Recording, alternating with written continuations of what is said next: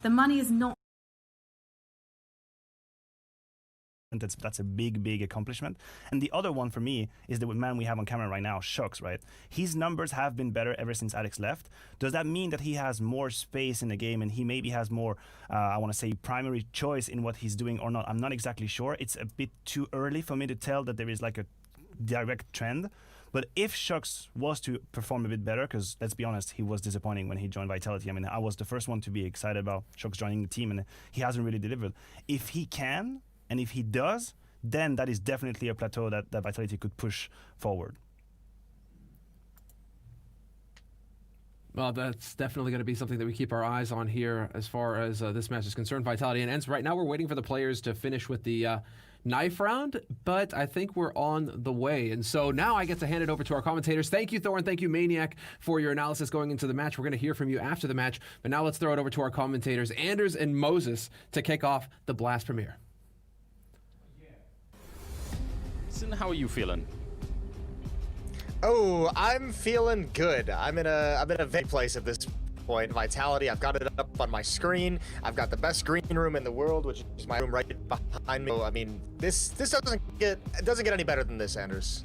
Well, that's fantastic. I'm glad to hear it. I feel pretty good as well. It's been a while since I've been watching this level of Counter-Strike, so I have high expectations. Could also mean I'm going to be really disappointed. We'll have to find out. We'll have to experience this together. So big welcome, ladies and gentlemen. It's going to be ENCE starting on the CT side. Vitality are going to be on the T side here on Dust 2.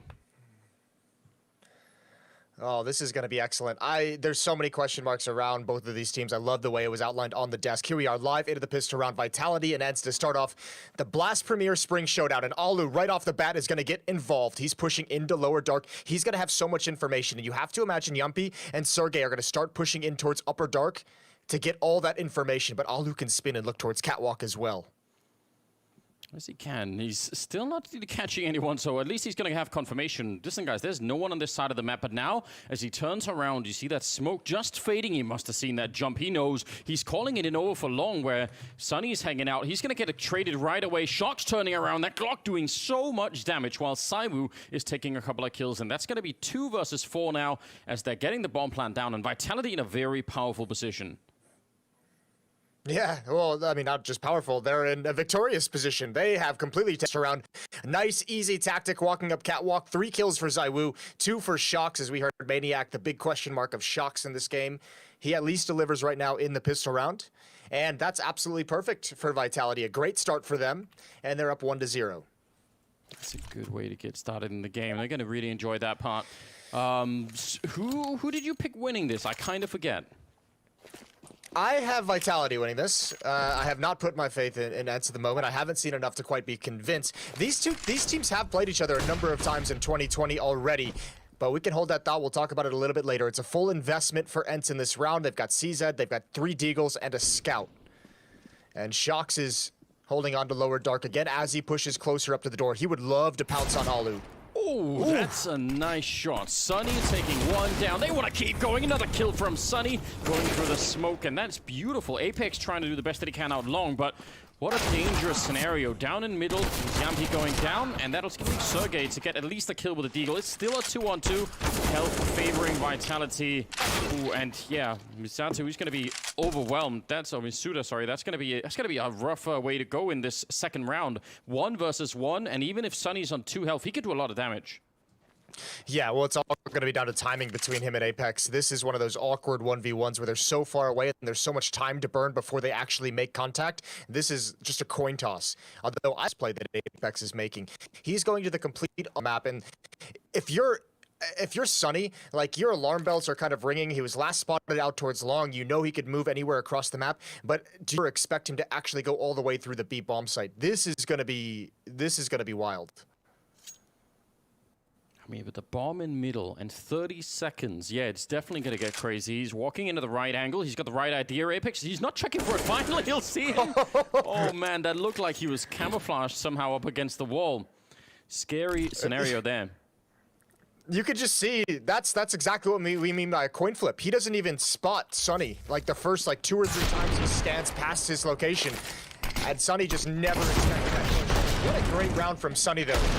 This is the other side of the coin. When you talk about wanting to see a better level and improved shocks, it's the same thing for Sunny. Ever since sitting out for so long and rejoining into this ENCE roster, the roster he was waiting to find space in, this isn't the same Sunny that we saw previously on Mouse Sports and some of his other teams. He needs to step it up as well.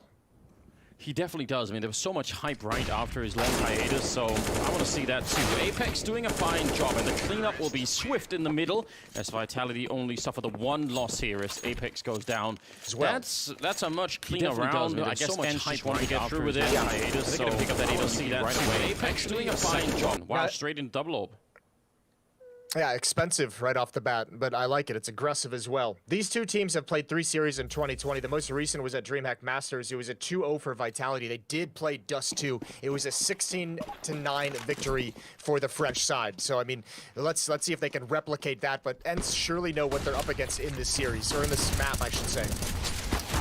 Sunny winning the fight out at long, which we don't see all of the time now. It's actually a little bit tricky to try and do. Aerial throwing the smoke, and Apex was ready to pounce on it. That would have been such a good idea if he could have swung to take the fight. I think he would have probably won it, but he might have been a second too late. Now RPK, as the smoke is fading, walking right into that AWP, and there is a bit of a setup here.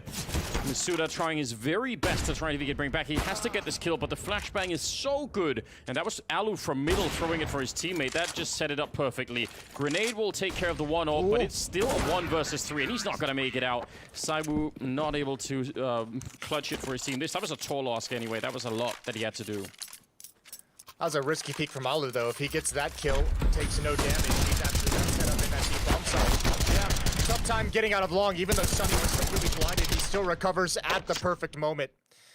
So 3-1 for Vitality, but they are stopped by that double up setup. But now they know what they're up against. They're no longer going to be caught off guard and surprised by that. They can craft some strategies around exploiting the lack of mobility. And look at ENCE. 4 players out towards long A, 3 to commit to the corner, to the cross in towards pit. That's a lot of manpower early on. Yeah, it definitely is. I mean, it's great because it's going to be hard for the T side to know that they're here unless they actually go check it at some point. But, you know, they don't have the information that we do. If they did, the amount of sort of open strategies that are in front of them suddenly would be kind of huge, right? There's so much you could do if you know that they have 3 long, but it's not always so easy to find out. They're going to leave 2 there, and I guess they're going to start to pull Alu. He could have pulled him a little bit further back with the AWP so he can cover that catwalk. But, yeah, they are really leaving a lot of the map open right now for Vitality, it looks like. Surely that's not going to keep going, is it? No, probably not. But Apex and RPK, Masuta as well, all up on catwalk, ready to go. 1 player at railing, that's going to be Alu. In support, he'll have Aerial juggling between catwalk and lawn, but they certainly want some initial success from Alu. Flash Grane's going to force him off the angle. Here's the first peek. It's actually Masuta who's blind, and Alu goes back for more. A double kill, and he misses an easy sitter, but off the bomb is RPK, and now he's just got to hold on for dear life, and he's not going to get anything done. 3-2 for Vitality. Wow, I almost wonder if the fact that he didn't show himself when they were actually running out of the smoke up on catwalk meant they weren't ready for it. I think if you'd taken a couple of shots then, they would have had maybe, you know, 1 more flashbang or a smoke or something to try and block him off, but I don't think they even really were aware of it. So that's so much impact from having that up on the ramp. I think they're going to want to start throwing that Molotov as well. Maybe they just didn't have it that round, but they were missing that standard fire we see to prevent that kind of constant repeaking from Alu. And obviously, the first flashbang was perfect for Alu, but all the follow-ups didn't even touch him. Sunny is about to farm some kills, farm some photo. Ooh, I say that, but he gets wrecked. You jinxed him. You absolutely jinxed him, Jason. That one's on you. I'm good at that. And listen, it's a 3-on-3, and Zaiwu has an op now. That's not good news. I mean, it's one thing for Sunny to have a little bit of a bump. That's fine. I mean, that's not going to be a big deal. But this is the problem. Saibu not missing many shots, and he's taking down Aerial, leaving the way open for the A bomb side plant here. They're going to have it, and it's going to be a 2-on-2. Now, there is a smoke and a Molotov left on the end side. So if they can get a kill, they could definitely do a lot with those grenades. But they have to get past this AWP, and look at how aggressive he's being. Saibu nearly running into both players there. They're going to have it, and it's going to... Yeah, but I don't know position now. Being passive inside the bomb site, that shocks. Now Zaiwu at least knows the location of both players. Missed his opportunity. He's got to be aggressive, and he knew it. He had to go for the repeat because he was going to get split from 2 different angles. And that was a portion of that position, is you don't have a lot of space to work with. Trapped once the initial contact is made. And ENCE have tied things up. but I mean, winning a couple of rounds here, tying it up. Yeah, as you said, 3-3. They get to save the AWP, and they have another one as well. So, yeah, a little bit of a bump in the road there in that round, but they still have won 3 rounds in a row. And I mean, I think more importantly, all of the team is sort of alive. I guess the same is true for Vitality, but there's no one that's just, you know, slow to start here, and I kind of like that. Yeah, and oh my lord, another flashbang comes out. Sunny, they get dropped immediately this time. No chance for him. No chance of recovery like last time. The boost up. Ariel knows there's 2. He's waiting for the peak, and he's shut down as well. Yeah, odds seem to be favoring Vitality a bit there. I don't know though. I mean, I picked Vitality too, but I think Ents have been showing some impressive stuff online in the last couple of days, so maybe shouldn't completely underestimate them either. Well, Yumpy has been one of like the big success story for Ents. Ever since he's joined the roster, he's been a great individual for this team, and obviously we know the skill of Yumpy even before he was involved in the roster, but 9 of his 11 first maps with Ents have been positive ratings. That's the bomb down. Alu with a late peek, waiting for ZywOo, waiting for the follow-up. Vitality cannot let the success of holding on to long slip away, and Alu's gonna find another one. Now they punish him, but Yumpy's here as well, and ZywOo misses a peek. He walks right into it. He could have had that kill. The young Finnish player, that could have been a big opportunity there. Instead, it's RPK swinging just wide enough down the middle. So now they punish him. But Yumpy's here as well, and ZywOo misses a peek. Oh no, it's just a one-on-one now, and ZywOo's low on health. The grenade, oh, it almost could have caught him then. He's going to be low on health regardless, but the bomb is still in front. I don't really know about this. It's a one-on-one with low health. If he misses the shot, and he will, Sergey going for the triple, and he'll take it. That is a huge victory for the Finns. I can't actually believe it. I think that's Vitality being a bit uncomfortable with maybe this style of play that they just brought out. Remember, when Alex was on this team, we saw how aggressive and how non-stop they were when they like to take that long corner. This time, they win the initial battles and they slow down. Not necessarily a bad thing, but they don't ever press their advantages. You're letting Alu repeat with an AWP so frequently. He's able to get 2 kills when you're in a 5-on-3 advantage. You had what, ZywOo was in the long cave, not peeking with the op, not holding the corner, and that's just way too much space to give over to Alu. Yeah, it was kind of crazy, wasn't it? Because how many people were out there? Like 3 or 4, and they were just waiting to get picked off by Alu one at a time. It wasn't until he'd taken down 2 that someone reacted. Up until that point, it was perfect. They'd gotten into position, and once they knew that there was still presence at long for Ents, they were constantly flashing, constantly peeking with those. The fact that everyone stops after that, even on the first contact with Alu, that's too much. And you just let Ents kind of rotate into a perfect position and shut everything down. So a very good round for Alu, but I think a tactical mistake on the Vitality side. P250s and a single Tech 9 and a fair few grenades. I mean, Vitality have been pretty good at doing damage in rounds where they've had limited equipment, so I don't blame them for trying to put on some pressure here. And I mean, they have enough money to buy in the next round anyway, so it's kind of a calculated investment that they've got going on here. It's fine, I guess. It'll be fun to see if they could actually do something with it. Setting up for maybe just a... Oh, they're going to double smoke middle, in fact. So that gives them some room to work with, unless Sunny's going to show up here with the MP9, in which case that's going to be gone pretty quickly. He'll shoot them in the back. He's jumping down. There's a good kill. And also, Yampy and Sergey coming in to help out. So far is the only one getting a kill, and he's actually going to pick it up. A double with the Tech 9. That makes me very happy. Sunny's liking up for Dark there. Sunny's going to stop there. Oh, no, he's not. He missed the spray just a little bit. RPK's surely going to go down. That's a nice attempt and pretty decent damage done, especially with the plant on top of it. However, as this lead for Ents starts to grow, they've now won 5 straight. They're going to be on fire. I believe we're still doing that, even though it's transition online. 5-3, and the money is growing as well. So Ents is very, very solidly in control of this map. Yeah, they're starting to be off to a very good start, and it's not like Vitality are really lacking in the kills. I mean, that'll happen sometimes if you see a team winning 5 in a row. You could look at the scoreboard, and the losing team will have almost none of it, but they're putting up kills. That's not the issue right now. It's just some of those really close rounds here have just gone the way of Ents, and Vitality have got to start to feel the frustration of that.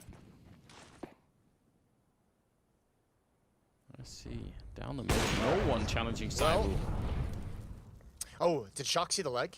I think if he saw the leg, he's certainly calling for a pop flash. Oh, it's a dry peek. Maybe he didn't spot it. Maybe it's just over-aggressive. But Alu is starting to warm up with the AWP, and that is not a good sign for Vitality. They're right inside of the smoke. Yampi, oh, the flashbang will completely ruin his day. That could have been a beautiful, at least a 2-for-1, but that actually was so well timed by Vitality. They were right on the lip of that smoke when it faded, and they were ready to pounce on it. Now they're inside of the bomb site, and if they can get the bomb plant down, ENCE might even want to discuss whether or not they want to try and retake this. They don't have that good of an economy. At least 2 of their players are very poor, so throwing away these rifles could be a big mistake. It's all onto this flank. If ENCE is going to go for this, it has to be success on the flank, and ZywOo had the bomb this whole time. So actually, his eyes were taken away from Aerial's position. That's a great kill on Alu. Right through the smoke. Masuta as well shuts down Aerial and closes out the round. Sunny needs to back away, and there's an op in front of him if he wants to pick that up. But he's going to prioritize his life, so gonna try and escape. One player coming towards lower dark to keep him boxed in, and Sunny goes down. 4th round for Vitality. They're back on the board. That's a good round to win, but there's a little part of me that can't help but think if you replay that a couple of more times, there's one of them where Yampi just, pulls the trigger and is able to get and maybe the whole thing just falls apart. Look at how close this is. Yeah, I think the big failure for Yampi wasn't, unscoping or anything like that. It was, he thought he was behind the box, so he was trying to get into cover, and I think from there he kind of panicked with how he played the situation. When he came unblind and he realized he wasn't actually in any sort of cover. RPK counting flashbangs, counting utility out at long. He's also got the bomb leading the way, and here we go. Sunny's gonna turn around. 1 player committed in the pit. That's Aerial. The defense is gonna crumble. Good shooting from Masuda.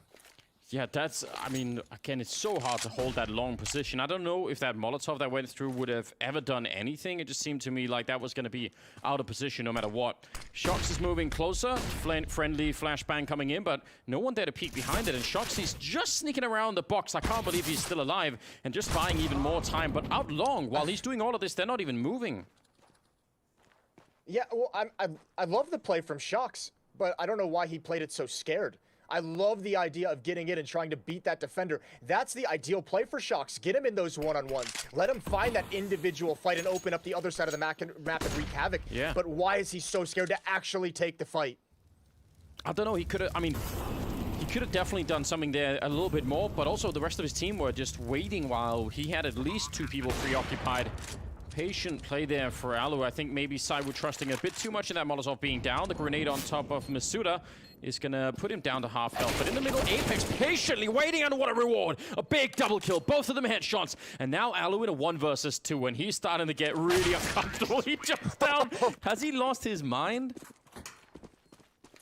I mean, it is Alu. We know those plays are going to come out. The answer is most likely yes. He has indeed lost his mind. But what a big save for Apex. Those are the scary things for Vitality that I think are holding a lot of people back from feeling any kind of confidence for this team. The play from Shox, instead of actually fighting, be sneaky and trying to be clever with it, he had about 3 opportunities to swing and commit to that. But also ZywOo trying to make the run towards, cross Catwalk's vision despite it not being safe. There's a couple small details that Vitality just let slip. I actually can't believe he just jumped down, but why not? You're right, it is Alu. Trying to pop some heads down from the lower part of Dark, but only able to get the 1 there. It's a bit of a shame. Well, I did get 2, actually, Apex, so I guess not all bad. 6-5 is the scoreline here, and I don't know, that was 5 in a row for ENCE, so maybe a couple of people on the Vitality side were starting to get a bit nervous, but now they seem to be back in the game. It's a really even opening we've got going on.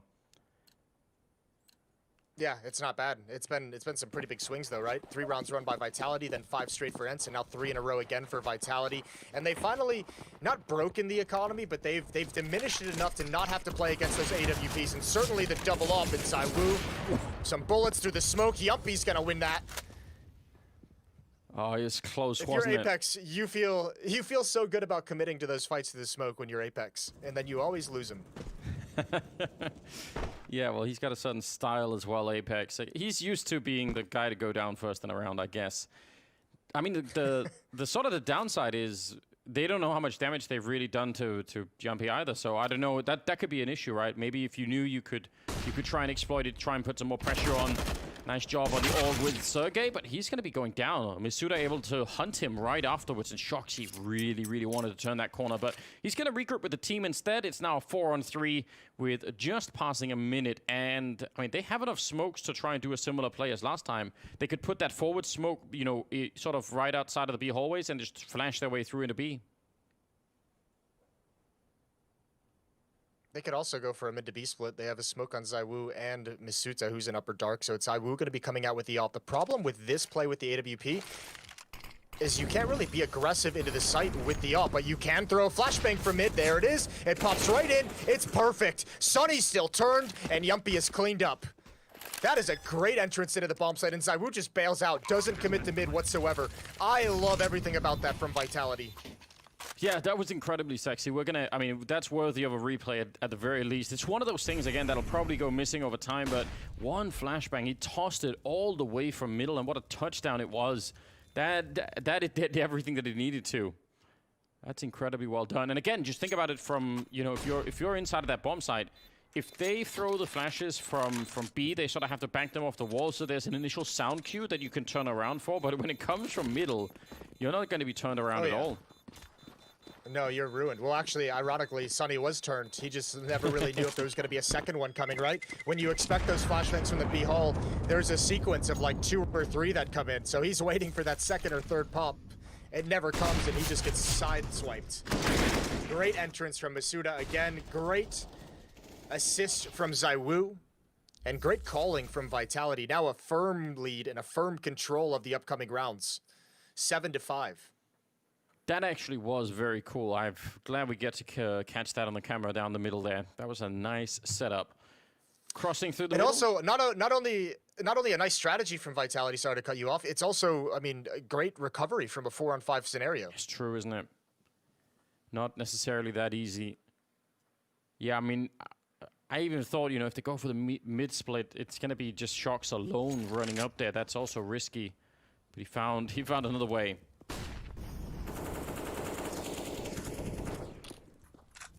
See, they're clearing out the catwalk.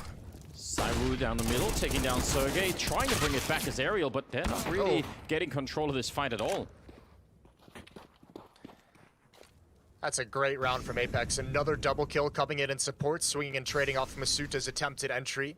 8-5 for Vitality now, and man, Ents need to find a recovery very soon. Just Yumpy and his Deagle spotted out. Triple kill for Apex in the round. 2 for ZywOo as well, and they've got a 3-round lead. Yeah, they're building it rather nicely at the moment. I think, I mean, I still think it's a pretty open game, but I'd obviously love to see Ents pick up another round. They're back at the double AWP setup here, and that's, I mean, that's something I think we could just expect to see them on a bunch of different maps, and I wouldn't want to try and talk them out of it either. I think it's a good call. Well, it's what got them their 5-round streak early on. We'll see if it can help them salvage these final 2 rounds of the opening half. Here at Blast Premier. Yumpy, did he notice Misuda getting into that position? This is dangerous. Misuda can still jump up. It's a lot of faith. ZywOo, deep angle at the base of Catwalk. There's the peak, and that's fast. Yeah, he's very fast, and he even had the right idea there on the CT side. He definitely knew it was coming. Now, the problem is, it's left Sergey alone inside of the B bomb side, and I mean, if they go attack him right now, he would have to have a truly heroic performance to get anything done. Otherwise, he's just going to go down, and they'll have to save the round, like, immediately. There's no point in going for this. Just call the retreat right away. Yeah, you have to call it a... Oh, but Apex is going to shut one down, sees another out towards long, sees them both. And Vitality have so much money, this is a hunt situation. Shox is already here with the lurk, and he's got them both. Who needs the hunt when you've got Shox in that position? 4-round lead now for Vitality. Wow, that was, again, just a couple of really well-positioned kills. As soon as they got Yumpy down the middle, Sergey was alone in B, and no one could even help him. They weren't even able to sort of run to try and save him. That's kind of tough. 3 AWPs and an auto sniper. Here we go, Jason. I hope you're ready for it. Down the middle. Oh no! It's the scout on the other side. Alu. How is that possible? They had all that firepower. That is the most Alu thing I've ever seen in my life. With a scout, no less, as well. Oh, dear. That is All right. Well, that's ridiculous. awkward. We saw Vitality recover a man down situation previously. They've got to try it again. And again, it's Yumpy as well for Ents with very low HP. Sometimes, Jason, it's not the size of the gun that matters. It's, you know, we have evidence. How you use it? It's how you use the it. classic. Yeah. Apparently while running or something like that. Oh, man. 15th round. Alu attempted to be boosted up, even though they're kind of messing it up. I'm impressed that they're sticking around. Like, normally when you fall off those boosts and you start to mess it up, just let go. Don't keep forcing it. They haven't. Ents hasn't heard anything on this map. I don't even necessarily think they know exactly what Vitality's up to, or maybe they possibly do. There are 3 players defending Catwalk at this point, so at least at the A bomb site, Aerial's going to have a decent battle out here, and obviously, if they don't check this corner, it could be an absolute slaughter. Quick trade out long, and that'll give up at least where part of the push is. Down the middle, though, Apex just waiting, and that'll net him a free kill. No one there to revenge it at all. Alu, the scout worked well in the beginning, but this time it's going to maybe be a little bit... Oh, it's going to be just fine. He'll take down Saiwu, and that will end it at 9-6, slightly favoring Vitality. That's a great way to end. We will go to a quick break, and then we will be right back with the second half. Stay tuned.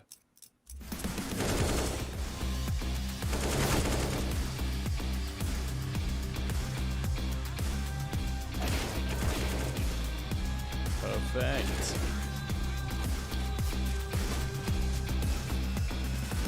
Are you? Is it Yumpy or?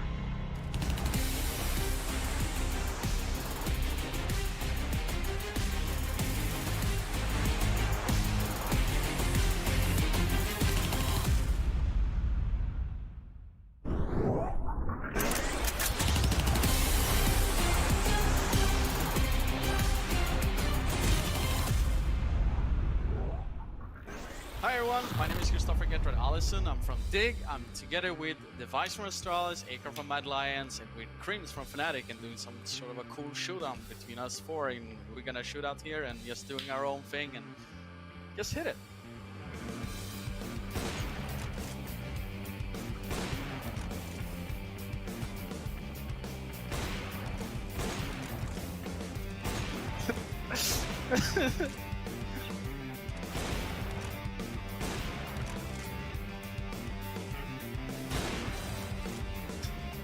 Come and get me.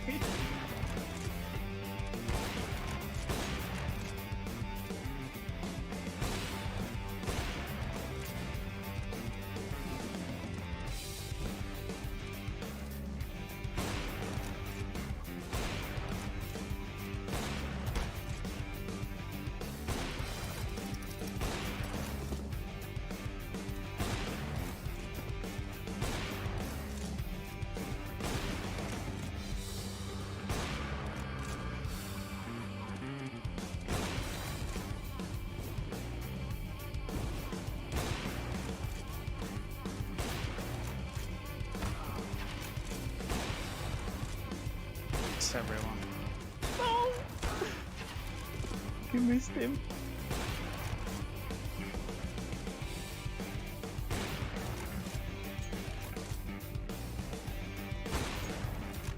Vi er i gang, så laver du.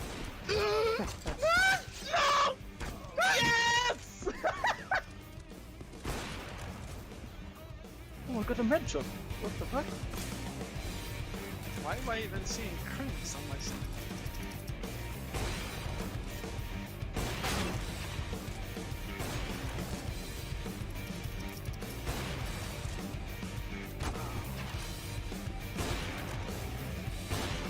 No.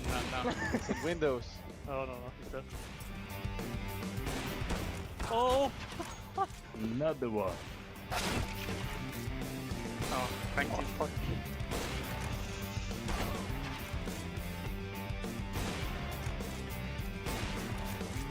Window. No, no, no!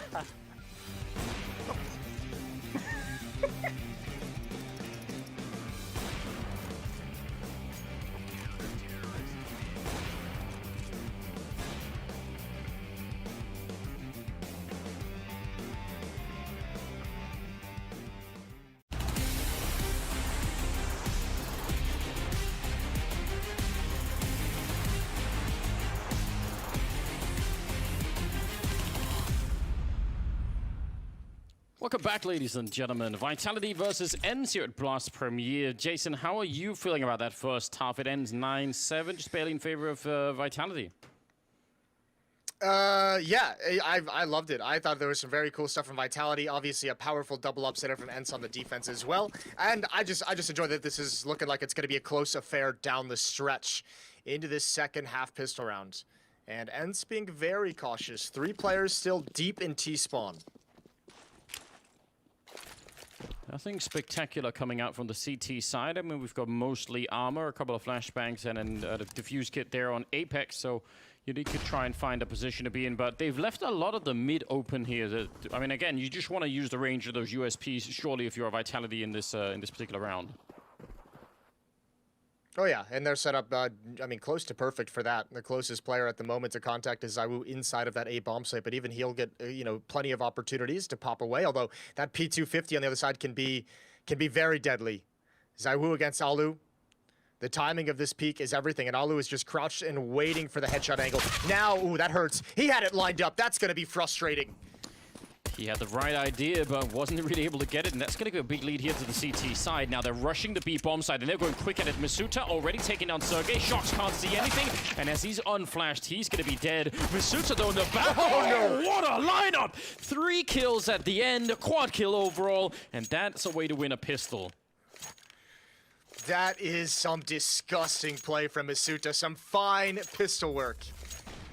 Man, at the back of the platform as well. The first one into the holes, as you can see, and this is just so precise. These are tough shots to hit, and if you miss any of them, you probably run out of ammunition at the end. What a great round.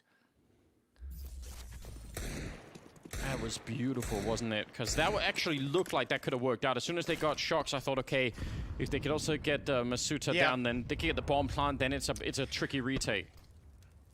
I was thinking maybe he gets one more and it's going to be, you know, a bit of an easier retake, but still tough. And I mean, the fact that he just shuts them all down is fantastic, obviously. M4 in his hands as well for his trouble. He's got all the money for head armor and the M4 as well. And Ents is going to slowly sink and kind of converge together towards middle. Couple players in lower dark at the moment, and 3 players going to be moving up catwalk slowly but surely. Yeah, that was quite something. I don't know, this end game looks like it would be a mid to B split. Maybe have a B split come from someone dropping off catwalk in CT spawn. They've got 2 smokes and a flashbang, but they're still spread upper dark and middle. Yeah, you could. I mean, it could definitely end up that way. It makes sense if they're clearing out the catwalk like this. They've shown themselves a little bit in upper dark, but I don't think it matters. I mean, you know, one deagle being fired from there is not going to give it all away. That drop down though is a little bit uncomfortable. There's a lot of pressure on Shox right now, and he's not having the best game in the world. Only 6 kills, but if he goes down too easy again, it's going to be Masuta who's called upon to do something spectacular. Flashbang out mid. Oh, he's got to peek with it. Vitality taking matters into their own hands, and you have to appreciate that. Masuta's down. Shox needs more. Doesn't commit to the swing, doesn't commit to the fight. They're going to go for the retake. Bomb plant's going to be happening right now, and there's Apex going down before the rest of the team really shows up. I think he was maybe a bit too committed to that fight. That HE grenade on ZywOo is not going to kill anyone. It could do a lot of damage, but they're going to be waiting instead for the upper part of this push to come through. So they're going to be retaking 2 from upper and 1 from the doors, and we'll see how it goes. Alu being baited in that first shot. He stands up, and there's the grenade to take him down. ZywOo with a big double kill, nearly a triple, but Sergey's in a lot of trouble here. He's low on health. They've picked up the kid inside of the site, and I don't... Oh, no! He takes down Shox. That's unbelievable! And now he's trying to go up through the window, just hiding, buying time. RPK can't find him. This is so well played. And RPK, he can't do it. He has to run away. That was absolutely godlike. I have no idea held onto that. An insane shot through the door. And Vitality probably felt like they had that one the whole way. I mean, again, they did so many things right. The nade combination with the peek from upper dark. ZywOo coming in late to help bait to get into that site. I just cannot... That's an incredible display from Sergey. It absolutely is. That was a lost round the whole way through, and then he shot him through the door, and that changed everything. That's got to be so frustrating if you're Vitality. Oh, I mean, even the pop flash peek from Shox early on in the round was perfect. RPK, if he could win this battle, they've got a real chance. That's the only rifle. That's perfect. Now he's got to back away. Ariel's quick. Quick with that peek, and the scouts aren't going to do anything. Ariel's going to hold down the trigger, and he's done massive damage. Good recovery from losing initially that fight at top mid. And you're right, that M4, I mean, they can't even really go and pick it up. You can see Apex really wants to. I can't believe he wins it with the 5-7 instead. Now he's got the M4 back in the middle. He actually does dink, or at least tags Ariel down to 7 health. Triple kill for Ariel right now, and it's a lot of output coming out from this Galil. And now they're running into the A-bomb side where nobody is. Yeah, I mean, they can just hit tab and they see it's Shox and Masuta, who they've met at the B-bomb site as those primary defenders. And the two of them are taking things very slow towards the B-bomb site. Wild There's scenes. still an M4 on Catwalk that can be gathered, which would be a pretty decent find for Vitality in a losing effort.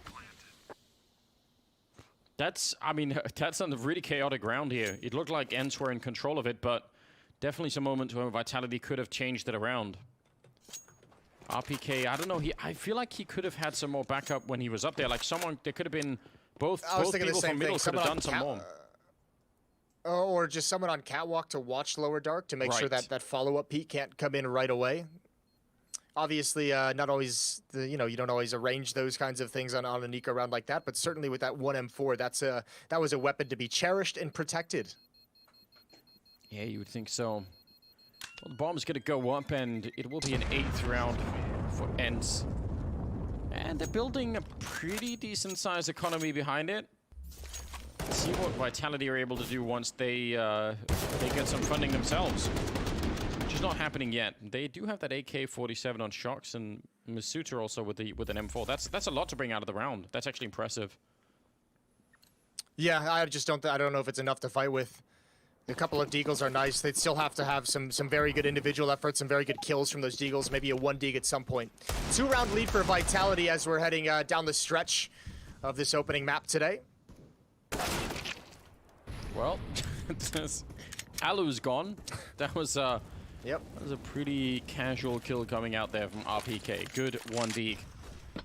See how much pressure that's going to put on Ents. Down the middle should be, oh yeah, wouldn't want to take that fight either against the AK-47. But they're giving them all the long control, which doesn't have to be a disaster. I mean, you can justify doing that on the CT side, saying they can have long as we can keep CT spawn and Catwalk. But they don't have any grenades on Vitality side, so if they give them all that control, how are they going to get it back?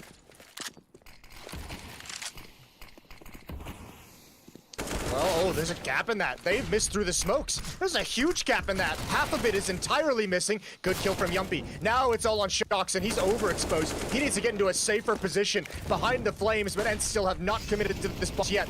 Meanwhile, everyone from Vitality on defense. The boost works. Now into a 2-on-2, but Masuta's got the only rifle. Wow, Sergey taking him down. That's going to make a big difference there. From a 2-on-2 into a 1-on-2. Apex, I don't even think he saw that. It looked like he was missing. He's prepared for it. Yeah, he even did a little face there. He wasn't exactly excited about the whole thing. Oh man, it looked like he was just looking the wrong way or thinking about something else at the time. 10-9 though. Here's what's wild. Vitality to me has looked like the better team in terms of their strategy and their tactics and their plan coming into this game. They've done so many things right, but even in all that correct plays out of Vitality, they're still losing a lot of these very close rounds. And that's gotta be worrying. That's the recipe for disaster. You know what is comforting during all these really uncertain times is the fact that Apex still has one of the most memeable faces, even during online Counter-Strike. That makes me excited to just some things stay the same, you know. Yeah, it'll never change. Well, all right, mid control for Ents. They haven't pushed out towards the Vitality side of the map, but gonna try and push back any defense that would be on Catwalk. There's nothing there, so it'll be an easier type of things. Aerial clearing close mid as well.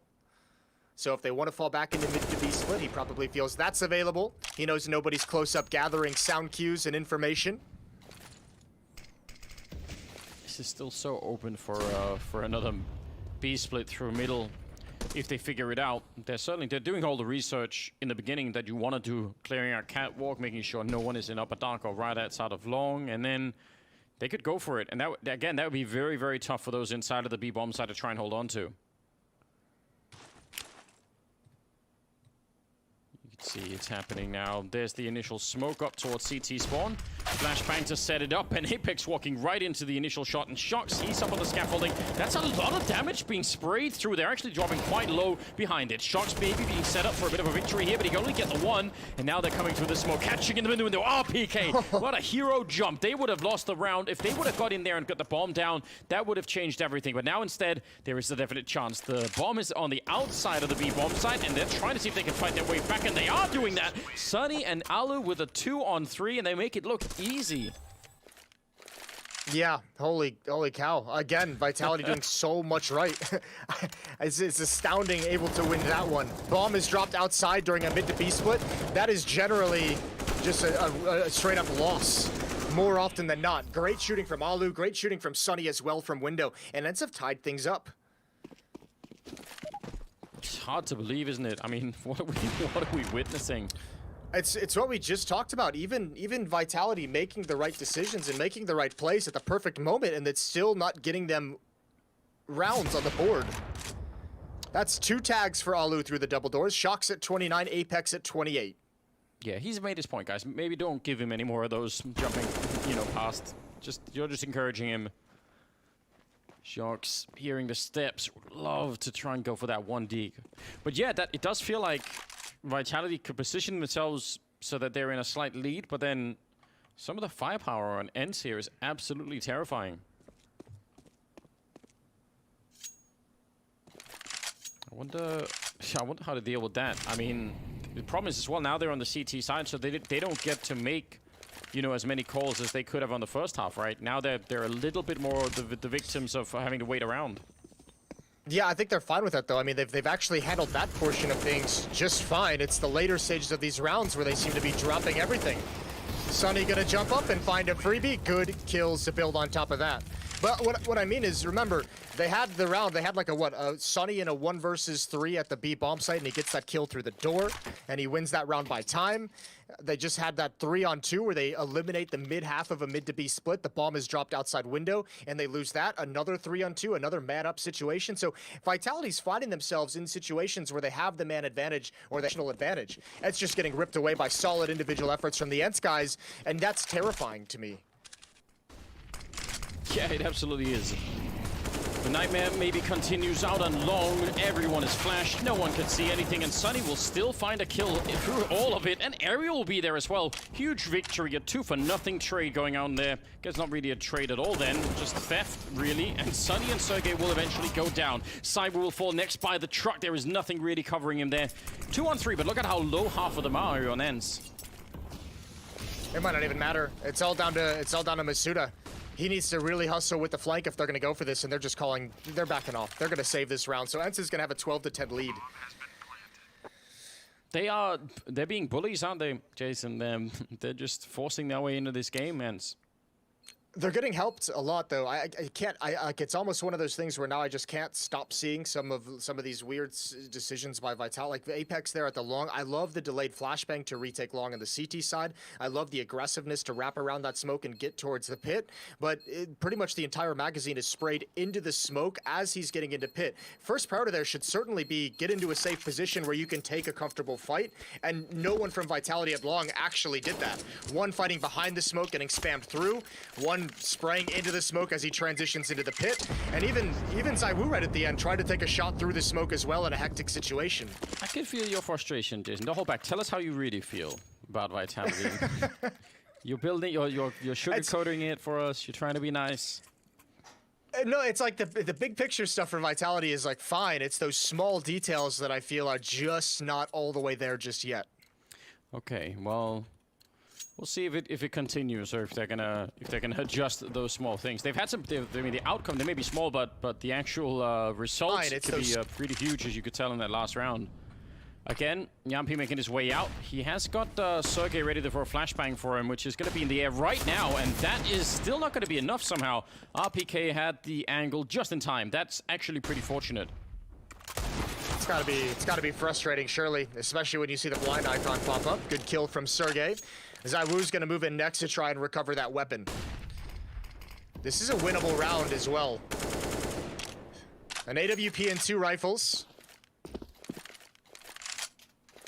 Yeah, they could do almost whatever they want in this round. Vitality, they're lacking grenades, but in terms of firepower, I mean, they could definitely be dangerous.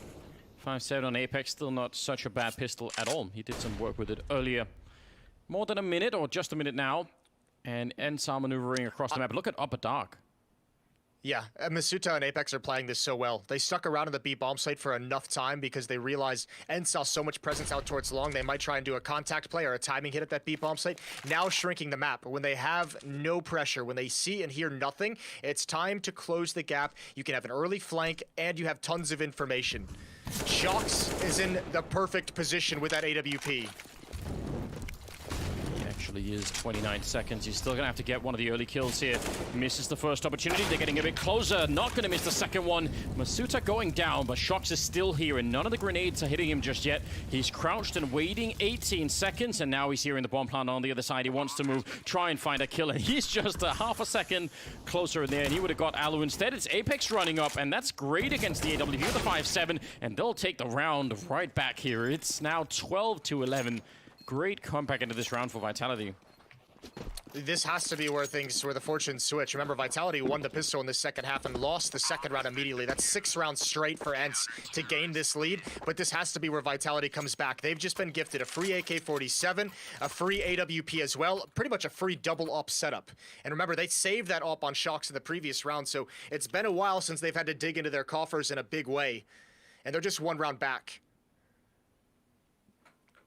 And this is, again, really close match to begin with here on Dust 2. Love to see it. Been seeing too many one-sided games lately, so I'm excited here. Alu goes immediately for it. I think he just maybe spotted someone before he was flashed, but didn't want to stick around for more of it. And it's a very similar setup once again for Vitality. Not with anyone hard on the middle, but more lean towards A and B. Okay, well, I think the difference this time, instead of Shox, it's Saiwu over at the B bomb site, so you can do some things with that. Shox is going to have to face off against this run boost. He'll see it cross, takes a shot through the wall. Yumpy's going to press the issue. He's already swinging wide out towards elbow, and they've got control of the A bomb site. That is a nice play from Ents to get in here so clean, so easy, and even one more kill on top of it. Yeah, he kept running. He knew that he had him locked in there, and it's very hard if he had to run up there, Shox. He would have been in trouble if he'd start backpedaling towards long. So that's just him running with it. He just saw the opening. I'm not even sure that was necessarily part of the plan all the way through. But once he had Shox pushed off, he's like, I'm going to keep going. Yeah, well, I think it honestly was part of the plan. I think when you do that run boost like that, especially because he landed on the stairs and you see that up, you know the follow-up play is to drop down and throw the Molotov, and they know they can beat that timing. The big win came in when RPK fully evacuated long A and tried to come back to the bomb site to stop that. RPK needs to just anchor out towards pit, hold on to that for the retake. Him and Apex a bit over-eager to get involved in the action.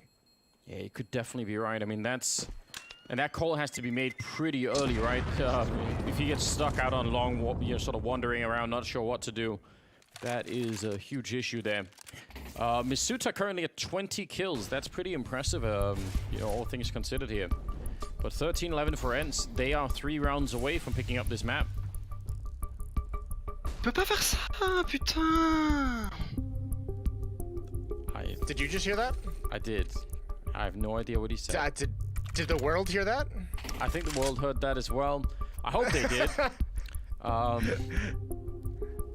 Let's just listen into Apex every time something happens. Yeah, an Apex feed. Timeout called by Vitality. I mean, listen, the crazy thing is they've got a whole lot of cash built up, even in losing some rounds, even not being able to build up any kind of a streak. So they're actually sitting in an okay place, even being 2 rounds back going into round number 25. But they've had enough of. I mean, Vitality can no longer have a situation where they play it right and lose the round.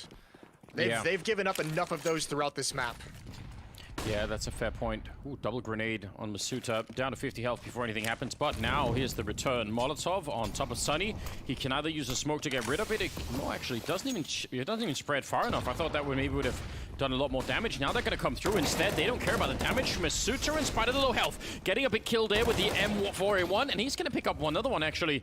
Sorry, it's the M4A4. But regardless, excellent kills coming through here defensively for Vitality. It's finally Sunny starting to reply a bit. The bomb, though, It's gonna be another 10 seconds before they can put it down. They're gonna have to wait for that Molotov and then go and pick it up. That's pretty good teamwork from Shox and Masuda, but still, it's a retake on this speed fight. Wonder if they're gonna pounce as soon as Sunny starts putting the bomb down, if they're just gonna plant this and come on in. He taps it. Oh, there's the spray. He could have doubled him up, but he ran out of bullets. One up shot towards Halls. It's a 2-on-2, and RPK tried to be the hero. It's all on ZywOo. Sunny very low on HP, and Alu is covering from Halls with the up. He missed his chance, but ZywOo can't do it. What a hold from Ents, 14-11. And Vitality finally now, I think they're fully pushed over the ledge. Wow, I can't actually believe they actually have a lot more money than I was expecting. I'm kind of shocked. I guess they have the round loss bonus still sort of in effect from earlier. They never won enough rounds to actually reset that. That's kind of impressive on its own. But my God, that is, yeah, that's a huge turnaround. 2-on-3, and they managed to pick it up. And I think you're right. If he hadn't run out of bullets, he would have got both those kills as they came through the smoke in the door. That's shocking. Out on long, RPK just keeping an eye on it, not actually trying to hold. A very different setup for Vitality though, with 2 in middle this time and 1 on catwalk. Oh, that's ZywOo trying to do way too much. He wanted to find a pick for his team. Apex is going to recover the op, and oh, he actually tags him through the door. That's not bad at all. Good follow-up kill. Yeah, it's going to give them something to work with. A 4-on-4 if nothing else, but RPK is still feeling lonesome for backup. He's inside of the smoke on his own, didn't even see them. I can't believe it. Oh, that has to be a resolution issue right there. I think otherwise he would have definitely known. Looks different on his monitor, ladies and gentlemen. It's Masuta, though, with 2 big kills. Make it a triple overall in the round. He is a hero. He is the hero right now for Vitality. Sergey in a 1 versus 2. Still with 50 seconds. He's going to pick up 1, but he can't get it. A quad kill instead for Masuta. All right, things are getting wild. Things are getting heated here to start Blast Premier. Getting real freaky. That is a crazy way to it's a crazy way to initiate a double peak. Look at Masuta, 26-15, leading the server.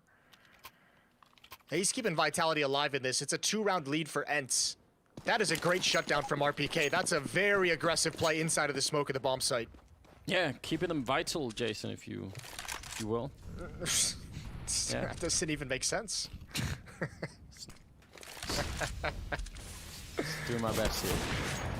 ZywOo actually missing. ZywOo's in some trouble. Yeah, he's in a lot of trouble, but he's got some backup. Masuta can just do no wrong at this point in time. What a godlike performance he's putting on display for us here today. ZywOo, actually, I think he would have been dead if not for that distraction. I think they would have probably flashed him and just gone for him. Listen, Vitality's obviously not playing the best Counter-Strike they've ever played in their life, but I think you have to admire what they're showing off right now, and that is finally the French scene getting younger and having their young players show some promise. First ZywOo last year, now Masuta. This is a phenomenal match for him.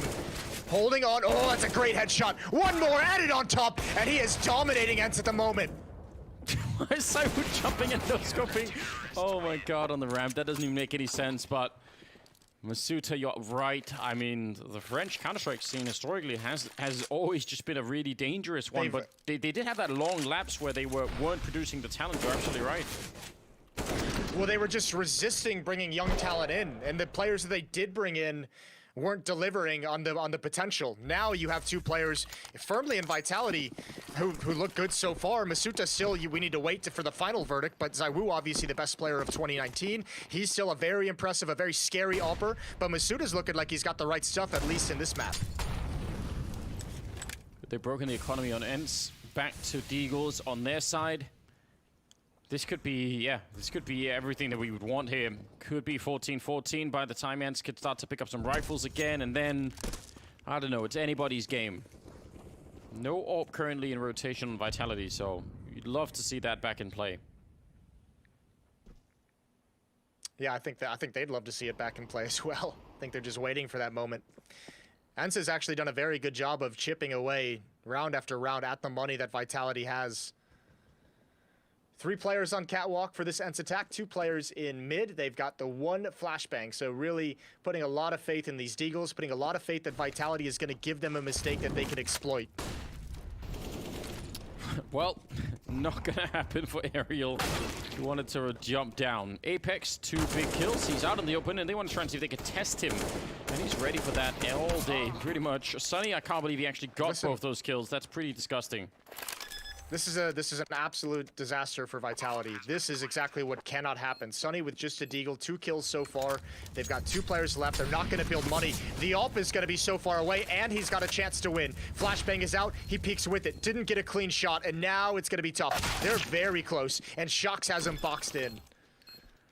Yeah, but you're right. I mean, the $800 bonus, that'll help out Ents. They actually did need that quite a bit. Now they get by pretty much whatever they want here. Tied up at 14-14, but that should not have got that far. No, I mean, the benefit, Shox had like 6 or 7K, just over 6K, I believe. Drops in AWP over to ZywOo. So at least they have that weaponry. We're all tied up, 14-14, headed into round 29. But we're going to get all 30. And maybe more. And maybe more. Let's hope so. What a great game this has been so far. I'm really excited. Smoke out for that corner out at long. No one is going to follow in behind it, but they might just want to put some pressure on them anyway. And that could be worth it. 1 down middle, and then 2 in A and 2 out long and 2 inside of the B bomb site. Is he going to try and sneak for the kill down middle there, Apex? That's the big question. Oh no. That did not work out. I think That's he was about just 2 rounds in the last 3. Yeah. Yeah. It's 2 rounds in the last 3, though. They found that pick in mid at the double doors in the first 20 seconds. Remember, they picked off ZywOo earlier in an AWP duel. Ents is, I mean, Vitality certainly giving Ents a lot of advantages down the stretch. Oh yeah, and we got to remember as well, it's actually not overtime. It's 15-15. They split the points in this format, so you don't want to be misleading people too badly. ZywOo. That's my bad. Well, yeah, you know what? It's fine, Jason. Don't even worry. I realize it's, you're in a different time zone. You've got that covering you as well. Ooh, ZywOo pushing up. He misses his chance, but there's still some backup here. RPK doing his best to stand tall and save his own sniper. And he did get back around the box, but the pressure is still on. Now trading Molotovs. Backup is coming in. They're going to get overwhelmed. Masuta going down. And now it's on Shox. He's the only one here with an AK-47, and they're going to fall back. And this is such a smart move. They could probably win the fight 1 versus 3 against them, but why not make it 100% and put the bomb down in B? That's a very nice call out of Ents. Oh, and it forces his hand to just save. He's got the AWP and he's got to just bail out. There's no reason for him to go for this. Look at the money. ZywOo at 750, Apex at 0, Shox at 450, RPK and Masuta at 1900 and 1200. There's no cash flow anymore. All that money that was built up, all that bank that Vitality saved round after round, it's gone. They have players who won't even be able to have a rifle in the next round. So, Ents have 1 chance and 1 chance only to take all the points in a victory. Wow, that's completely devastating, isn't it? I actually am, I'm kind of shocked that it's turned out this way. Yeah, and it's so rough. I mean, these are not easy shots to hit, and I think it's just because of how good of a player ZywOo is that I expect him to do a little bit better. But he had that chance, that first initial contact towards Catwalk, and the over-aggressive play, RPK has to sacrifice himself so ZywOo can get into safety, and that sacrifice wasn't really rewarded in any way. ZywOo never hits anything after it. Imagine how beautiful it would have been if ZywOo had got the first kill and then RPK could have, you know, followed it up and just sort of kept going and held the line a bit. That would have been nice. Oof. I'm seeing Apex reacting. It's always beautiful. 15-14 in the favor of Ents. Round number 30. AWP on ZywOo. SMG on Apex. You've got an M4 in the hands of RPK, but Shox and Masuta equally are going to be fighting with some scraps. Are you going to want to take the risk in this round and hope that they find ZywOo, or are you going to make sure that he finds something to do with this rifle? You to put it aggressive on Catwalk. The AWP? Yeah, on ZywOo. Like, do you want to go look for kills? I put. Yeah, I absolutely do. We may not overextend into a crazy hunt, but I tell him to go for a pick for sure. I think at this point you got to put the map in your star player's hands. You have to give him a chance to win this for you, even though he's seemed a little bit cold with some of his op shots today. I think you still put that faith in ZywOo. Well, so far they've just kind of, well, they were just escorting him out long. Now they've given up on that. Not quite gonna stick in that position. He's instead down the middle. We'll see how they end up doing. Ents being very careful, but ZywOo was still finding a kill on Sergey. That was all the way in T spawn. You have to admire that. ZywOo's been picked off in this position in the second half. Oh, that's a beautiful shot. Right out of the air is Sunny. And ZywOo's found Vitality, a 5-on-3. Just don't give it right back to them. Just back away, now you can play standard Counter-Strike. Yeah, that's the crucial thing, isn't it? Just try and get back if you can. I'm not sure RBK really could have. He's stuck out here, and he'll go down. Nice shot there with the AK-47. Why is the rifle close and the SMG far away? This is scary. Vitality, again, these small details could come back to haunt them. Apex has to play this perfectly. Ooh, jumping down, and ZywOo with 3 kills in the final round here.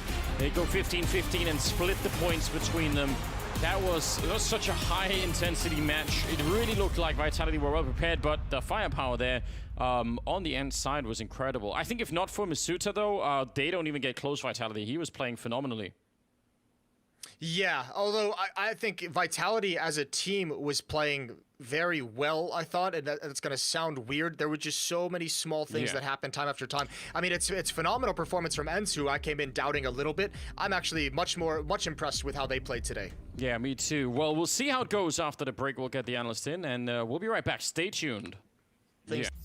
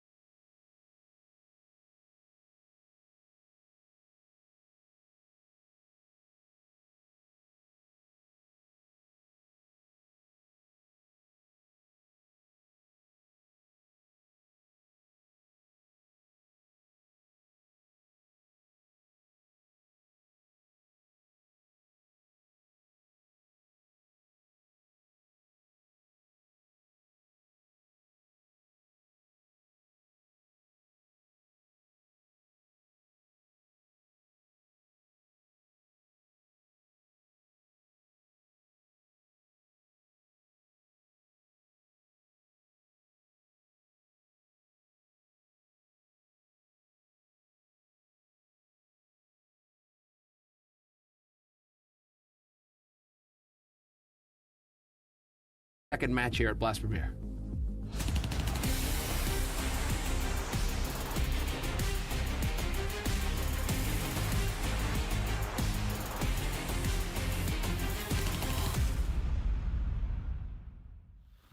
Welcome to London for week 3 of Blast Premier. We've got some top tier Counter-Strike coming your way. The 100 Thieves and G2! Down now, 2 quick kills.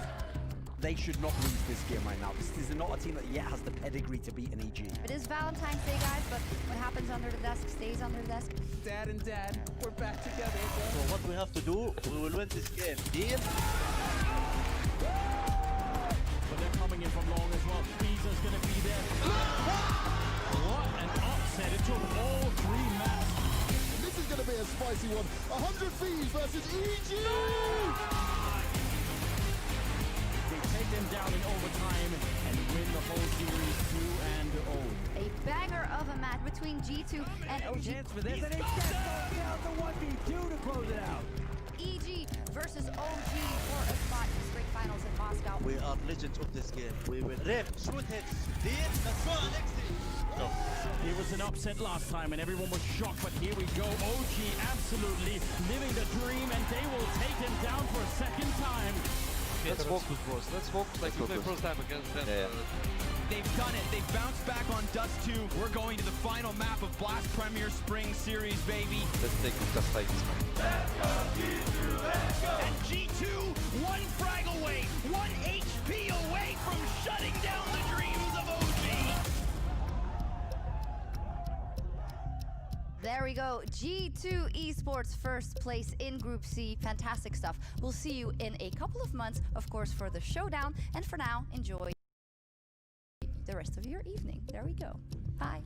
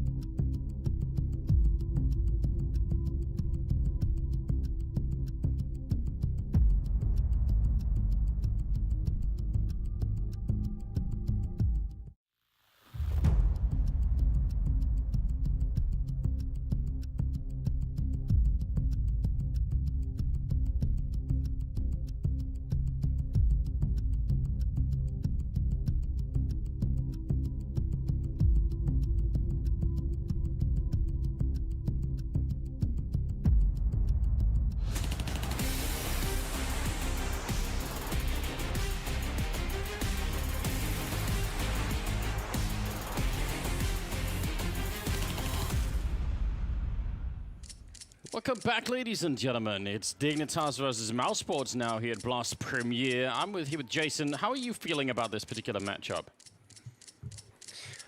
This is an intriguing one for me. I picked Dignitas to win this. I would have liked to have known the map ahead of time because I'm a little bit worried. Mousesports, as we saw yesterday against Navi, they know how to play some train.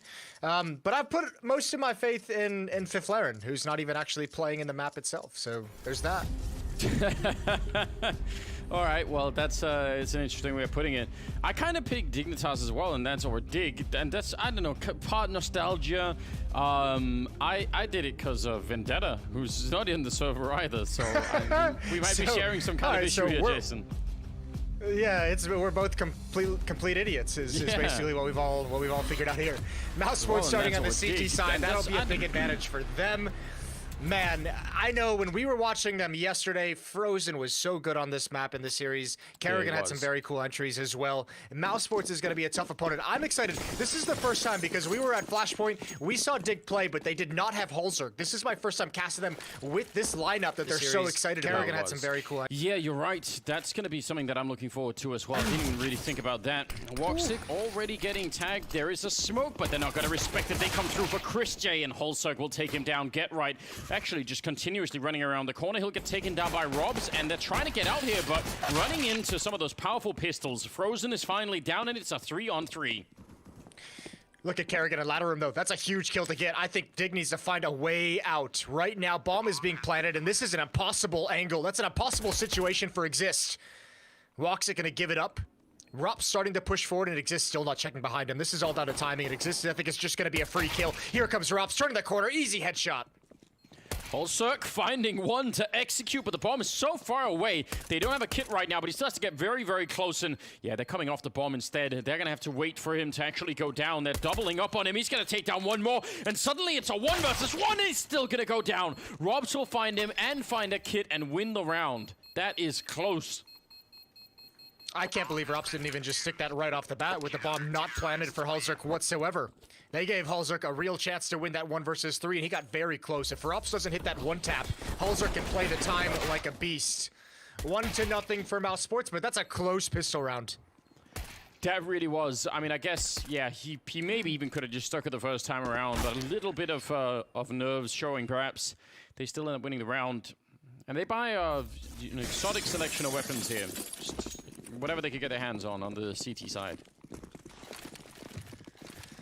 Now, here's the interesting thing. I still don't know where to put Mouse Sports, because I know we have this whole online era of Counter-Strike, and we're back to some uncertain dark times in terms of results. But, man, they've lost 4 of their 5 last series. They've lost to Mad Lions, Big, Complexity, and Godsent. Their only win recently in a full-blown MR15 series was against Copenhagen Flames. So, I mean, they're having just a tough time at the moment getting things figured out. And now even more, Dig has a 2-man lead in this second round. They're about to lose their advantage gained by winning the pistol. I don't think they were ready for that one AK-47 in play. I definitely don't think he was ready out at Ivy for that boost on top of the smoke. Those are 2 kills that go unreturned at all. Not even any damage being output there from Mouse Sports, and they are definitely in trouble. Robs could be walking into even more trouble. I think this angle is being held by Freiburg with that Deagle. We'll see if he's going to be able to actually pick up the kill. 50 seconds on the clock. Get Right is also snuck in behind. Oh, no. He's infiltrated the lineup, and that should be pretty much a free kill here. Oh, setting it up, missing a chance, and missing another one, but finally gets the job done. Oh, he did such a good job lurking. He didn't even have to have a clean shot. It took everything. Nice frag from Holzerk, and Frozen is feeling oh so lonely in a 1 versus 5, stuck in Ladder Room as well. I love the call from Dig, though. Once Get Right gets that, lands at the inner bomb site, they can just wait. He's got such a powerful flank. There's no reason for them to attack before he's in position. So good call from Dig, a good second round victory. Yeah, it really is. I mean, again, the start of this round was just pretty much for free for them. So they're going to be excited about that. He's going to tie it up 1-1. And, I mean, Frozen, don't know if there's anything he can accomplish in this round. So we'll have to wait a little bit. That's going to, I mean, that if you're Dig right now, the one thing you obviously want to avoid is the theoretical double AWP setup. So when you win the second round like this, you actually push that quite out far into the future before they could do that. And that's got to feel pretty good. Ooh. Get Right coming in. 1 HP on Frozen. It's all down to timing, and it's not with Frozen at all whatsoever. So we're all tied up. Ooh. Good round from Dig. Good kills from Holzerk with that AK-47. He's up to 5. I mean, he looked... Yeah. I was going to say, he looked so confident in the first kill on Kerrigan there. Walking in main, he was just, I'm getting this one. Yeah.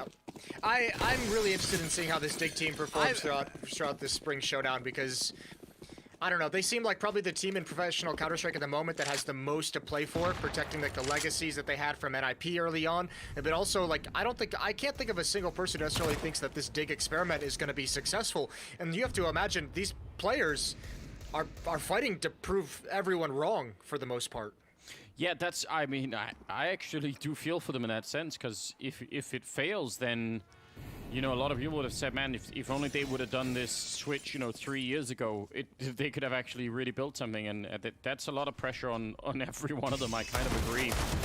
Chris, though, missing a big opportunity, and it'll be Holzerk to start off the round, taking him down. We've got Deagles all across the board here for the Mouse Sports side. So, some danger in getting some full 1Ds. Like that.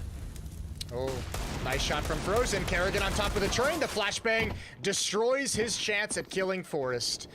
He's down to 8 HP. It's Toxic and Rops. And they're both back deep behind the trains for the moment as the bomb is going to start moving forward. But look how patient Dig is being on train here after these initial contacts. We've seen it a couple rounds now. They get their foothold in the yard, they get their foothold outside, and they just kind of wait for the reaction. And that's a good play. I mean, again, the pressure is not on them just yet. Still have time to put the bomb down. Sneaking in underneath all of them is Woxic, and he didn't just want the one kill, he actually wants to set up a whole number of them. See if he could find enough of them. There's one, he turns for it, he's ready, and I mean, he had that pretty well mapped out in his mind, but that was difficult with the weapon that he had.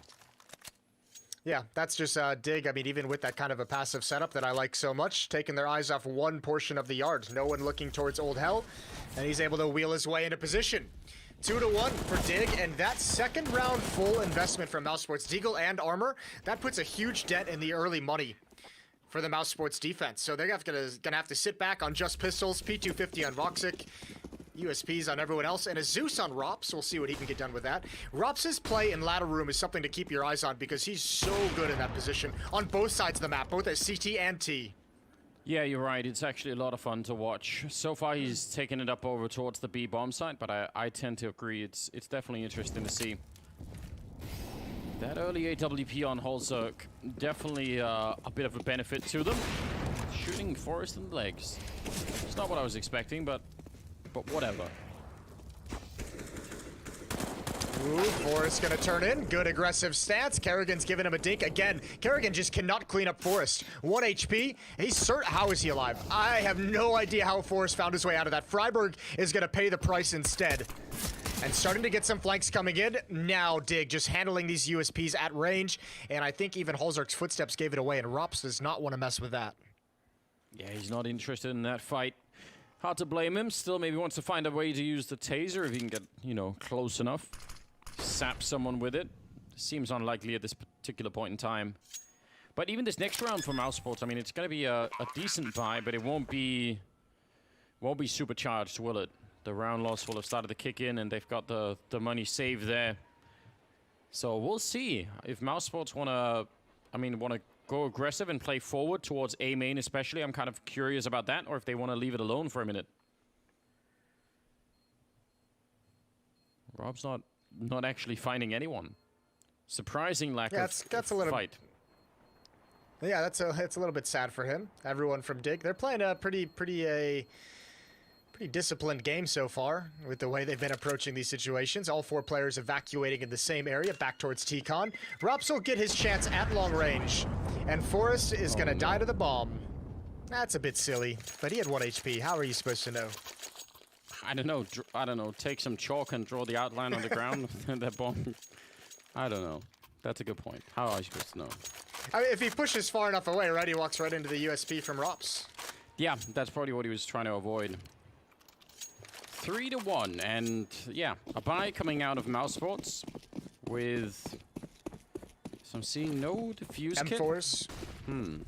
Yep, no kit, no op. This is going to be a challenge. Good positioning from Get Right. Oh, he's had 2 chances now, and he lost them both. That's a nice frag from Frozen, but he's got more to do. He sees Freiburg over in ladder room. He knows what's coming. Nade is out. Freiburg hasn't peeked just yet. That nade lands right on him. What a headshot. A stunning shot from Freiburg to find the equalizer. Not letting Frozen go, and I mean, that smoke that goes up in main would have been enough to, I think, to let Frozen get away. Now instead, Kerrigan going down. That was Holzerg looking over the smoke, even though it did register as a smoke kill. He definitely saw him over. And now it's a 4-on-3. Chris sneaking closer to main. Oh, you're right. He's already got out there. It's his turn to make the play. Yeah, this is going to be intense. Chris J in middle, dropped by Forrest. And essentially a free setup here. He's calling it in, so even then, Woxic is not going to be able to get any kills here, or shouldn't be able to get any challenges. He's just walking up. They're making absolutely sure. What a great play coming out. And that's the round in their favor. Wow, 4-1 now in favor of Dig. Yeah, this is a good early showing from Dig here on train. 4-1. They've taken the guns away now from Mouse Sports. They've depleted their money again, and Mouse Sports looking a little bit stumped. I don't know if you had any of these conversations, Anders, when we were actually, I mean, oddly enough, this has happened when we were at Blast in London to start the year when we were still able to travel. You started to hear a few players kind of talk about how good Dig actually was playing in practice, which, like, not trying to put too much on it, but that was maybe like the first promising sign for this Dig lineup, that they were getting a decent amount of respect from players for how they were looking in practice. Yeah, and I do actually remember. I remember what you're talking about here, and there was even a part of me that was thinking. I felt like maybe the incentive would be to sort of almost do the opposite for many players, to say, you know what, it's just a joke. Like, what an absolute joke team. But that's obviously not the case. I think actually many of us might have been completely underestimating them, which is, I think it's exciting. It's really exciting. Yeah.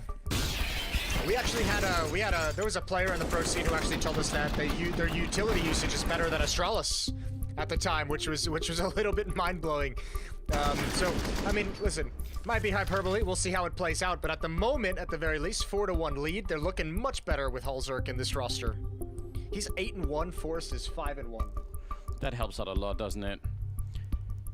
If they could just have, I mean, 2 out of 5 do a lot of the fragging, as long as the rest keep up, you know, with the fundamentals and you know, don't make any big mistakes. That's a good foundation, if nothing else. It's looking really decent here. He's locked in. He's got his curtains drawn in his little battle station room going on there, Jason. I like it. It's the only way to have a proper home gaming setup. Curtains drawn. Yeah. All the darkness. Just only light you need is coming from that monitor. You know you're getting old when you need the light turned on in your gaming room. Trying to save your eyes. Yeah.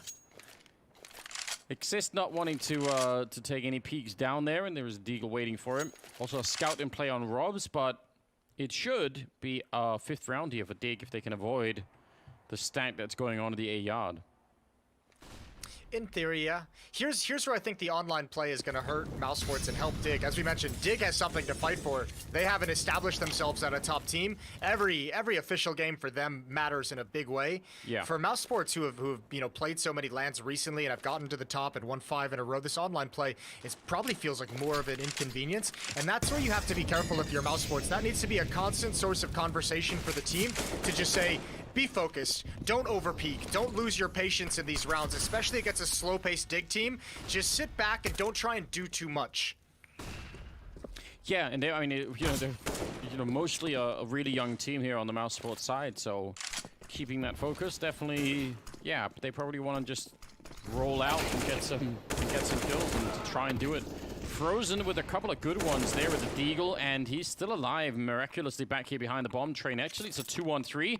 Some more grenades raining in. He can't see anything at all. He'll get taken right down. Another kill from Hulzerk. Smoke fades, and Kerrigan will take down Freiburg. I don't know why he wasn't ready, but he wasn't. Yeah, oh no, another one for Kerrigan. A big double, and that is a steal.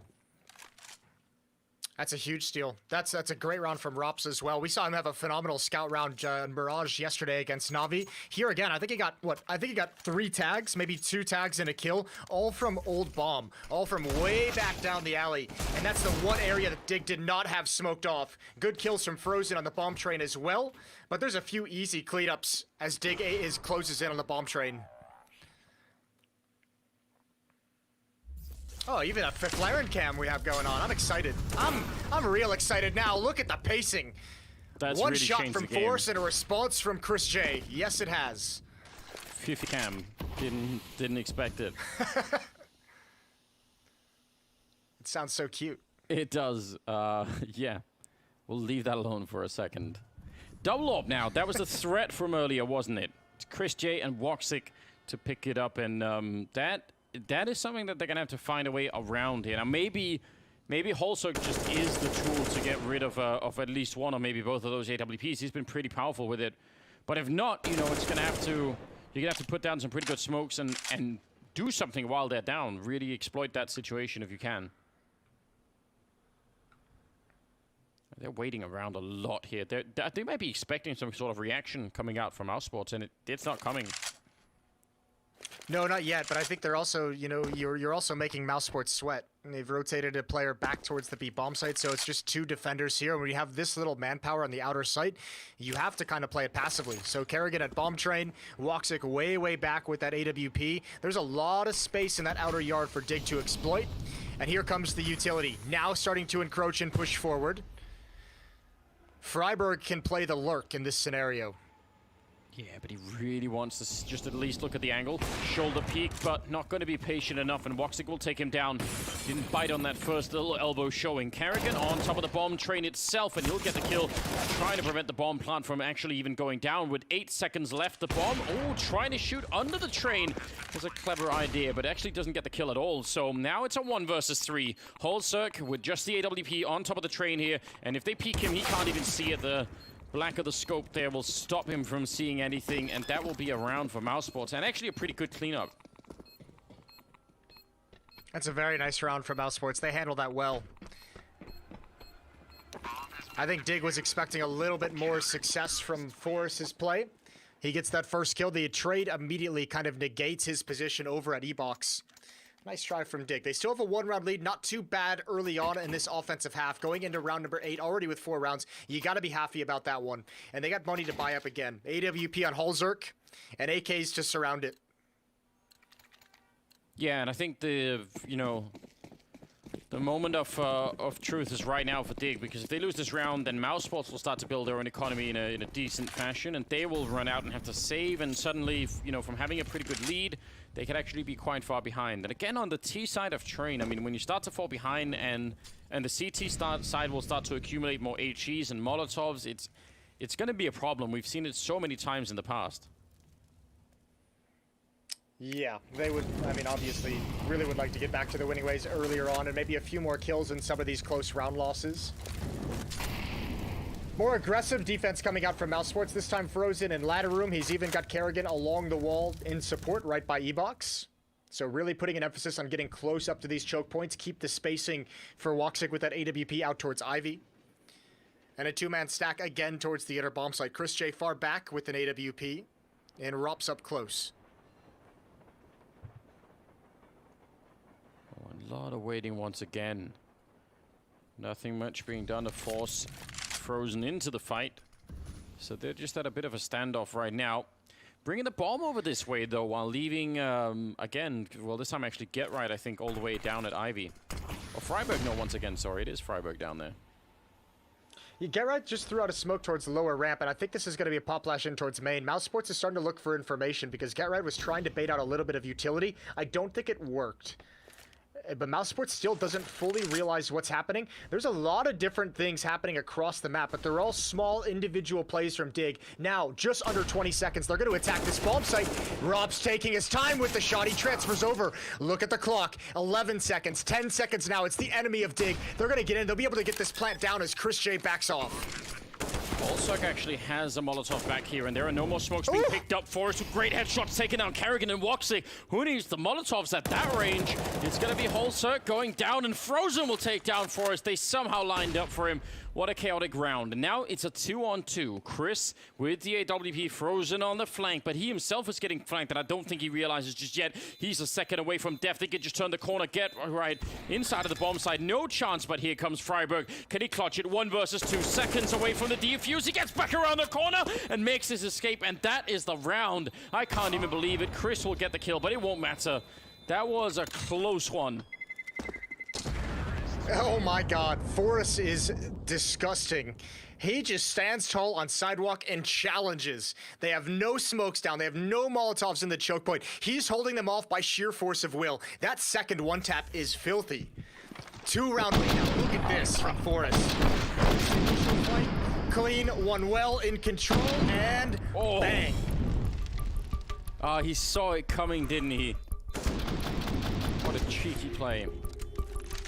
And that would have been, again, the reset for Dig. They wouldn't have had money to buy. It would have been a disaster. Look at what they forced Mouse Sports to buy in this round. How much money is lost. Oh, Woxic staying real cool. In spite of everything. Calm and collected. Yeah.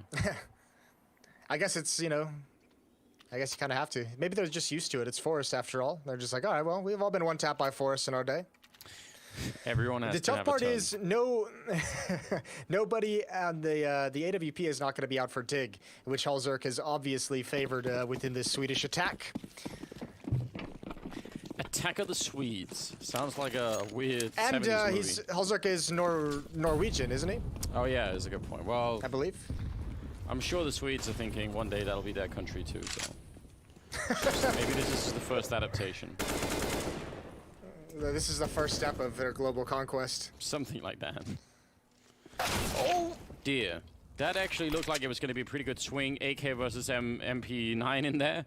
But there was an AWP in the background, and that does make that's a swing to the table a little bit for the CT side. Rob's going down, and still inside of the B bomb side is Get Right up close to the C connector. Can he freeze them in place? Can he hold them there while the bomb goes down? Exist stopping the flank this time. Frozen not going to get in. They jump out and actually trick Get Right, so Chris can get the kill. That's a clever play. And now it's a 2-on-2. Freiburg up close with the AK and really far behind is Exist. He wants to get in and try and help out, but he's going to get himself killed instead. And Freiburg, he's going to get swung on it. That's a nice retake from our sports.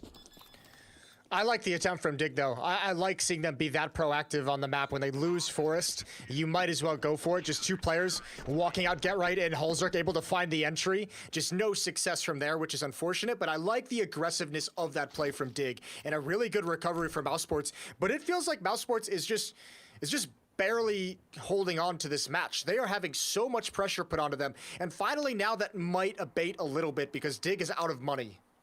Yeah, it had to happen at some point, and I mean, it's kind of a sad, right, because they actually survived the, you know, the big test, and then Mousesports had just enough money to buy into that previous round, and then they kept going. Small detail as well. Chris J wallbanged Forest from CT mid. You know, I wonder what would have happened if Kerrigan had gone down to Forest AK-47. Good nade up top, and Rops has got to hold on to the inner bomb site. He's got support, and with that nade, Dig fall back. That's a powerful grenade. I don't blame them for giving up on that one. It may also be because they salvaged the AWP. They're like, oh, we can give Halzerk the up. Let's see if he can, you know, get lucky and find us a pick. Let's see if someone walks into a crosshair, if he can get aggressive. Yeah, I almost want to give that up to Forest. I mean, Halzerk's been great, but he's also on 19 health. And it's not like the rest of them have deagles or anything that could sort of like create some space. They just have Glocks, so this AWP is going to have to be it. Yeah, there we go. Forest being given a chance now. Someone jump for him and then jump him down afterwards. I feel like that's got to be the play. Make some space and then just cross your fingers and hope that it works out. There's the jump. Space not being created. The clock's getting chewed apart. I guess that's a predictable outcome. Yeah, maybe they needed a rabbit's foot instead of fingers crossed. That probably would have done it. Yeah, you an expert in this kind of thing, Jason? 5. Yeah, you gotta have all the Lucky Charms out there. The horseshoe, actual Lucky Charm cereal. Jason, given how your life has turned out, I'm not inclined to take advice on luck from you. I'm just not gonna lie. I feel like it's not gone your way so far. The universe often against you. I don't know, I get to cast Counter-Strike for a living. Seems like things are going pretty okay. With me? Think about that. Okay, good point. Yeah, I didn't take that angle. You're right, I do have some pretty shit luck. Yeah, didn't think about that, did you? Kerrigan does go down. He's done. And Get Right, sneakily waiting, and Robs. Again, it's kind of a classic situation when you get an early kill on that CT side. Very often the CTs will try and, you know, do something to bring it back. They'll try and react somewhere else, and Get Right saw it coming. They've taken a lot of damage, but they're still in a 5-on-3. Yeah, the problem though is because of the damage on Get Right and Force, they're so very low. Those are easy multi-kills for Mousesports. Dig actually has to be very careful how they play the rest of this round. I absolutely love this from Get Right. Again, the rest of his team with 1 minute, they're going to start rotating back to the B bomb site, but they can be cautious with how they approach this. Let Get Right have the time to make this play. Freiburg, that's a nice kill to sneak in. I think he just heard the scope there, and as you said, Get Right sneaking all the way through. He built an entire career on being able to do this, and I mean, for a long time, that's not something we've really seen out of him, but it's interesting to see that start to creep back in again. Mate, this is cool. Dig throughout this entire half have been. This has not really been like an overpowering half from Dig on offense. This has been like a really sneaky, like knife in the back assassination. Yeah.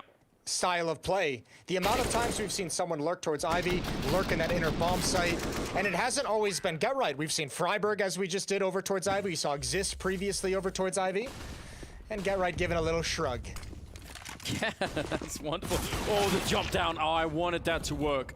Holzuk had the right idea. Frozen did cap his jump on the door frame, so that helps out a little bit. They got 3 AWPs now that Frozen has picked up 1. Why not? If you get it for free, might as well do it. Problem now is, this is where you'd really hope that Get Right can make one of his plays. And he's got to take advantage of the smoke he just threw. But look at how close Rops is with the deagle, and he goes down immediately. Oh, almost gets it through the smoke. That's Chris J, very low and taken out, and Get Right has done it. A classic move. He's opened up the other side of the map for Dig. Excuse me. He could do it again, almost getting down Kerrigan. That could have easily been a kill there with the AK-47. Absolutely outrageous. Woxic looking at the smoke, but again, this is one of those positions. If he fails the shot, if he just legs him, he's probably going to be dead, and it'll be a 2-on-2. 50 seconds now, and Dig are waiting. They want another mistake coming out here from Mousesports, which they're not getting right now. Well, it's going to be Freiburg in an isolated 1v1 against Frozen. That's the big battle. How do you cross this line that Frozen has held, especially if you're trying to be quiet? And the answer, oh my god, he saw it, he saw it, he gets the pre-fire the op. Long distance shot from Woxic is missed. Oh my god, but he did respond perfectly onto Exist. Freiburg in a 1v2 bomb is being planted as well. Freiburg still in it, but Woxic showing up. I'm so shocked that Woxic got that flick on Freiburg, because he was looking at, over at the Exist, was it? Freiburg, he was looking at all the way throughout the long corridor of that bomb site, and somehow still able to do it. That's a great triple kill from Woxic. I did not see that coming. Wow, they're really chilled out. That round was... That was some heart attacks in that round. Missed shots. I don't know. I want to see Woxic with that miss and then the conversion over to Exist. That had to have been pretty quick, because I thought Exist would certainly have the jump on him. But man, that's a great entrance provided. Here it is. Nope. We'll find it later. We'll figure out a way. Because yeah, I agree. that probably was the main kill there. 6-6, which is still, I mean, from Dig's point of view, this is just a really, really great scoreline to go into the second half with. I don't think they're going to be sad at all in this. Holzuk winning the Battle of Ivy, though. Kerrigan also going to get traded after taking 1 down. And this time, look at the change of pace coming out of Dig. They're so much faster. Frozen will win the fight against Forest, though, and that's a big deal. Oh my god, I can't believe he got a second kill there. That's a wild spray. And again, Mousesports just barely holding on with kills from Frozen.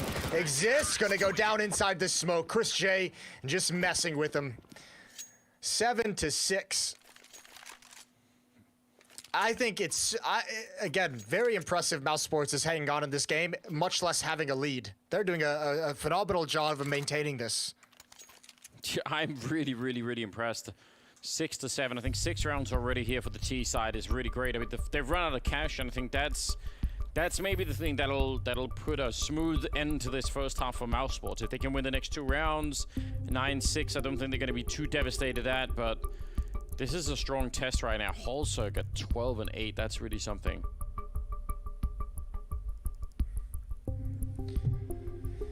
All right, well, let's see what Dig has. That was a pretty painful round to lose for them. If they had won that, they would have decimated the Mousesports economy. They could have had a huge jump in a lead going into the second half. Now they've got to fight for it, and maybe not even fight in this round. Low $2,000 on most of the players for the Dig side of things, so yeah, might be an area where they just sit and wait for the final round of the half and go for that 7-8 scoreline. I do like the fact that they weren't so aggressive in the last round. I think it's a nice way to change the pace and hope to catch Mousesports. Yeah. And unfortunately, they were never able to get multi-kills. It was just like 1-for-1 trading all the way down, and Mousesports eventually came out on top. That double kill from Frozen that he gets is probably the sequence that keeps Dig in that round, because it looked like they were on the verge of collapse there. 1 round difference between the two. And Dig just going to try and get a plant down. No utility. They're going to try and bum rush with Glocks and just get the bomb planted in this B bomb site. Hard to see how that's going to work out without the armor. They need it to get an AWP on the field. This is actually quietly like a pretty big consequence. If they can't get this plant, there's going to be no AWP in the next round, and they're not going to get it. Ooh, maybe they will. Maybe they will get that plant. Forrest. Wow. Oh, he's done it. That's perfect. Yeah, I did not think that was going to. I think the MP7 on there made me think he's going to chew them all up, but somehow able to do it. So the $800 bonus and plus the round loss bonus, that means they can maybe just put it together. I don't know if Forrest wants to try and risk it, but it'll be Glass Canyon or light armor. It's Glass Canyon Zerk. So yeah, that plant is the difference between having the AWP and not. Good job from Dig to get that weapon in the field of play. Still going to be a bit risky without the armor. Oh, these are the fan cams. That's what I'm talking about. That's fantastic. I'm shocked that we could do this. Technology is amazing. 2020 really offering us something. Get more of those guys. It's Frozen. Get put to the test by the E-Box, and he goes down. Chris will take one. Carrigan with another one. And wildly no-scoping through the smoke. You're not exactly what the doctor ordered at all. Carrigan will go down to Exist, and now sneaking out as Robs. That's the bomb on the ground, so now they definitely know it's just Exist and Forrest left at a very, very rough 2 versus 3. But the smoke fades, and Forrest gets a kill. He's down to 10 health, though. HP doesn't matter. We're up against 2 AWPs. Outside of that Molotov, these ops are going to have to clean up very injured players. Woxic didn't see that elbow? How did that happen? This is all timing. If Forrest peaks on top as well, that's a tough swing up. And now it's a 2-on-1. Woxic has to just grab lunch. Never met a guy so fly. Got me good like apple pie. I think I'm falling and I don't know why. But I won't fight these buttons. I'm all about and it's all about me. Time for him to be waiting around here for someone to cross this angle, and Exist has a good idea. I think he has a feeling that maybe someone's out here. They're going to try and see if they can maybe do it at the same time. The jump past, and Woxic not giving it away, but he might have still been spotted, and now Exist just holding the line. He could be dead already if he just keeps backing up like this. He's going to win the fight anyway. What a quick reaction from Woxic. Yeah, but he has no information about where Forrest is going now. Climbing the ladder. Woxic going to turn the corner. We'll see absolutely nothing. Hard to guess that he's up there. I mean, it's paper thin, that wall. He gets spamming through, but if he doesn't know, it doesn't really matter. He's now almost walking under him. Smoke gonna be up, but that won't matter. There's the AK in the 7th round. Forrest able to clutch it at the end. A triple here for the round, in the round for the Legend as well. That's a great first half for Dig. They're gonna be very, very excited. We'll see how it goes in the second half when we come back after the break. Stay tuned.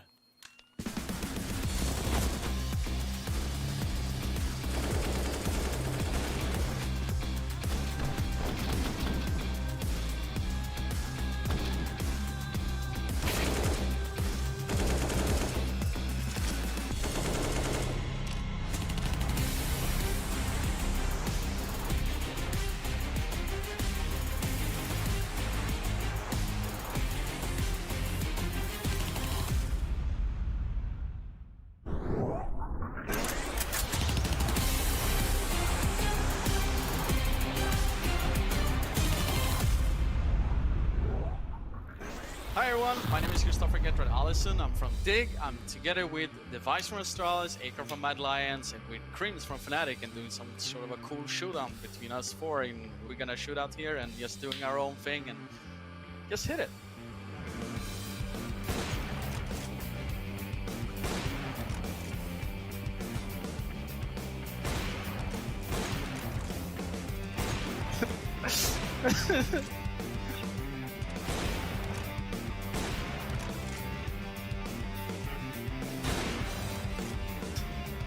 Come and get me.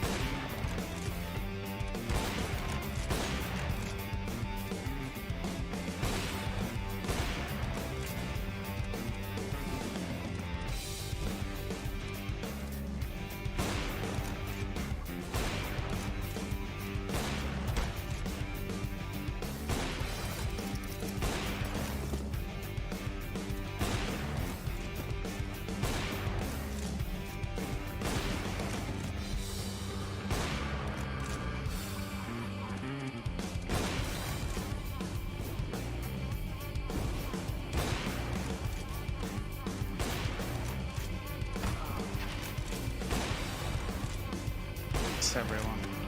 No! You missed him.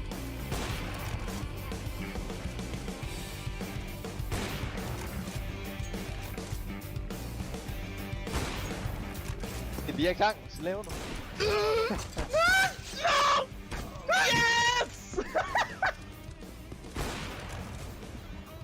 Oh, I got a headshot. What the fuck?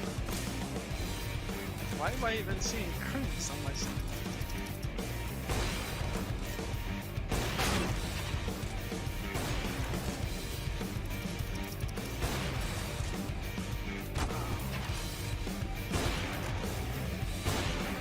No. Windows. Oh, no. He's dead. Oh! Another one. Oh, thank you. Fuck.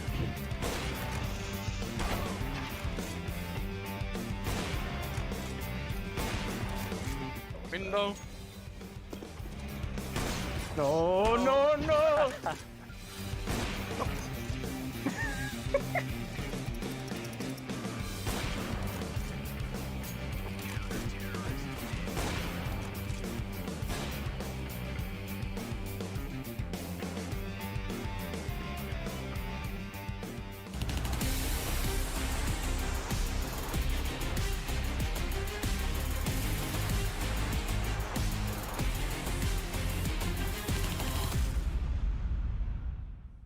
All right, welcome back, ladies and gentlemen. Second half going to be coming up here. It's Mousesports and Dig, Blast Premier, and Jason. How did that first half make you feel? It made me feel good. I'm excited. I liked what we saw to Dig. I thought that was a really well-crafted attacking side from them. Again, it's much like the first map with Vitality. I feel like with the way they played, they probably deserve more rounds, but that's the issue when you go up against a team like Mousesports. Incredibly skilled players, and obviously very well-versed on their own team cohesion and strategies as well. So Mousesports is able to steal some rounds away from them, but Dig put themselves in a good spot to take this map. Yeah, you see some of the multi-kill potential from people like Frozen and Woxic. It's just, you give them even just a little bit and it can actually just crumble around for you. But now they're on the CT side. If they can win the pistol, they can start to really build something. They are, 7 rounds on the T side of Train. I would consider that a pretty big success. Yeah, especially when you lose the pistol. Remember, they had the early rebuttal of winning that second round. A lot of the rounds in that T side were built off that second round conversion for Dig. It was a struggle. They labored to get gun rounds on despite playing a very cool half, but the number doesn't lie. 7. That's going to be tough for Mousesports to beat. Pistol round has slowed down just a little bit. And Freiburg going to get up behind that smoke. He's got to be very careful. Frozen, what a great angle, and he could see a bit more than Freiburg liked.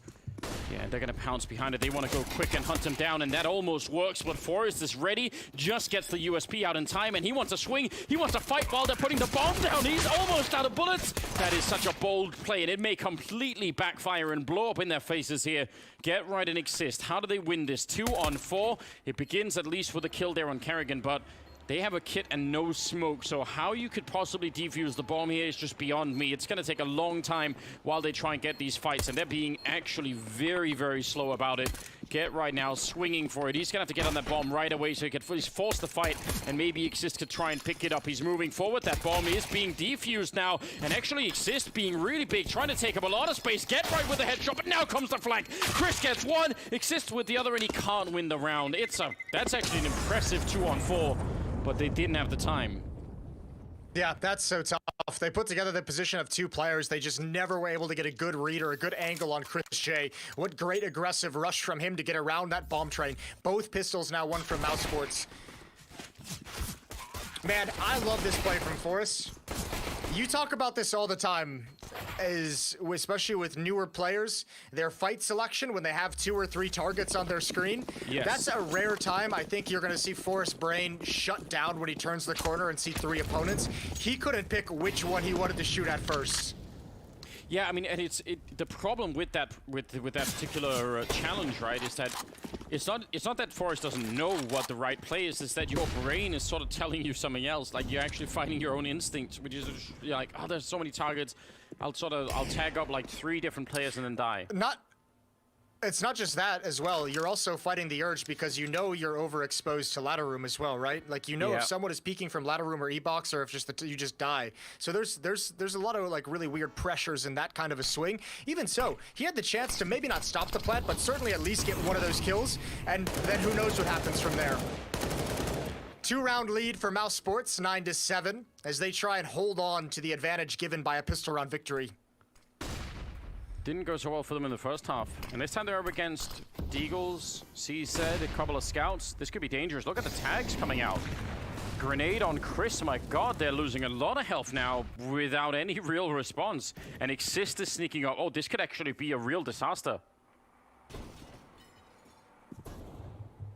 Oh, Frozen's got the kill onto Force, and there's Robson ladder room. Nice tag from Freiburg, but most of the danger is abated, although they are very low on HP. Get right, that's a huge win, and now it's all turning just like that. Frozen, low HP over towards Ivy, gonna try and wrap around into the bomb trade. No one's watching it just yet. This could be the winning recipe. Frozen might have just found the one gap in this defense. He's traded immediately. 10 seconds. 12 seconds on the clock for Rops to push up to the trade. Oh, wow. That is absolutely outrageous. You're right, they were so low on health that once it started to crumble a bit, they just all went down in the space of 1 second. Holzerk with the triple kill. Dig win the second round again. And then nobody has the HP to take any more fights after that. What a great, that's twice now. Both pistol rounds won by Mouse Sports, both second rounds won by Dig. That's a remarkable turn of events. I mean, we haven't seen many frustrated cams coming out from Mouse Sports, but it's got to start to happen surely at some point. They're going to start to feel the frustration of not being able to put some of these rounds together. Get right, I don't know, offering himself up. Jumped right into the crosshairs.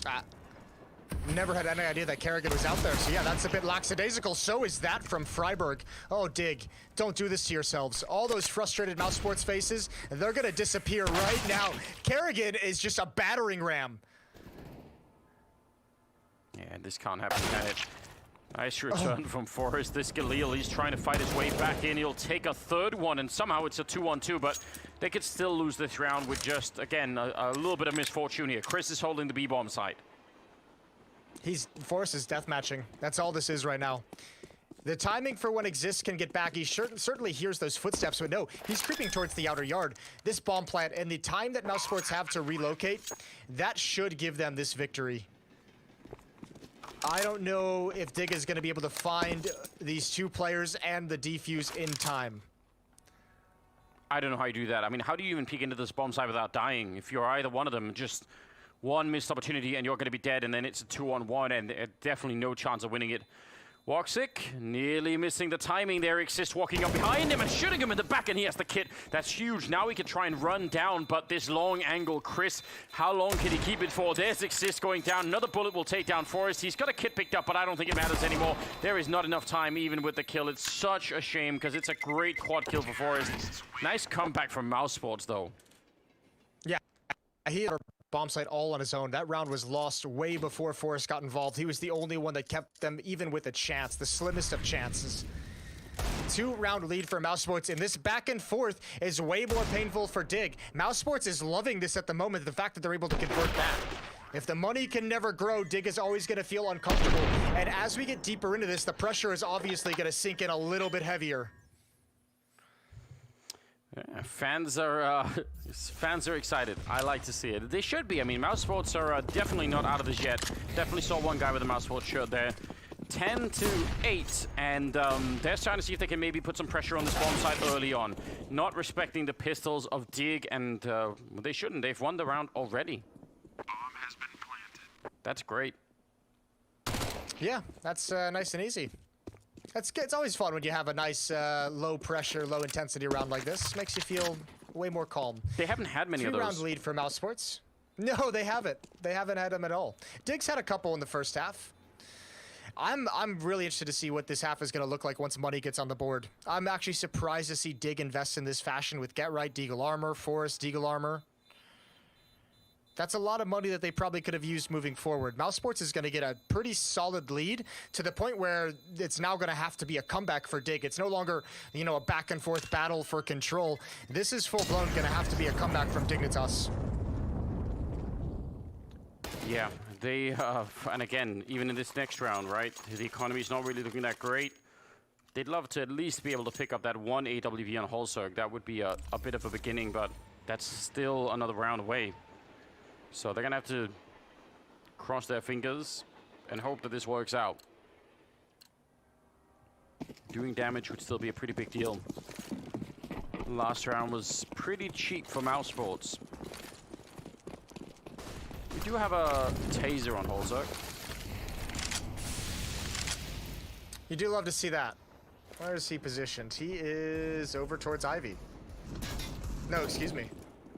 He's inside at the moment, but Ivy is where the action is. Freiburg and Forest with a crossfire that's now negated by the smoke. Good shot, he needs to build. He wants more, he swings for it. Double kill from Forest. That could have actually been even bigger, I think. Get right also sneaking down there. Waiting on the other side of the smoke. I think Frozen seems to know he's got the right read and the smoke is going to fade. Frozen doesn't want to try and challenge it in case someone's hiding inside. But he's really got the understanding here. Get right. Can't easily swing for that fight. Holzerk sneaking up behind, but the USP, and I think a little bit of panic there, is still Get Right to pick up the one kill. Oh, they're coming for him. He nearly got that kill on Robs. If he could have done it, maybe he could have snuck back for the reload. That's an expensive round. Some good shooting coming out of Dig. Yeah, but here we go. I mean, this is the first round where Dig is able to have a competing buy with the rifles of Mouse Sports. And we're what? This is the 6th round of the half, and we still haven't seen Dig able to challenge in this fashion. Yeah. AWP on Holzerk, he's going to start Glass Cannon. There's no kits picked up by the Dig side quite yet. Freiburg is going to grab the only one. Shout out to Freiburg, the teammate you want. Always right. 4 people on the outside, leaving Exist inside with just a smoke and a flash to at least buy time in case they were going to come for him quickly, but they slowed it right down, Mouse Sports. They're in a bit of a waiting pattern themselves. Not seeing anything exciting coming out of Dig right now, which I guess is fine. But yeah, this is maybe one of the last chances they're going to have to turn it around. Ooh, Freiburg going down through the smoke against Woxic over at Ivy. At the start, they need it.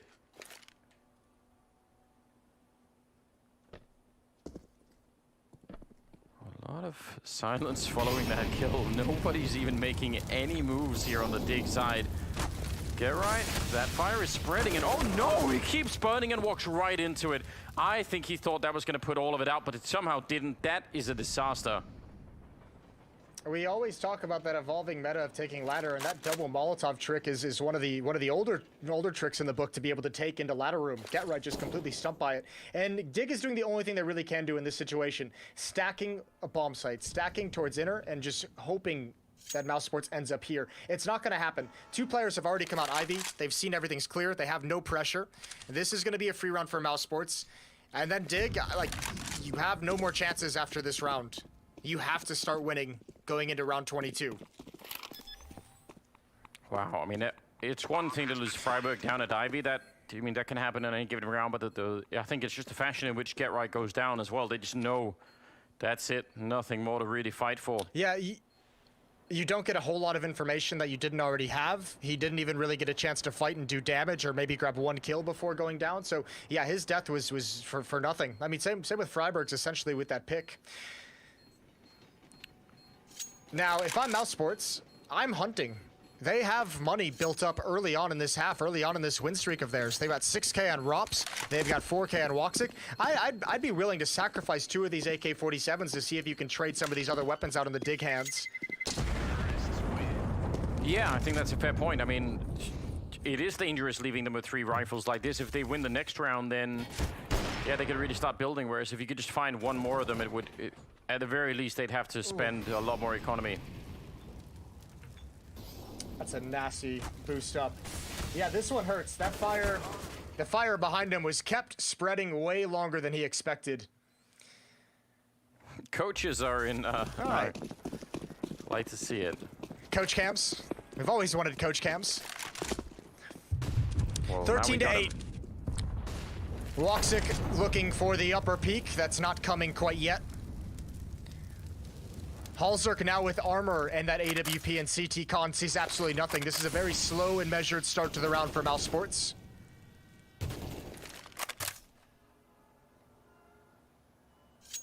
Yeah, once again, giving themselves space. I mean, last time when they had this approach, right, it was Woxic finding the opening. There's no reason not to try that again. Get you to the first 30 seconds of the round. Why not just sort of, move him around a bit, try and see if you can find somewhere to go. What do they do after that? Oh, some wall bangs coming out. They didn't really do damage, but it's got to be annoying.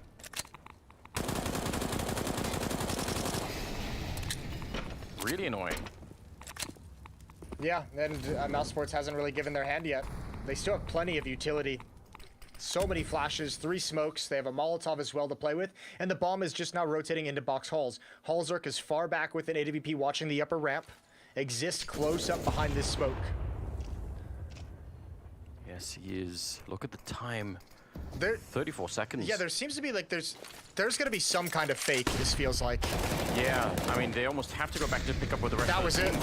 Yeah, but it wasn't much of a fake. It might have been enough anyway. Robs gets a kill. Forrest, though, close range, takes down one. He was ready to fight Chris. He saw that coming, but he couldn't actually finish the kill. I mean, 18 seconds now as they take down Halzerk. Somehow this is actually working out for Mousesports and Chris J. That's a long range with that AK-47. He drops Freiburg, leaving Exist alone in a 1 versus 3. That's a great round out of Robs. That Dig bit way too hard on that fake. One nade, one smoke, and Kerrigan comes down lower ramp. That pulled everyone out of position, and that can't happen. Forrest had to get a multi-kill there if Dig wanted to hold on to that round. He had to find Chris J after the initial frag, or else they lost everything. Freiburg got pulled all the way from Ivy towards the inner bomb site.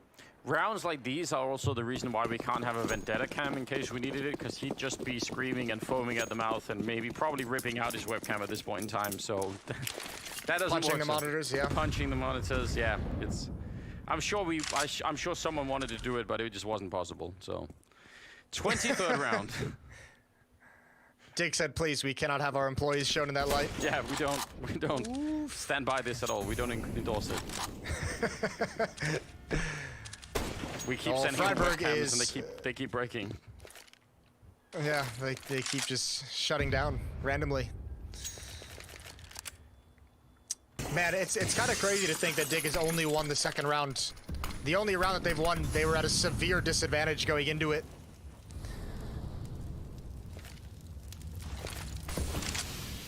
Yeah, I mean, and now the economy, it's so dreadful. Mousesports have, I mean, recovered incredibly well from what wasn't really that much of an impressive first half if you just look at the scores. But they just kept their cool. We were talking about them not really showing much of any kind of an emotion, and maybe this is the reason why they were like, whatever, man, we can just do it on the C side. Yeah, a very cool T side for Dig is just... Ooh. Well... Oh, that's unfortunate for Get Right. Nice shot from Freiburg to follow it up. He gets another tag. One player's close. Halzerk in response. Now Forrest gets put into play. Tapping away with the M4A1. Exists in a 1 versus 1. CZ versus AWP. Woxic making a lot of noise. He's almost going to get shot in the side of the head. Oh, and there it is. I actually thought he turned in time. That's a very, very close one-on-one. Those are the only 2 rounds that they've won, is the second round with a scout and upgraded pistols, and now this one. Scout and upgraded pistols and 1 rifle. Dig gonna call a timeout. They know they've been given one last gift. They must make this work. Man, that is close. Yeah, they really haven't given a bit of a gift here. They even picked up that AWP for Halzerk, and I mean, if they can't convert this into a string of rounds, then whatever job they did on the first half, it's not going to be enough. Forrest is 22 kills. Robs is at 22 as well. Yeah, going blow for blow. That's quite nice. Man, well, the nice thing, I guess, there's a little bit of a cushion for Dig. If they're to lose this, they have some cash built up. $1,000 on Exist after the buy, 1,600 on Halzerk, 1,000 on Forrest as well. So they've got some things to play with for that final round, or that map point round for Mousesports. But they need to string a few together here to get close. And Halzerk needs to light something beneath him with that AWP. That's the chance for a pick. You'd like to see him. You'd like to start feeling more of an impact in this second half from him. I agree, because he was a spectacular. Well, it's not. It's way less surgical than the AWP. It's just bombing grenades and Molotovs into main, and they get the kill on Kerrigan. I'm sure they'll take it, but I agree. He had such an impact in the first half. Need to see it here in the second half too. Get Right going down. There's Freiburg with a bit of revenge, and Forrest also by the E-box. They know he's there, and they know he's trapped, and they just keep him there and fight him, and both have gone down. Now Exist and Halzerk. He's been smoked off this whole time. This defense has crumbled a couple times just on the littlest bit of pressure that Mousesports is applying. They're not able to get those crossfires to be as effective as they'd like, Dig. For now, this is where we just said, we called out Hallzerk, said we'd like to feel a bit more impact from him.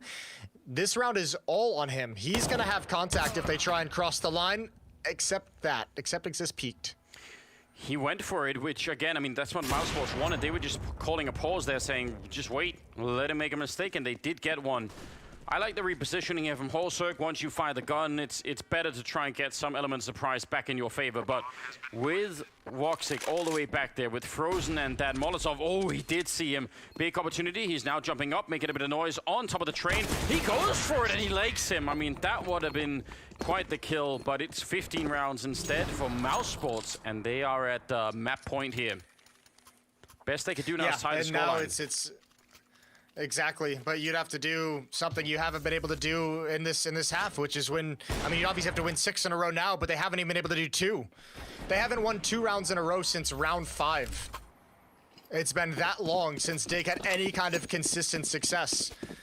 Those round victories for Dig in the first half and even the couple in the second half, they're just blips on the radar screen. They're not any kind of impressive trend any longer when you look back. Exist gonna play defense. They're gonna come right through the smoke. There's the first kill, but they're blinded. Kerrigan goes down as well. Good hold, and that's the bomb on the floor. This should be a 1 round for Dig. Mousesports tried to deliver a knockout punch, and they gave a little bit of life over to Dig one more time. I like the theory behind going for a knockout and you're saying, you know what, we're at 15 rounds, let's get that 16th one and just, just a flash into the B bomb site. But with the smoke up and the bomb actually dropping, inside of the bomb site, that's an issue. One nice and shot just, from Freiburg with that scout. Yeah, no doubt. And it'd be great if they could get this AWP. You almost feel like maybe Woxic should try and throw it away. You believe in the comeback, Anders? You in? I'm definitely in. I see Fifi at the controls. I'm sure Vendetta's composed himself in the meantime. It's all gonna be fine. So again, all your faith is put in players not actually playing the game. I know, it doesn't really make a lot of sense, does it? You've walked right into that trap twice. Can't help I would it. imagine Dig is just keeping him boxed in to punish him after the timer. I would guess, but they don't really have the money to lose a whole lot of guns down the stretch of this round. Long solo fight coming out. Finally, they get rid of him, and Forrest has the AWP. So, what about you, Jason? Do you really believe in the comeback? You had Dig pick as well to win this. I did, and I felt a lot of faith going into halftime, and it all disappeared very quickly after that when we returned from the break. Oh, is it not coming back? So, no, I don't really have a whole lot of confidence at the moment. Why has he got a pizza behind him? It's certainly a possibility. That's the best fan cam yet. He's got a pizza green screen behind him. What a genius. And it's not a tuna pizza, so it's even better. I don't know about that, Jason. I don't know about that. We'll have to. I'll get you to have one day. You'll see. You'll be converted in an instant. Just you wait. Frozen and Woxic are both low on health, but not as much as Chris, getting shot in the kneecaps. Yeah, Chris is that friend who just one-ups you every time. They're just like, I'm low, I'm tagged, and he's like, yeah, well, I'm in red, so suck it. Always making sure everyone else doesn't feel bad about it. I guess that's good news. What do you do now, though, when half the team, or more than half the team, is really low? You can fall into the standard play on train. If all else fails, just run into a B hit. That's a flashbang, so no damage dealt. 4 players to attack. You've got Exist close up at the upper ramp at an off angle. Oh dear, no, that's not good. That is a tough loss to take, and now it's a very difficult retake. Yes, it is. Freiburg, though, he's still closer. I don't think they realize that he's here just yet. He sneaks in, gets the kill, he turns. He almost could have had it. A bullet would have taken down Chris, but he somehow stayed alive. And yeah, you're right. They're in a lot of trouble here. 2-on-4. Out of all the ways that they could maybe lose this game, I feel like this would actually be really heartbreaking. They've done so much damage, but that one kill on Exist on the high ground, that may have been everything Mousesports needed. Forrest jumping down. He's been spotted. He's down and out. Chris will hit another shot, and that's going to be 16-10 as Mousesports take down Dig. That one hurts for Dig. They played a pretty decent game in the first half, but that defense crumbled. It never got anything going, and that's a nice show from Mouse Sports as well. I really liked the way that they scraped just enough rounds together in that first half, and they really cranked it up on their T side. So nice calling from Kerrigan, good play from Mouse Sports, and that's a great win. Yeah, it really is a resilient effort coming out there from Mouse Sports. We like to see it. We're back with more Counter-Strike coming up right after the break. Don't go anywhere.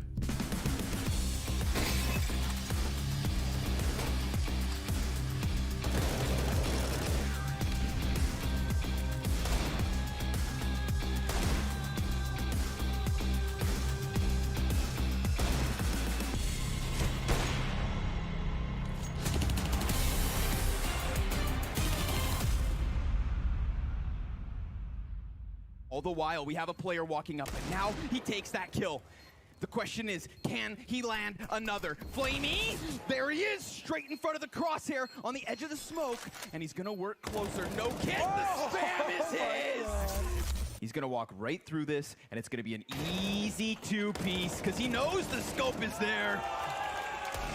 How about another? He's got an ace, man. That's an easy kill right there. Vitality.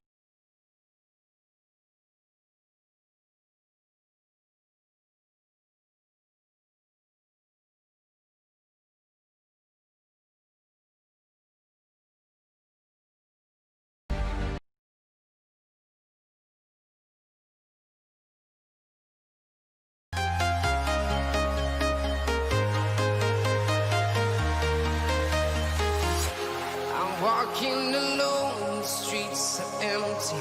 The only thing I can see is my own silhouette. I'm getting stronger, step by step. The clock is ticking, but there's no time for regrets. I've been flying from town to town, from London to Taiwan. I've been all around the globe, trying to protect your soul. We are heroes tonight. We will fly above the sky. We are heroes tonight. Yeah.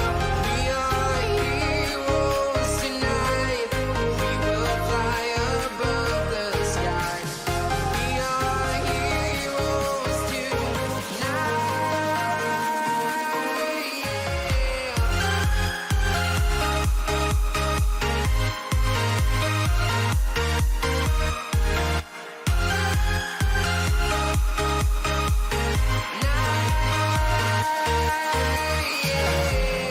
Feel like a dynamite, ready to explode right up in the sky. I need you to listen, I need you to hear, and don't show any fear. I've been flying from town to town, from London to Taiwan. I've been all around the globe, trying to protect your soul. We are heroes tonight. We will fly above the sky. We are heroes tonight. Yeah. We are heroes tonight. We will fly above the sky. We are heroes tonight.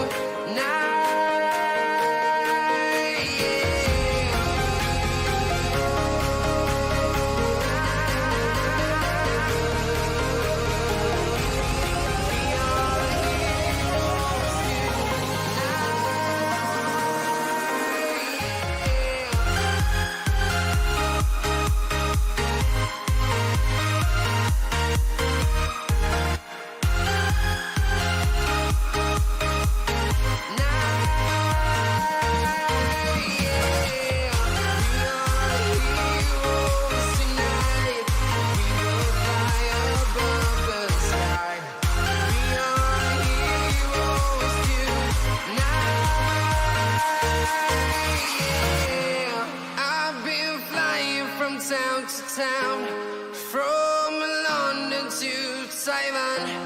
I've been all around the globe, trying to protect your soul.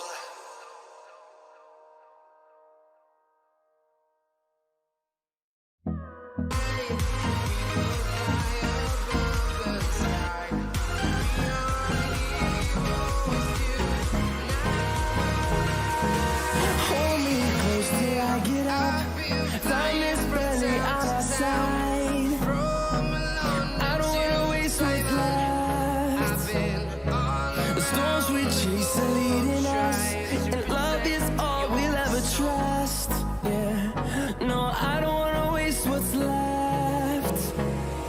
And on we'll go, through the wastelands, through the highways, till my shadow turns to sun rays. And on we'll go, through the wastelands, through the highways, and on we'll go.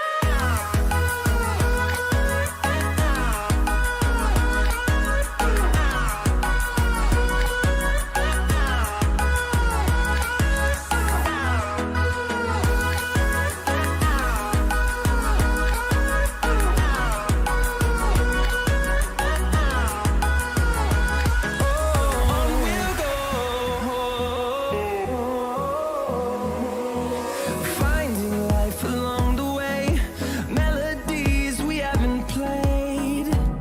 No, I don't want no rest. Echoing around these walls, fighting to create a song. I don't wanna miss a beat. And on we'll go, through the wastelands, through the highways, till my shadow turns to sun rays. And on we'll go,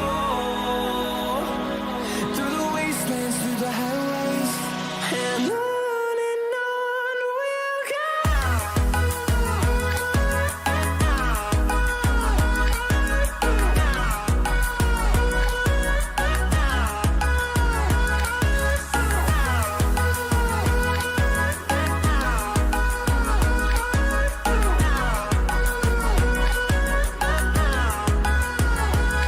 And we'll grow in number, fueled by them to see the horizon, turn us to thousands.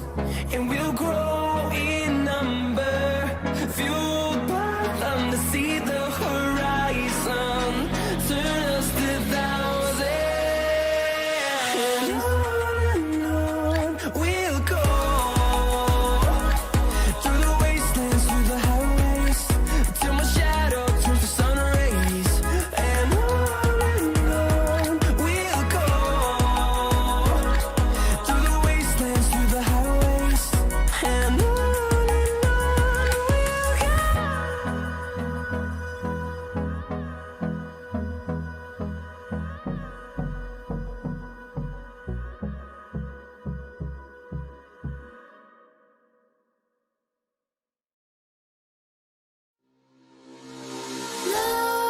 Nightmares creep while you and me repeat. This bittersweet heat is suffocating. I'm waiting and always hesitating. Kryptonite desires set my heart afire. Heart on fire. Set my heart afire.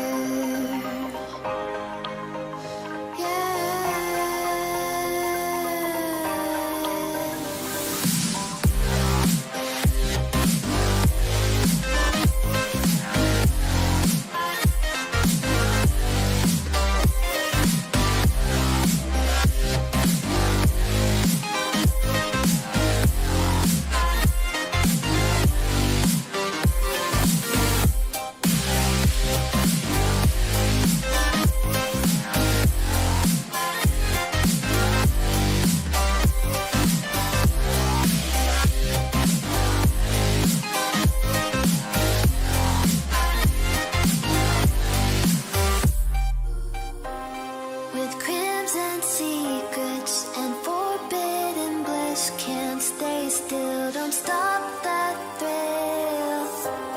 My bones crave your skin, temptation within, mistakes ignite the silence.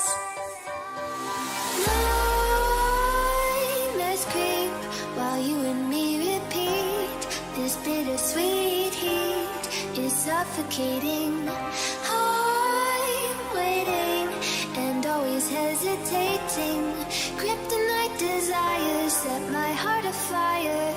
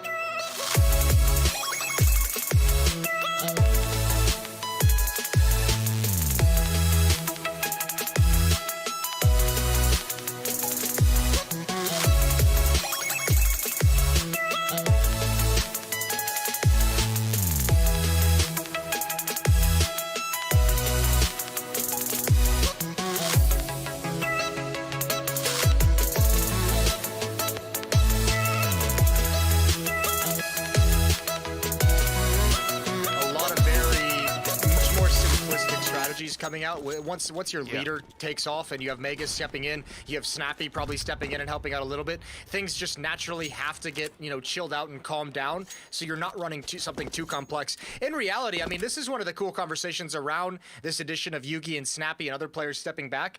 This puts the entire theory of Astralis to the test, in a sense where they've spent the last 2 years building some kind of a culture and tradition to filter players into this system that Zonic has built.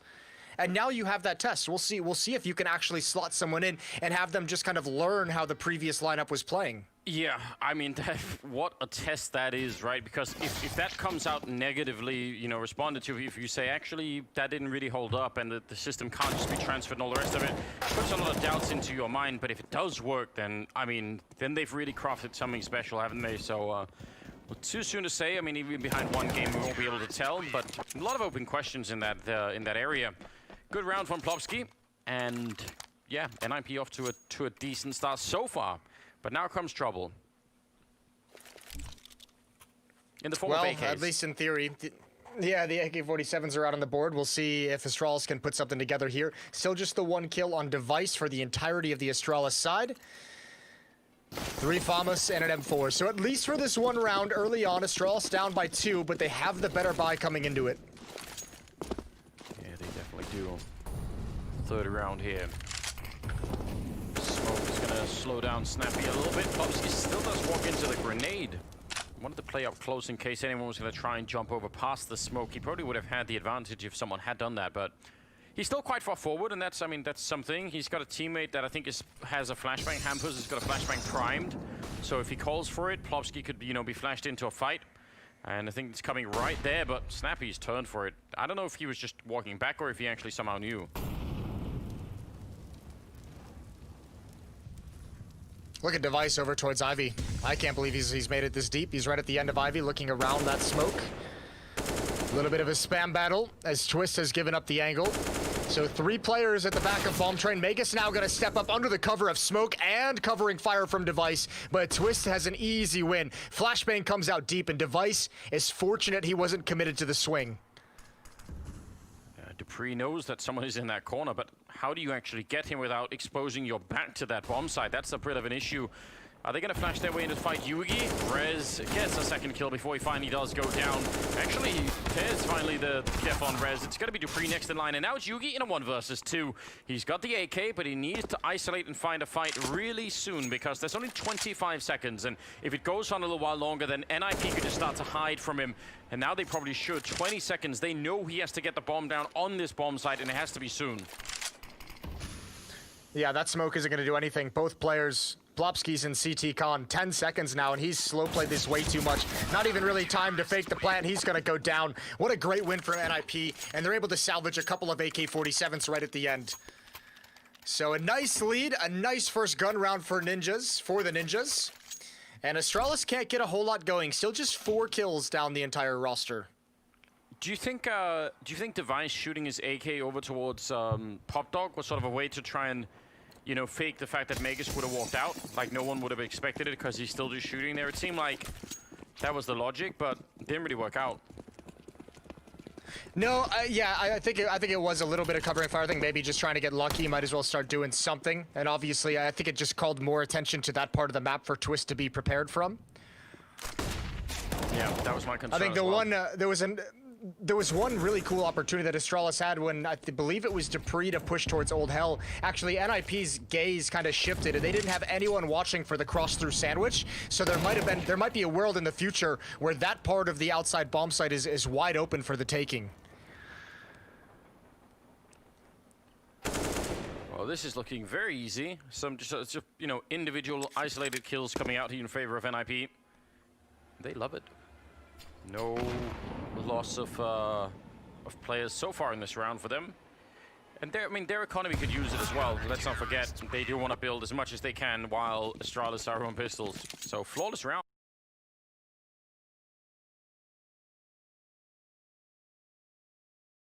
No, this is a phenomenal start for NIP. Yeah, money built up. You have the op on knock. The op is going to be in Device's hands as well, so both sides have that weapon to work with.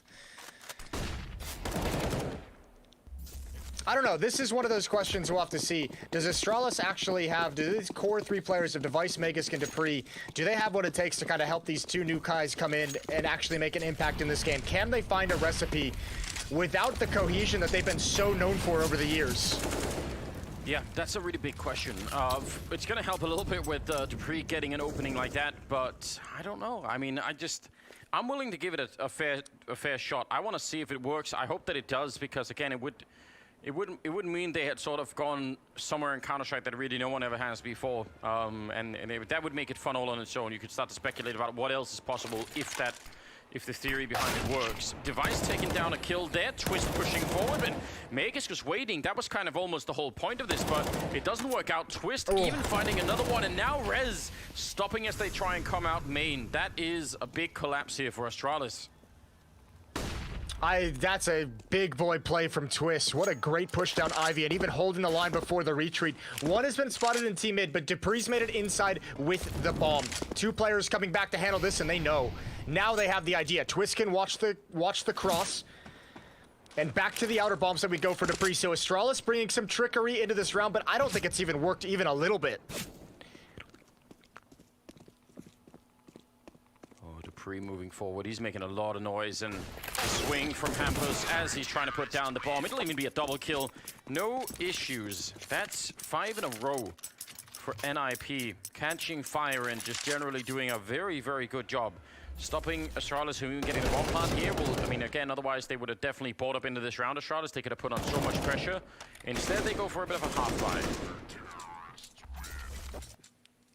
But even that bomb plant would have helped them out so much. Oh yeah, that would have helped in a big way. Regardless, now this is a pretty deep pit that's being dug at the moment. Deagles and 2 Tech 9s for the Astralis attack. Device saving for an AWP. What a double. With the help of a flashbang, and Knock is going to stick around at this upper ramp. Peering towards the corner, and Snappy's going to test it. Now Knock, does he want to even get more aggressive? NIP's not making any mistakes. They're holding onto this just perfect. Rez not even going to be burned by that Molotov. It doesn't spread nearly far enough. We saw that in the last game where Get Right sort of got surprised. They will make a jump down, and the Tech 9 will take care of Rez, but that might be all they do in this round. They've picked up the AK. Snappy, be great if you could do some more damage again. Astralis need a larger output just altogether.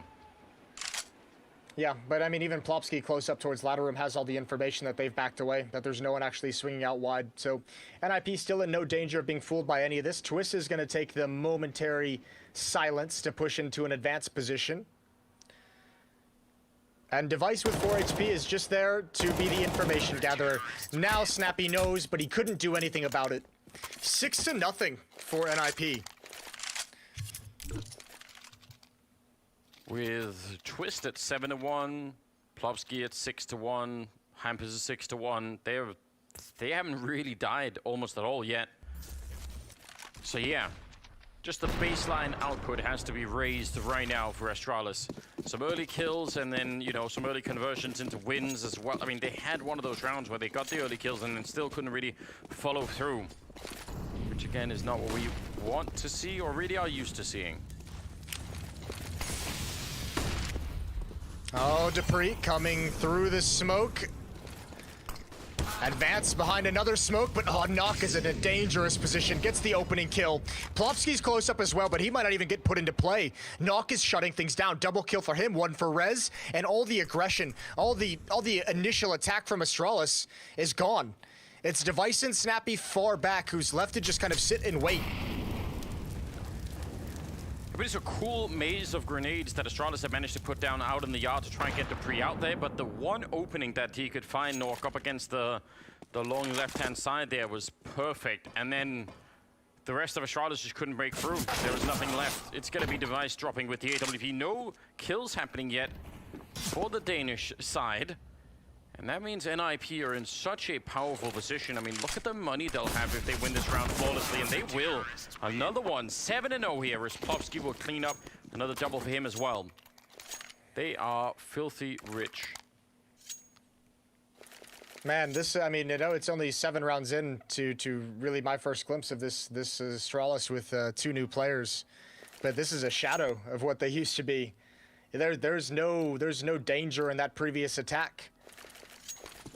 Yeah, I mean, listen, I'm alright with you being early to this call, Jason. Someone else is going to be there anyway. Like, there's going to be...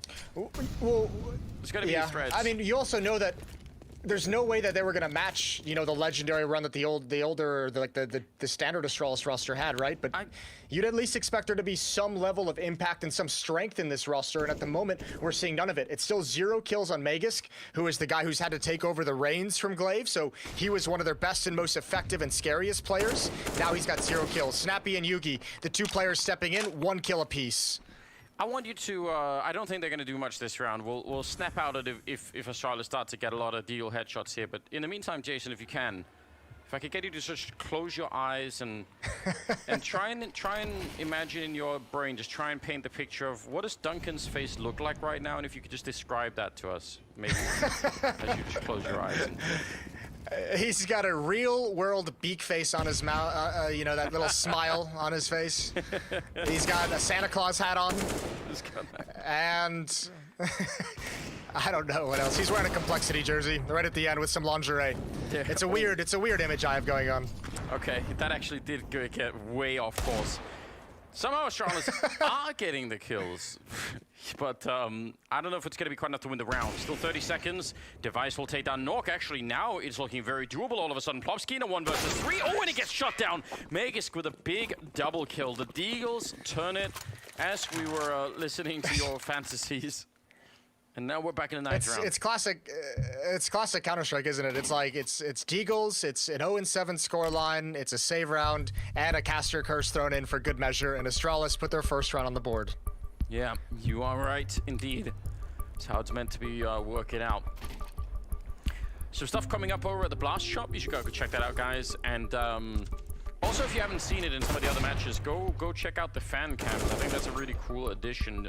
We've had some good people already tuning into that. So go find it on social media. We've all retweeted it, so you should be able to find it. But 7-1 scoreline right now. And you were a big fan of the pizza background. We've got custom backgrounds going on in these fan cams, so nothing can go wrong there. Pizza background was high quality, I thought. I'm sure people are going to get creative. There's going to be you know, people trying to find out something new and exciting. Maybe if you have a strange hat, funny sunglasses, it's easy to impress us. Just go for it. Man, I can't believe they actually won the round. They've got the AWP as well on device now. Well, let's see if they can do it with weapons. That'll be the real test. Rez, Plopsky, and Knock all centered around the bomb train for the moment. Rez is going to push up towards E-Box, and Twist playing out towards Ivy.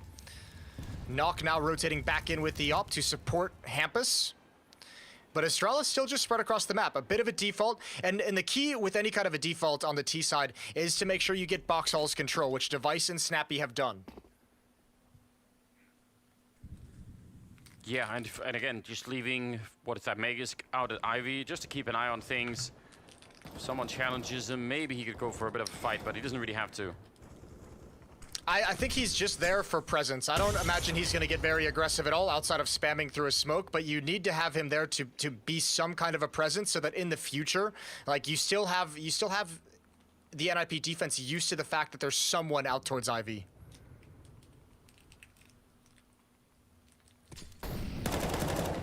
Rez came up from behind the stairs and the ladder, and he takes 2 people down. So that whole default that was just being set up, it was just about to unfold through main. It is gone. The whole game is up. They know what's coming now. 5-on-3 that NIP just can't really lose. 25 seconds here. Yugi goes down next, and Magisk get a 1 versus 4. And again, if they fight him, that's kind of on them. They can just leave him alone. They are giving him a bit of a chance here. 17 seconds. He's going to try and put up a smoke and maybe fight a bit more. Shorty planting inside will get him killed, and yeah, Campus will find him.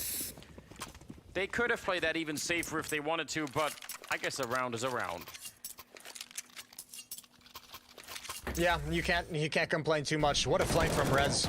This is I don't know. That flank from Rez, the default spread from Astralis with no one doing a whole lot. I mean, that's just not enough eyeballs watching for that flank. And also, like, if you're just going to spend most of the round not really doing much, we see it with other teams usually, not often, not really at all with Astralis. But eventually, the defense is going to go hunting for you, hunting for information. And Rez just found way more than he expected. Yeah, he definitely did. That's a huge kill. I mean, it was so far across the map. There wasn't anyone that could revenge it. No one that could trade Rez at all. So that's a strong, just single individual play. Now, they're going to get their revenge this time, though. Dupree, pushed up by the E-Box and helped out by Device at a flashbang, will take him down. It's a fake, though. It's all on Hampus now. That one kill pulled all the defense out. He's the only one still here at this inner bomb site. And he's going to try and push up along the smoke. No one's watching for this. Nobody's watching for it, but he can't stop the plant. One more through the smoke. He deals great damage to Yugi. Hampus has done as much as he possibly could. Yeah, even the Molotov there to actually limit their space, but now they're being flanked as they're trying to retake the bomb site. Snappy, a beautiful headshot to take down Nok, and Plowski and Twist. I mean, actually look like Hampus have done so much in this round, but I'm not sure it's going to be quite enough. Yugi will land another one, and now Astralis at least starting to warm up a little bit and get a couple of kills here. Twist just trying to hold the line. He's going to get the kill on Snappy, but he can't win the round, and he definitely knows it. He goes down. There was the flank from Dupree, and a second round for Astralis finally. Yeah, the open and the close from Dupree. And more importantly, that first kill causes the rotation. It pulls all the support of Hampus outside to the A bomb site. He had nobody to help him with. So well-crafted round from Astralis and a lot of success based off that initial kill. Even so, they're fortunate Hampus didn't get more climbing over the bomb train in that fashion. He very easily could have gotten a double kill out of that, even if the bomb was planted. And that would have been really hard to deal with. 8-2, a 6-round lead for NIP, but they're running out of money. Astralis might have just done it. I was getting really worried about that myself. I thought actually he could see both the players over there, but he obviously didn't know where the bomb was being planted. But if he got both of them, that probably is going to be the round favoring NIP all of a sudden. Still, it's a good lead. I mean, 8-2. I don't think they're going to be too unhappy about this this current trend. Oh, still in the hands of Nok. They have spent all of their money though, so it could be a bit of a swing back here for the Danes. They need it. This T side is looking pretty labored so far. They're going to need an economic advantage down the stretch to claw as many rounds as possible. This T side. Yeah. Here we go. You tip. Smoke out. 4 players outside for NIP to start with. The deep Molotov towards Ivy, but Device and Vegas are going to mostly ignore it. And Dupree spots Plopsky. A little bit of damage exchange, but not too much. I'm surprised that Dupree is actually standing around in main like this. They have known for a while that Nok is really good with that open. He's down there somewhere. He's still going to win the fight against Plopsky. That's a great kill for Dupree. A lot of confidence in that playstyle. That's why he's sticking around. Yeah, perfect timing. Just as Plopsky's clearing a corner. Rez gonna put out the Molotov, double nade. Thankfully, he wasn't pushed forward. And Twist might have a big role to play. The cover of the flashbang and smoke, they jump out towards the backside. There goes Nok. And now Twist is in an impossible scenario. It's him against the world in the outer bomb site. Dupree just doing such an incredible amount of work out there. Triple for him in the round so far. Hampus trying to avoid the wall bangs and make an escape with that AK-47, which is probably all they'll have in the next round. So, I don't know, slow start here for Astralis, but started to show some signs of life. Dupree getting tired of getting beat up, I guess. Yeah, he's actually providing a lot of the openings that they've had in these past 2-3 rounds that they're able to win. He's actually starting to come online just a bit. 8 and 9 for him. He's leading the way for his team. Next up is Device with 6. And NIP, after such a good start to this half, after what, that 7-0 run to start it, I mean, they're in danger of having this entire half just implode. Just by virtue of having no money to fight with. Yeah, and I mean, when you get this kind of a lead, right? This is how you don't want it to collapse. They've done a good job. Otherwise, they sort of, they had that AWP on Nok, a bunch of rounds.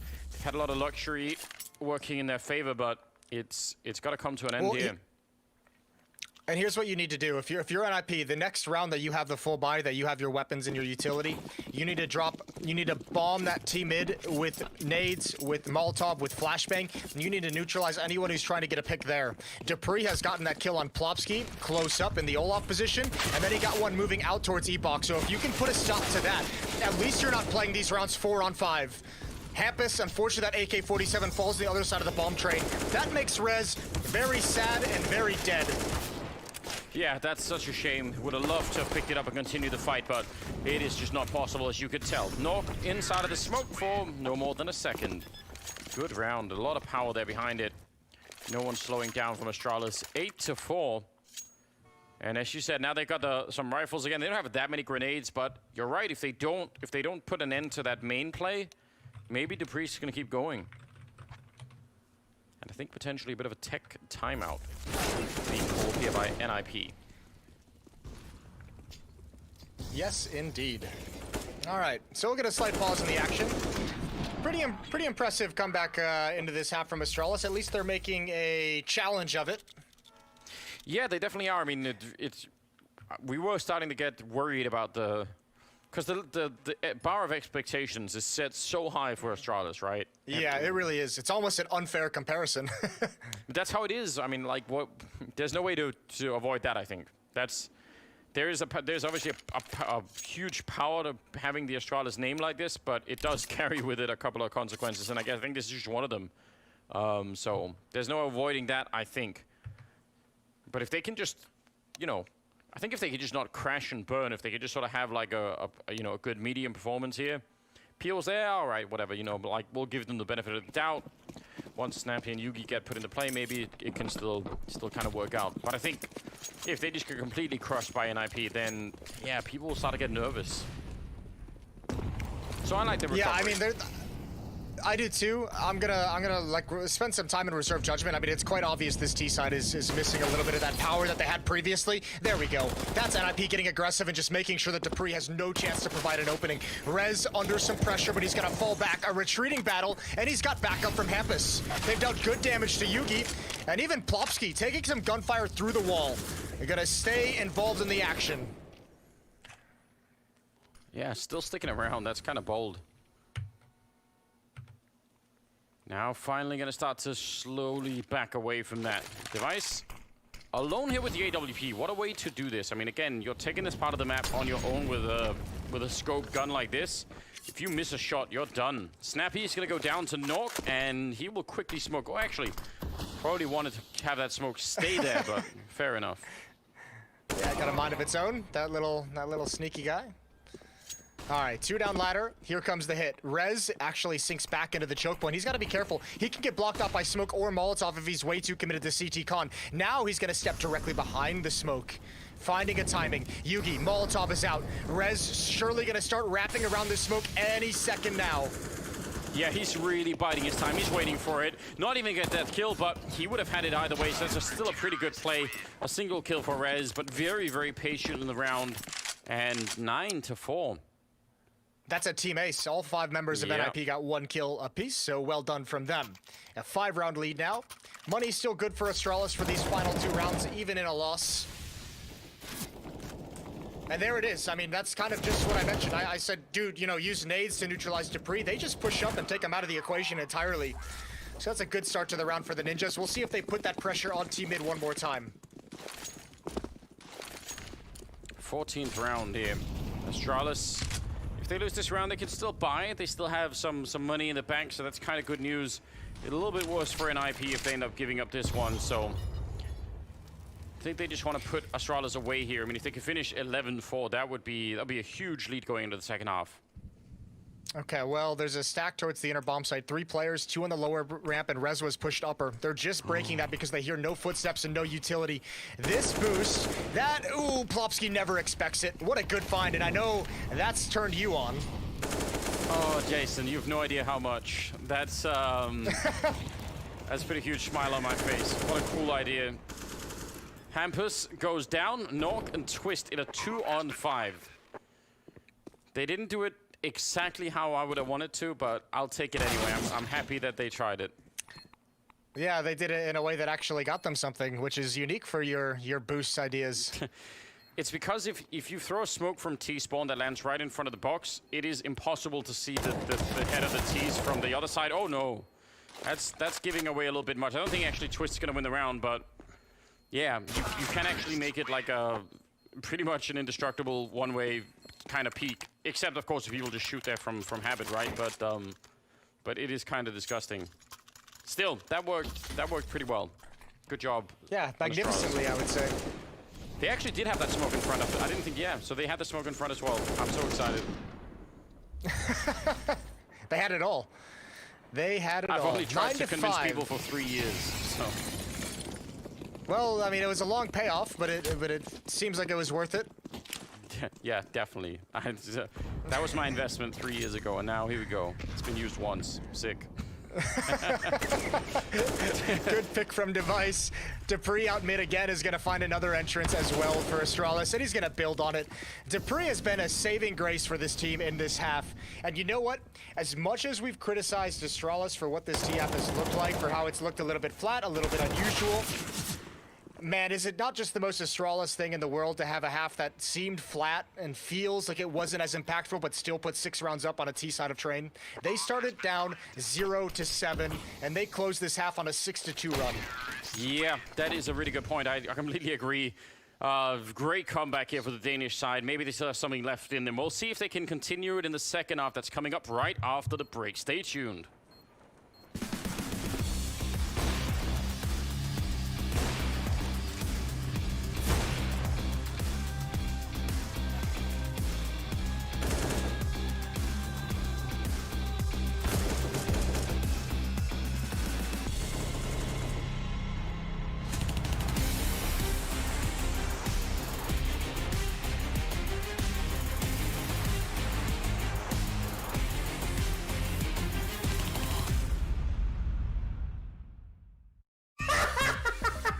Please knife him. Hey, how's it going, everybody at home? Hello, hello, hello, everyone. Welcome, welcome, welcome. For those of you guys who are tuning in, I want to give you a gist as to what this is. It's an interview about games inside a game. I've got 2 more victims this week, and I can't wait to introduce them to you.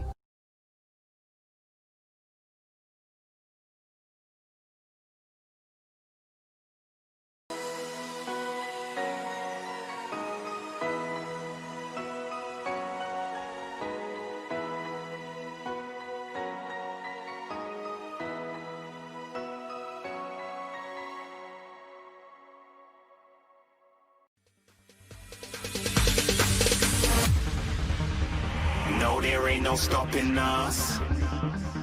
Fly without boarding pass. Couldn't catch me, I be moving fast. Call me a shooting star. Let 'em know who you are. Flying up in a bar. Wish on a star. Time to show 'em who's in charge. Call me a shooting star.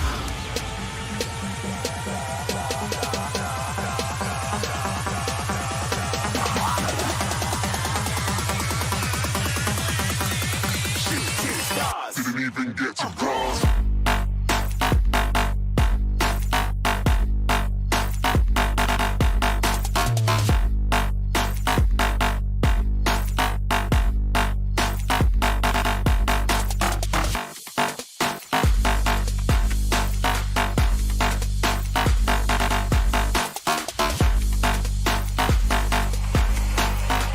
I said I'm moving too far. Get to glass.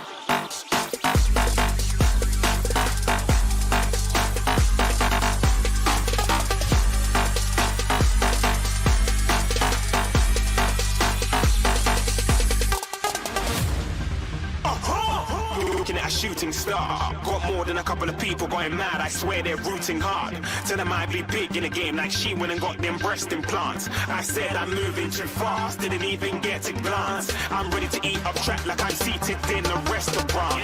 If you had swag like mine, you know it's best to flaunt. We aren't hating because you aren't. Shining like it's neon. Rock like kings of Leon.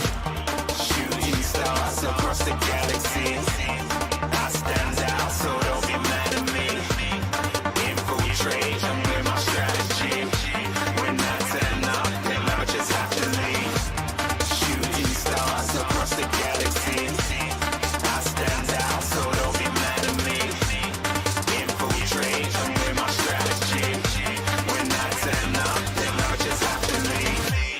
Yeah, yeah, yeah. Shoot, shoot. Yeah, yeah, yeah. Shoot, shoot. Yeah, yeah, yeah. Shooting, shooting. Yeah, yeah, yeah. Shooting shots.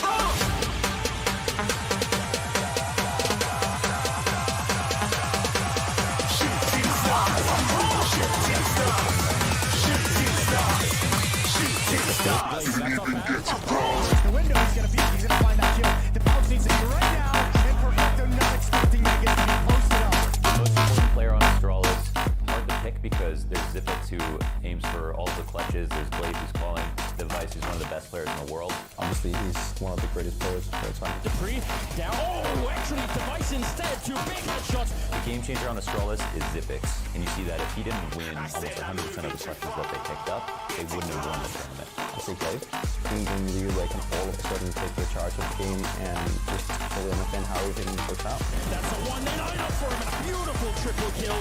This season, we can expect more of the same. Yeah, we'll say so. We all wildcards in this team. And so you wouldn't expect them to drop off at all. They have the infrastructure to stay at the top.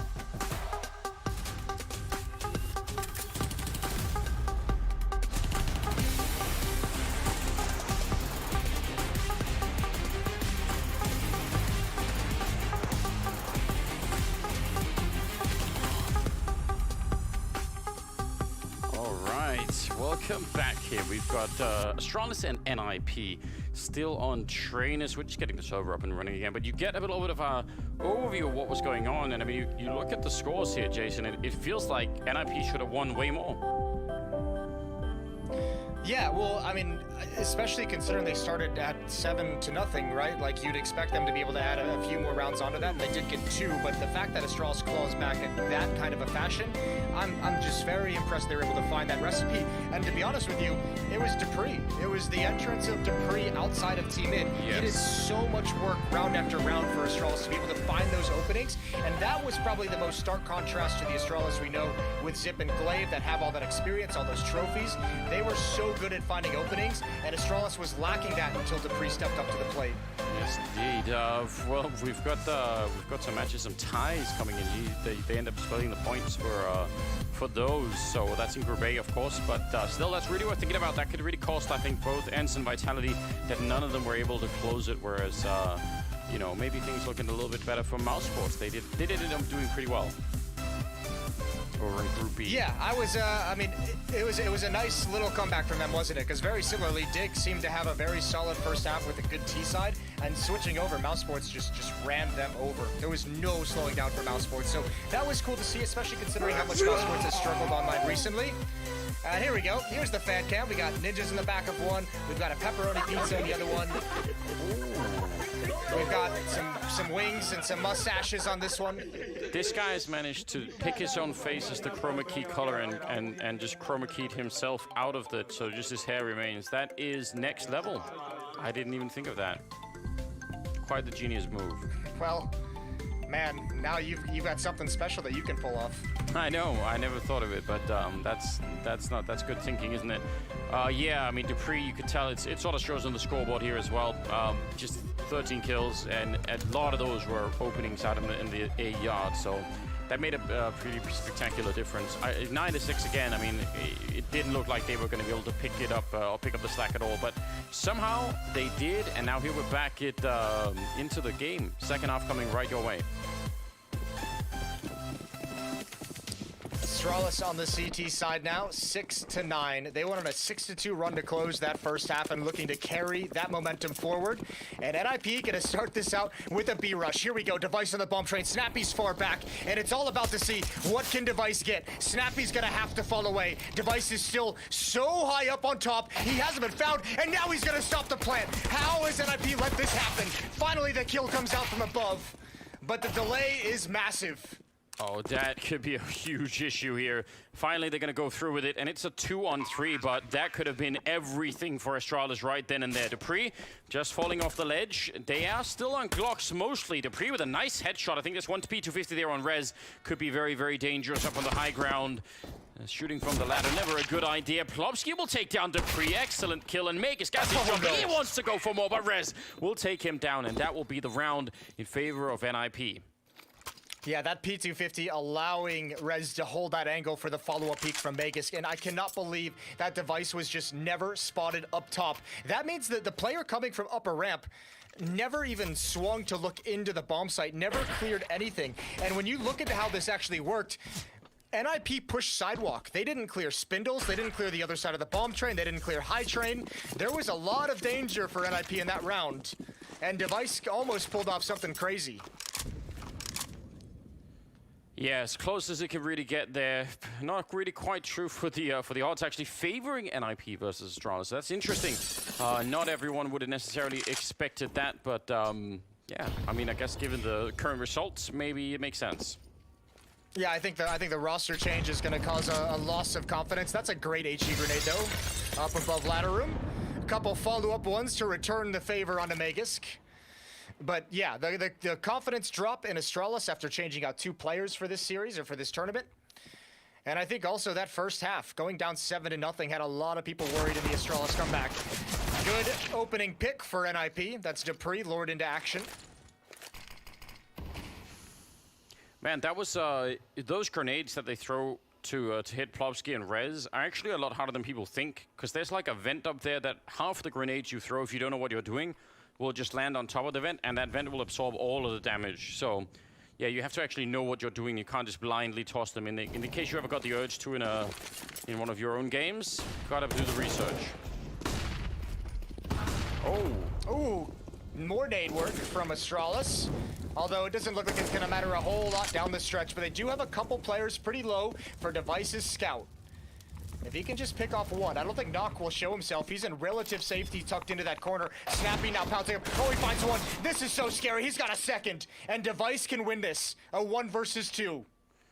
That was a quick headshot. I mean, just jumping up. That was really well done, but he's looking the wrong way. Hard to do with the scout indeed. So an expensive round for NIP. They will still take it, and it's 11-6 now. And not enough money for Astralis to actually do anything. Dupree, though, with another taser. We've seen them bought, but not really seen them do anything yet. No, we haven't really gotten the fun with tasers that we like to see. You know why? It's because we don't have Tarek. When Tarek buys that taser, he really goes for it. You know, he doesn't just sit at a corner and wait for someone to come in. He actually attacks with that thing. That's a good point. I do miss Tarek for that reason, and amongst others. Oh, wow. Back with the grenades. 3 in a row on Dupree's face. That was too much. Yeah. He tapped out. Two's manageable. Three's unreasonable. Yeah, he didn't want anything else to do with it. The device is still on the taser, though, so could still see it in action.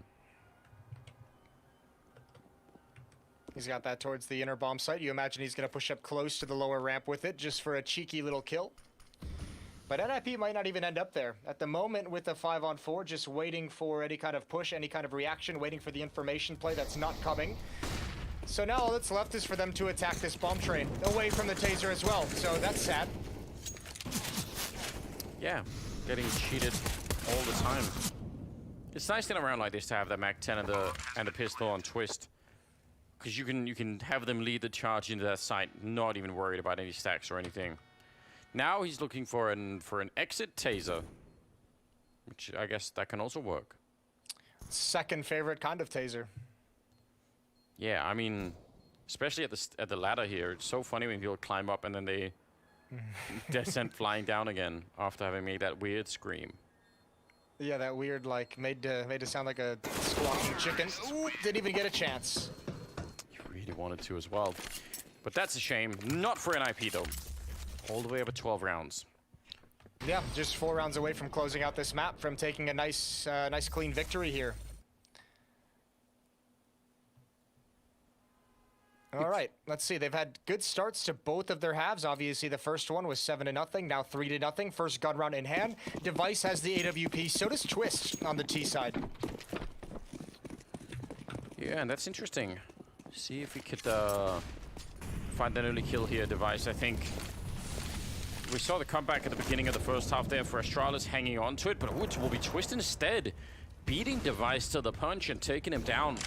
And if they win this round in IP, surely it's their game. Surely they've got themselves put in a nice position enough to be able to take the victory.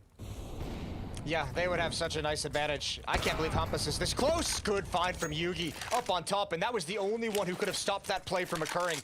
So Yugi finds the equalizer and can now take a deeper angle in towards T-mid with that AWP. His biggest problem is the fact that he does not have any support or any kind of a teammate to keep an eye on Ivy behind him. So his attention is probably going to be split between those two choke points.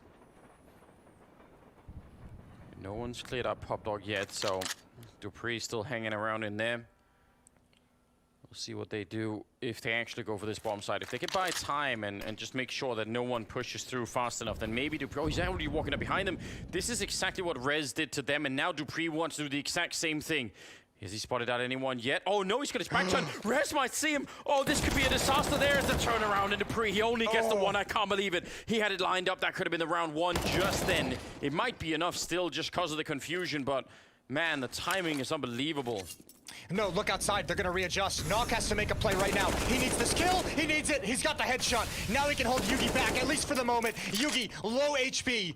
Good job from Nock. He's allowed Twist to rotate back up, but look at the time. There's only 12 seconds. Twist has to make his play. Here comes a boost in towards CT choke point. He now knows the location of both, and Yugi can't fight. Yugi's got to back away. Wow. Again, what a dramatic round. It's because he was behind the wall. Dupree just didn't even see him. And then the quick trade, the quick turnaround, and as you pointed out, Nokia had to win that fight, and he did. That's heartbreaking for your Astralis. Are they rage buying into this round, Jason? Is that what's going on here? I don't know. Does Astralis rage anything? Do they rage do anything? I don't know. It's old Astralis definitely not, right? Maybe new Astralis. No, I mean, they've left themselves enough money with the losing bonus built up that they'll be able to buy in the next round, but, you know, snapping off a few pretty quickly, trying to do some kind of damage, maybe get a Hail Mary in there. Plopsky knows the position of Vegas, and now he knows the position of Dupree. I'm a little bit shocked that the communication didn't come over to warn Dupree that Plopsky was in ladder room, crossed over. Yeah. Either way, Plopsky's going to start this round with 2 kills, and a big advantage now for NIP.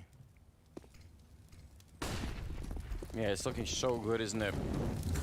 About to be 14-6 with the money, with everything going in their way. The only thing that really could be potentially an issue, right, is the fact that they're on the T side. So if Astralis can turn it around, they can go on a pretty big run.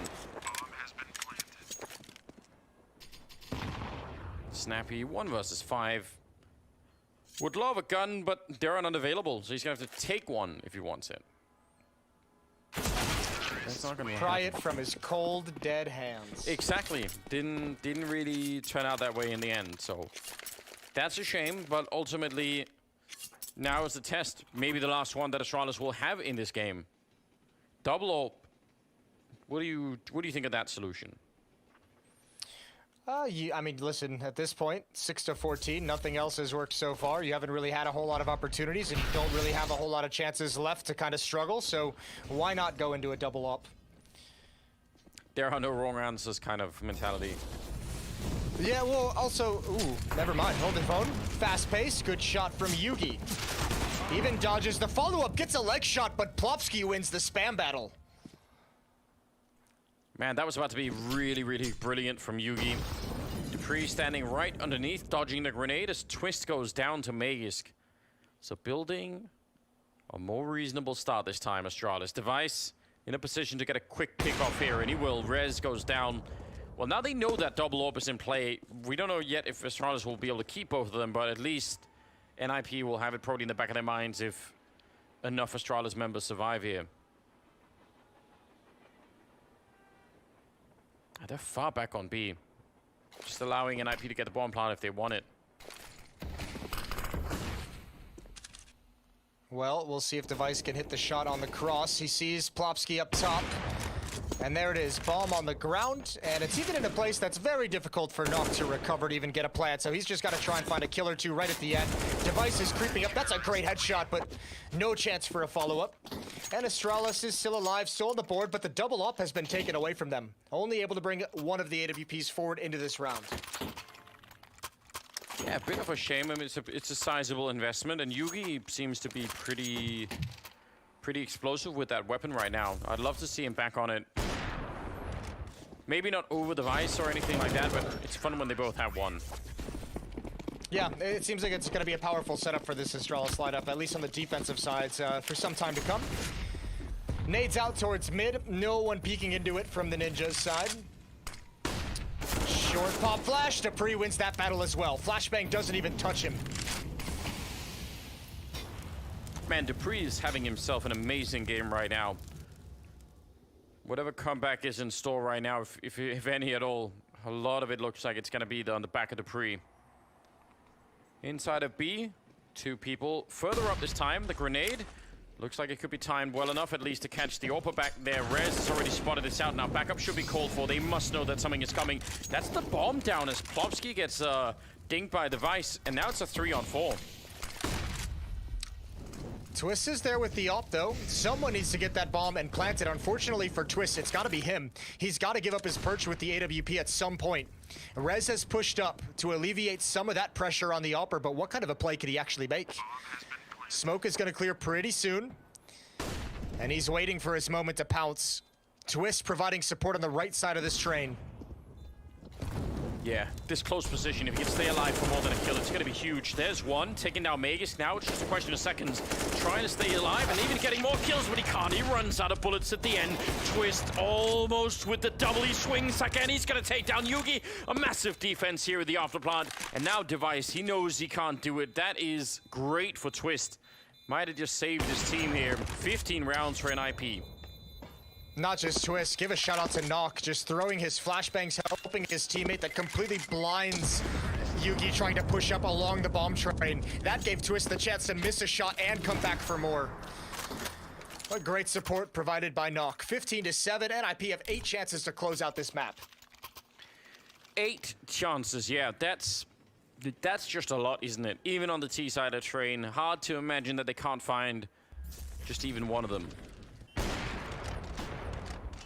There's some good sniping coming out from Twist in that one. Yeah, you're right. The grenades as well, really helping out.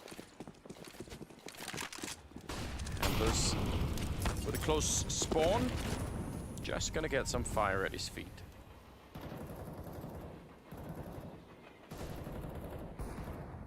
Well, and this is a much better start. That's a good opening. Yeah, but unfortunately, without that double up, the question becomes, can they still have success with just the single AWP? Plopsky looking for someone to push in towards ladder room. 4-on-5. NIP. So many chances, but at least in this one are going to have to struggle. One player towards Ivy, and they're looking for an equalizer. It was almost there. Yugi was so close to peeking right into Hampus.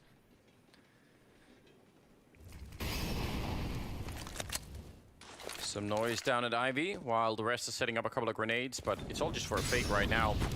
Gonna be throwing those grenades. Oh, more grenades landing on top of Magus down there. He's gonna be annoyed at that. Hamper's actually pushing in, and now this fake could work really well. Look at that, 3 people out in the A yard. Only inside is Snappy, and just for a second, Rez takes him down.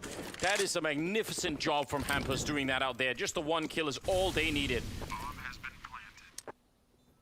I think they already know Dupree is flanking as well. Plopsky gets a freebie. Dupree and a 1 versus 3, and yeah, all eyes turn in this direction. He's got no chance. Rez shuts him down. 16-7. Statement win for NIP over Astralis. Yeah, some really cool strategies coming out, and all of the NIP team, I thought, really working well together to secure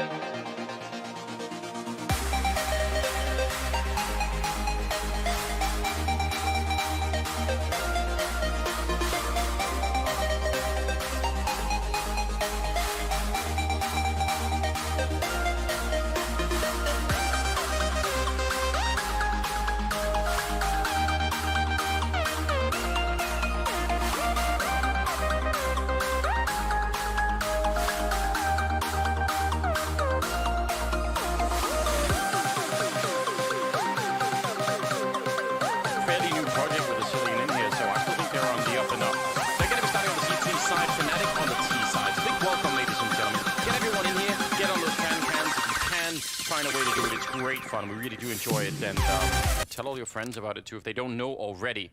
I'm sure everyone has a webcam these days. Yeah, you'd certainly hope so, or some kind of camera. Anything. Anyway, JW, Crims going through the underpass towards middle. This could very much be a fake. We'll see if they try and head in towards window where Acor is, but they could try and attack the A bomb site with 3 players. The bomb and one other teammate, Brolin, are back in B holes. There's JW boosted up, good kill from Golden. That's an opening duel. That is a heads-up fight, and JW's got the next one. Bubsky's gonna try and recover the situation, but now Mad Lions realize their mistake. The B bomb site is lost entirely, and this surely...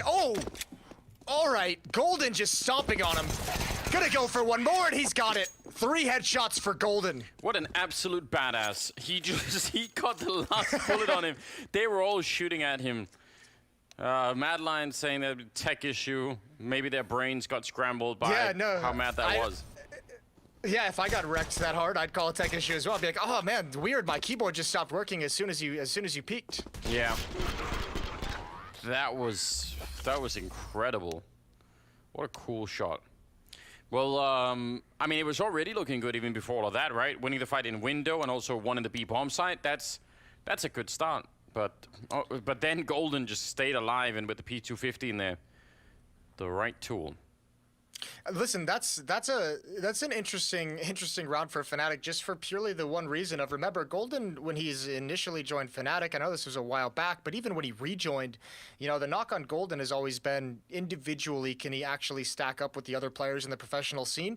And right here, we just see Fnatic basically crafting around where Golden is required to get a kill to make that fake work. Like, if you just put him with a P250 at that A bomb site the way they did on the T side, you're relying on him being bold enough to take that challenge and win that fight more often than not, so that you force a rotation so that the players can actually attack into the B bomb site. So that's a pretty cool facet of that strategy for me. But that can't keep being the criticism of Golden, right? I feel like he's proven it time and again that he actually can, you know, get kills. I think if you're holding on to that criticism of Golden, you're living in the past. Like, you haven't quite updated the information in your brain, because Golden has been putting in some work with this Fnatic lineup ever since he rejoined. Yeah, I really think so. And I mean, I don't need him to be out fragging, you know, Brolin and Crims and JW and all the rest like every round. I just need him to do.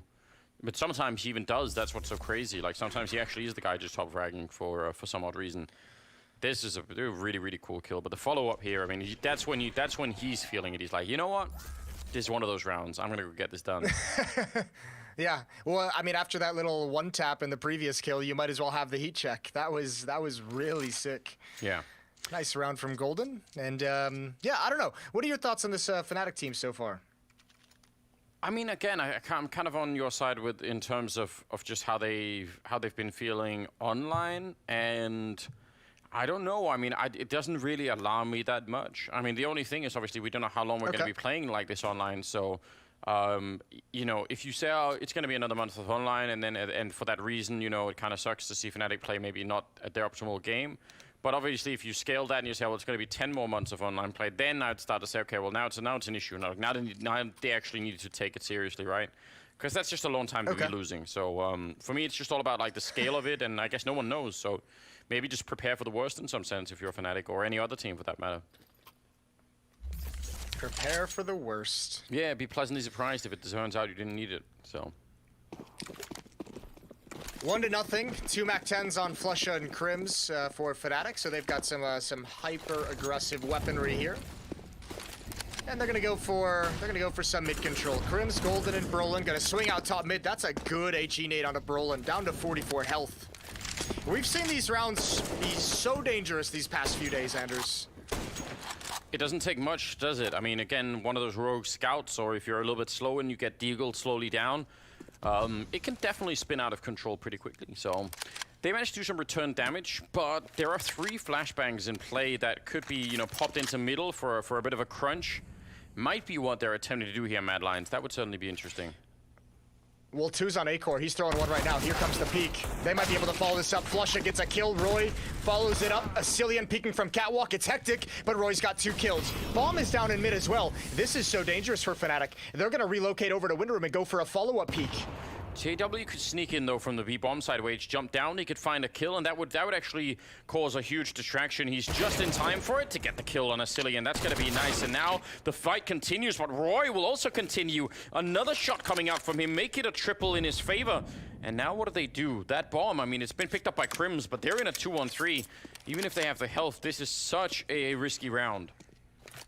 It's all on JW. The spacing of Roy and Acor has to be perfect. There's the glimpse. JW doesn't get the kill. Oh, and he's so aggressive. He finds one, Crims with another, and he's got in a one-on-one. Bomb is going to get planted inside the site. Crims with an AK, Acor with the Galil. Yep, but let's see what he could do. All he needs is a strong headshot to begin with, and he can't find it. Crims will take him down. That is close. A little bit of a wake-up call for Fnatic. That was nearly Mad Lions completely turning the game around. He got the dink as well. Yeah. He got the dink onto Crims, just could not complete it. This is a very good eco round from Roy. 2 kills here to follow up, and you can see the flashbangs being bombed over mid that whole time. Acor was back at triple boxes, lobbing those over the wall. Really nice eco round for Mad Lions. Yeah, that was aggressive. Crims gets away with one there. Some Deagles in play this round, This but is another. Go on. Yeah, this is another round for mid control. Looks like for Mad Lions, like they wanted to pounce. This time they just don't have the flashbangs or the scout, so it should be an easy cleanup for Fnatic.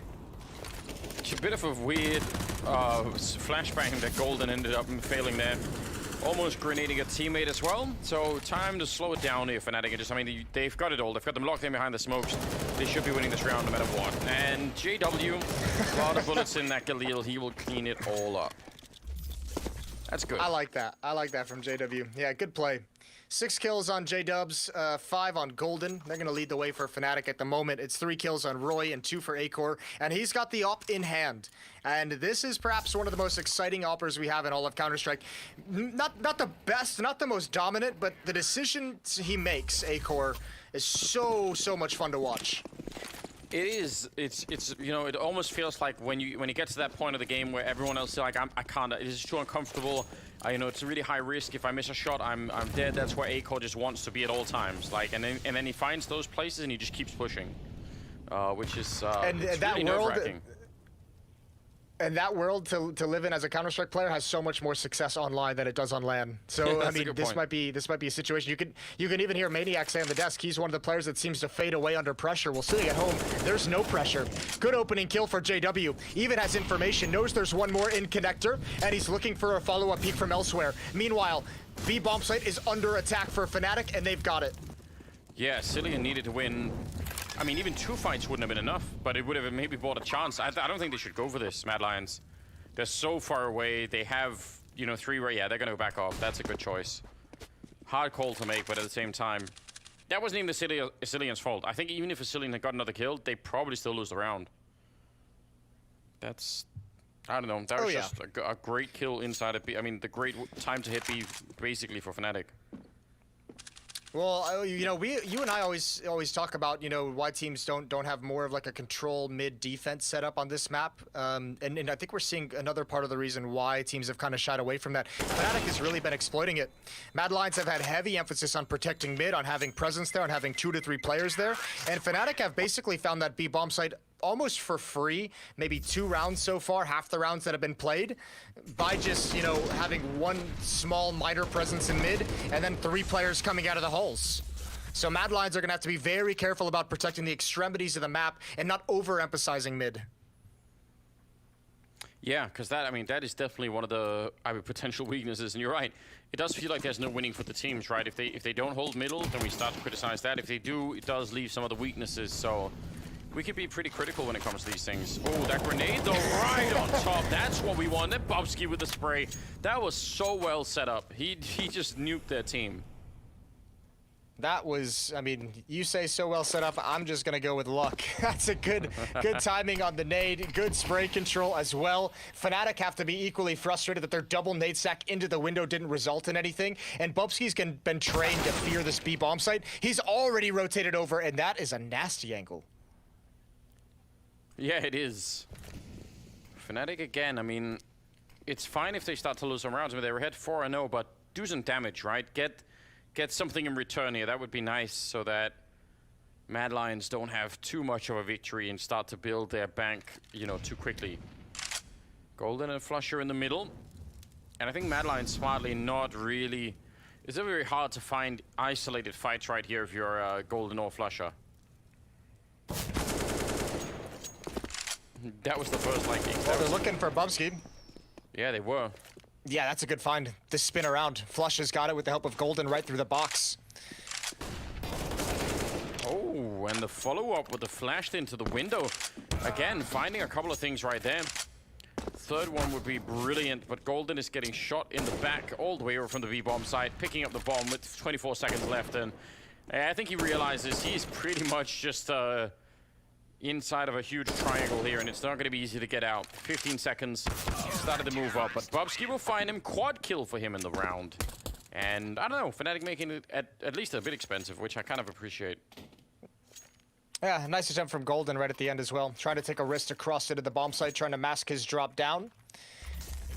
But certainly that opening provided by Bubsky. 3 kills in the round. These two with the spam through the smoke. And we see players attempt that quite frequently. Very rarely do we see it result in a double kill in that fashion. Yeah, you're right. It does seem like a lot of grenades. I wonder if anyone has stats on it. How many are thrown and how many actually do anything up to that top mid corner there. There's Acorn, not even afraid of still sticking around there, smoking off the underpass. He's got some teammates in connector, but yeah, he's kind of stuck for the minute. We'll see if he can find a way out. He can't. Crims will just take him down. Heads up play through the underpass. Yeah, pretty safe way for Crims to help clear out that angle, or maybe force Acorn into a decision he didn't quite want to make. Fnatic is running out of nades down the stretch, though. 2 flashes, a Molotov, and a smoke, and Flush has got 14 health. So at least the aggression from Acor has flushed out a lot of that, and every smoke counts. So Golden better use this for something. Bomb is still way, way far back at the entrance to the B tunnels. JW sneaking in like that. Wants that smoke to fade, but somehow Roy is able to see him just a bit earlier. And that's a big giveaway. No chance for a reply there for Golden. He's going to go down to Bubsky, who was just in the window for a second. Crims hoping to see someone over him. And that smoke fades. I think he might have the edge against Asilian, but that still might not be enough. This is a 2-on-4, and no, it goes the other way. Asilian will take him down, and now Mad Lions are really swinging back in this game in a big way. Fnatic are also out of money. Oh yeah, they're starting to heat up now. Yeah, they're going to be dead broke after this. Flusher with exactly $0. Same with JW and Golden. Roy has an easy cleanup, and Mad Lions with their second round on the board, and they're able to salvage the AWP for Acor. Yeah, this is the beginning of a decent sized comeback. It's not even the fact that they've just won the 2 rounds, the fact that, you know, they save how many, 3 rifles in the first one they win, 4 rifles in this round for Mad Lions, so, you know, that's going to give them some money to work with. And then Fnatic also running out of money and not getting the bomb plants. So a couple of different swings there going in favor of Mad Lions.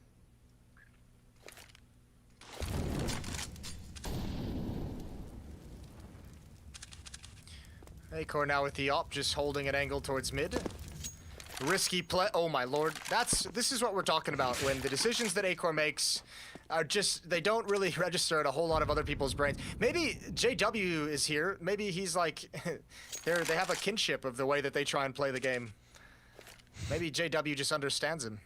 Like, I respect that. You're also mentally ill, so just appreciate that.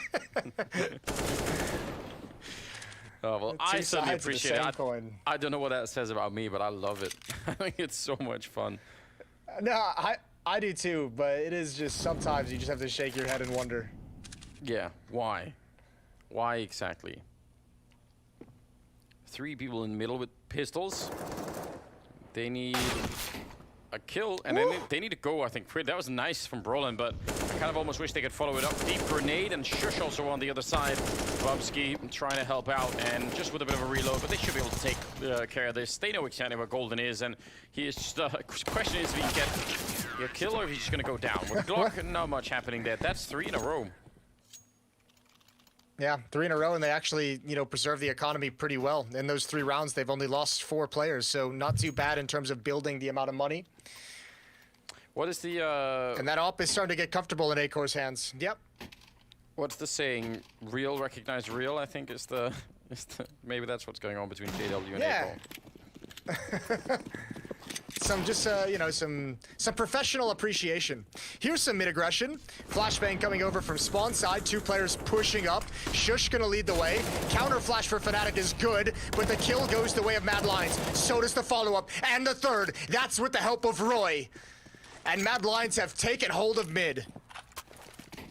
It's been a while since I've seen a CT side actually successfully win middle, but this is a 4th round, I think, where in some fashion, maybe not always this aggressively, but Mad Lions are actually coming out on top of the mid fight. So Fnatic may have to, at some point, say, maybe we just don't put so much emphasis on it. They don't have to do it. I mean, you could do something else. You could just keep an eye on middle for a while, and especially if Mad Lions keep pushing, maybe you just, fish for them a little bit and hang out and see if they're going to be walking into your crosshair. But this is so expensive. 2 versus 4.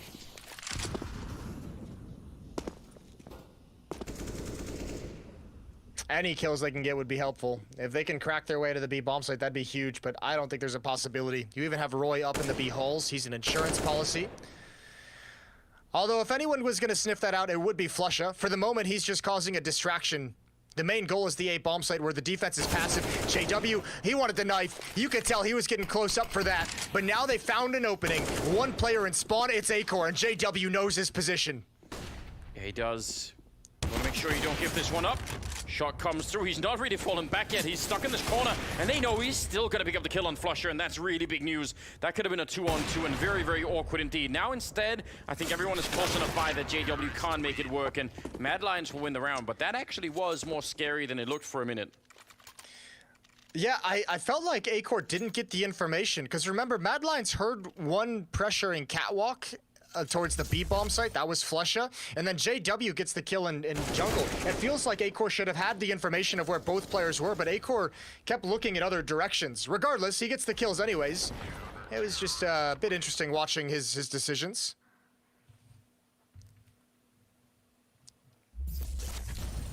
Well, that's a 4-round comeback, and again, Fnatic, I mean, more rounds with no bomb plants, more rounds where they lose the middle. And it's happening again. Acor with the, I mean, they don't have the Eagles, but still, I would at this point, I would love to see them do something that isn't that mid fight. Maybe use the fact that Mad Lions have 2 or 3 people in the middle. Yeah, no, well now you get the chess game, right? If you're Fnatic and you want to call something different, and Mad Lions can just say, all right, we've had success in mid, let's maybe, you can still bust out some aggression towards Palace. Acor actually has a pretty decent spawn. Acor and Roy could actually hustle over. Yeah, you're right. Was that Asilian doing a little golf clap? Maybe a little shout out to Hiko? If you remember. Because the old school Hiko golf clap? Yeah. Yeah. I mean, yeah. Yeah, we'll give it to Hiko. It's been a while. Brolin takes some damage. It has been a while. It's been a minute. Acor with the nice pick, and there it is. There's that switch up. Instead of mid, this time it's towards A ramp. That's gotta feel. I'd be really annoyed at this point, right? Because that's, again, you haven't been losing that mid fight, so you try and at least go somewhere else, and you run into the people who were previously in middle. Still, Roy's in there. Yeah. He does love playing that position. I mean, Fnatic, especially JW, should be well-versed in the mobility on Mirage with an AWP. He's going to know all of these kinds of plays, and it's just good to see Mad Lions using the AWP as you should. Mobile, starting it out, opening up rounds with it in different positions each time. And you can see, even now, it's being shifted to the B bomb site. It's rotated all the way over on Acor. And that will allow them, if they'd like to actually rotate Asilian away from the B bomb site. Yeah. And this is just typical Danish Counter-Strike as well. Sorry, they're look at how they're just playing passively towards the A bomb site. When this set piece and this hit comes in, Mad Lions is already committed to the retake. They don't need to actually try and defend the bomb site itself. Yeah, what they'd love is to, snipe someone away, get another kill on someone, or do some damage as they're trying to put the bomb down. But you're absolutely right. Retake is definitely on if that's what it comes down to. 28 seconds. Smoke to buy some more time. Nice kill from Flusher. It looked like he was strafing and shooting at the same time and taking down Roy. But look at Shush. He's actually moved all the way in there. He's no longer thinking about the retake. He's in top of the smoke that he himself put down, and he gets killed inside of it. Now the bomb is being planted. Bubsky trying to stop it, but not successfully so. And there is a flank from Brolin. I think this round has fallen apart here. Fnatic might have just found the key. There's Brolan coming in with a long range flank there, and now it's going to be just a 1 versus 3. Bobski fighting all over the place and eventually gets taken down. That's a strange defense. We're looking at the way that they're set up and already prepared for retake, already prepared to just kind of sit back, let it happen, maybe get 1 kill on the entrance, and then collectively Mad Lions decided to go against that, but not as a team. This fight here, Roy overextended, not playing for a retake. That's way too aggressive. That's Shush trying to make up for Roy's death. And they just dropped the whole round. It crumbles from there. So we're all tied up at 5. Indeed we are. Oh, pushed into the A palace there, and A core in the middle. Again, this is just in the opening 10 seconds of the round, and Mad Lions have dropped 2 of the Fnatic players, and they should be able to win the round. Again, this is just a question now of playing it safely and getting trades, but Bobski behind the smoke. My God, Fnatic, I think they might be a little bit shocked at just how aggressive this is. I'm a bit shocked. Yeah, Bobski has no fear. He is not afraid of any of those pushes. Crims, you have to imagine what a disadvantage he's at. He goes down. Yeah. Mad Lions maintain a 1-round lead. That's fairly aggressive. I mean, it's aggressive. This is across the Fnatic's map, in some trouble. Yes, Fnatic is in some trouble in this round. They are in this half, I should say. The 4 rounds they won initially to start this half were based off the economic advantage of winning the pistol round. They've only won a single gun round. This is a 6-1 run for Mad Lions. Well, the odds don't really quite reflect it yet. Mad Lions still a little bit, you know, unfavored. I guess, I mean, 5 to 6 still a pretty good amount of rounds for Fnatic to have in the first half on T-side Mirage. Yes. So I guess that kind of does make sense, but I'd say it's pretty impressive what Mad Lions are doing at the moment. Maybe it'll change later on. Oh, no. Golden, oh no, that's grenade right on top. More Molotovs that they rain into. Bobski having a great time over here at the B bomb side. He'll get the triple kill, and they win the round in just a really short time. That might be the most impressively coordinated defense at the B-bomb site I've seen in a long time. There was no chance for success for Fnatic. They had a Molotov drop on them in the halls, they had 2 nades drop on them in the halls, and they had a Molotov on the ground when they jumped out of the window eventually. There was no chance for success there. Oh, let's go! Wow. We've got Danish fans, some guy with a UK flag as well. Some of them, I think, painted the Danish flag themselves. There's a lot to handle. Did she say yeah, the boys? She might have been doing that. I'm not gonna lie, I couldn't hear. Isn't that an Australian thing? We've got painted flags, we've got a British flag, we've got Australian chants. Yeah. I mean, we'll just take it all at this point in time. Those people looked crazy, but it was the right kind of crazy. Much appreciate the fan cams. Keep it coming, guys. Definitely, you know, it'll really help us.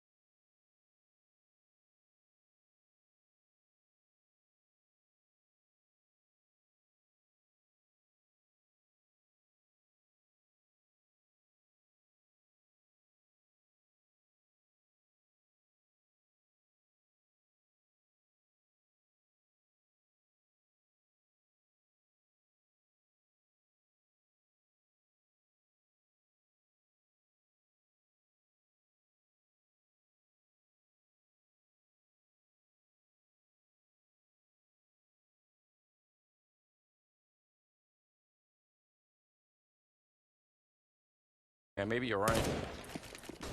You have to think, I mean, there was one, maybe 2 rounds in that first half that were just taken away from Mad Lions, just snatched right out of their hands.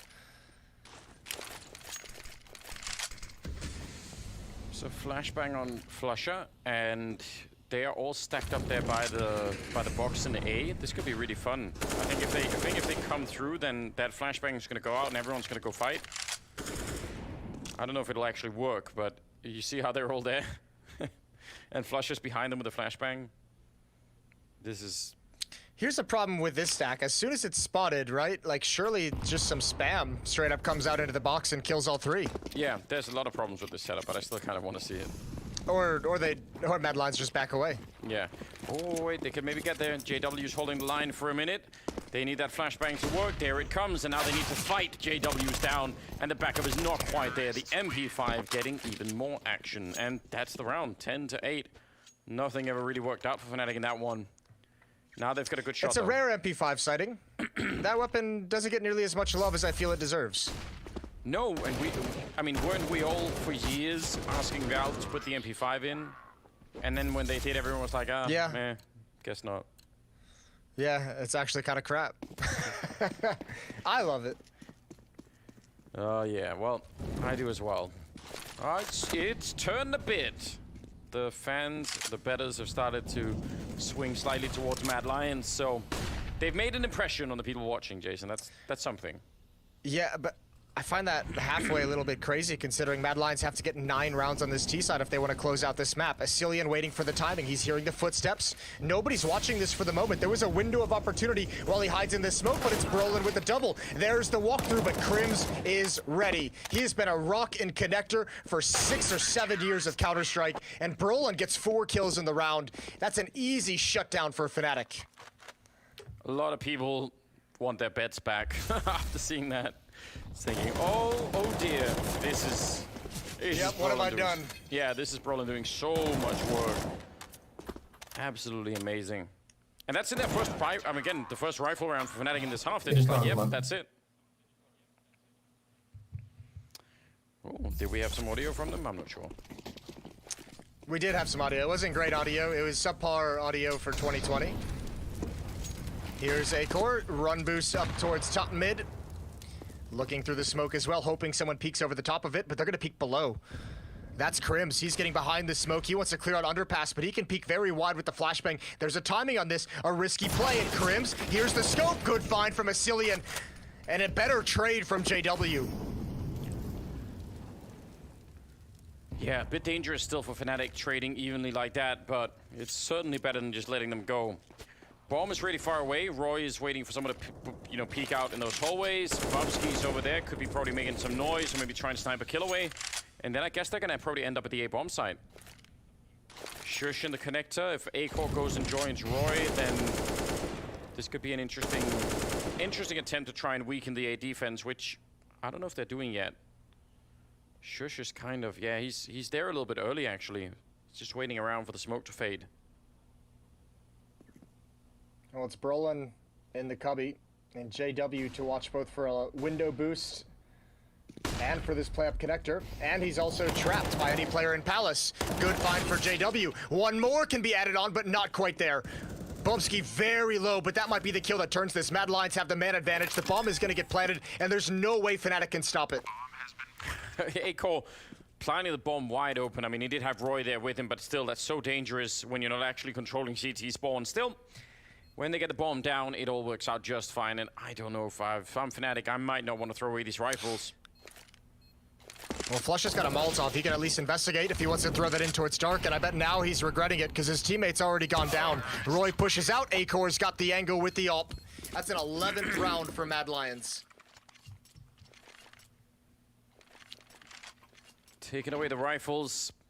And, I mean, that was a nice slowdown after the initial fight in middle. All they needed was that one victory towards jungle. And I guess they also took down, who was in the cubby? Was that Brolin? He didn't really have a chance either. Yes. Back to pistols now. No chance at all. Yeah, that's the toughest part. These gun round save combinations are pretty brutal. and not really a whole lot to fight with. No scouts picked up this time as well, so you don't have any of that long-range weaponry to at least maybe damage a couple players to get the multi-kills easier. So this will all be another chance for Fnatic to have a miraculous round with the pistols, like Golden delivered earlier. I mean, that would be a classic Fnatic type setup, wouldn't it, if they were able to just pull out a round out of nowhere. It's kind of what we love to see, but not so much Mad Lions, I'm guessing. I mean, if they win this round, they go up 12-9, then Fnatic hit buy again, and then they actually have to make that round work, or the ground beneath them just becomes really, really shaky. Decent grenade. Slow approach. I mean, for how crazy Mad Lions were playing on the CT side, their T side's actually been pretty sane. Yeah, they ride a really fine line between, like, you know, the structure and the fundamentals of Danish Counter-Strike championed by Astralis, and also the insanity of you know, deathmatch and craziness, you know, provided by Fnatic in the past. It does feel like, you know, Mad Lions, at least, you know, this core of it almost feels like if you took like a younger Astralis and gave them crazy pills. That's it's not completely wrong. No, they do, especially on that CT side, they like to get a little bit mental. Ascillion controlling Catwalk for the moment, looking for any flank. Maybe wants to go take the AK-47 away from Brolin, but he's booked it. He's all the way on the other side of the map already, so Fnatic will at least have that AK for the next round. They can pass over to probably Crims. Speaking of Crims, looking for a 1D because they jump past. Oh, he's doing damage, but the reload was too much to handle. And they'll lose a couple of more players. Brolin has got the AK, and he will be just fine with that. Bubsky will add another triple kill to his list. He is up at 31 kills in just 21 rounds. What in God's name is going on, Jason? He's playing like he's back at home, comfortable in his own bedroom, drinking a Diet Coke. 3-round lead for Mad Lions. Oh, yeah. There's nothing like running into the online super pros. Here we go. Bubsky gonna now pressure towards the B-bomb site, jumping in past the Molotov, or at least he thought it would be past, but he gives up that when Golden drops the fire at his feet. Oh, wow. That's so much damage from the grenade. Tags up Bubsky. So far, that hasn't put a slowdown in there. He's going to keep going. Golden will shoot him in the face, and that will absolutely slow him down. Smoke to put out the Molotov, but Golden still dies. And if they lose Flusher here, and they will, A-Core coming up close, leading the charge in from Catwalk. That's a huge problem. Crim's going down. They need to stop trying to do this. They need to fall back, Fnatic. That was a quick knockout to the B-bomb side. 2 kills is all they needed.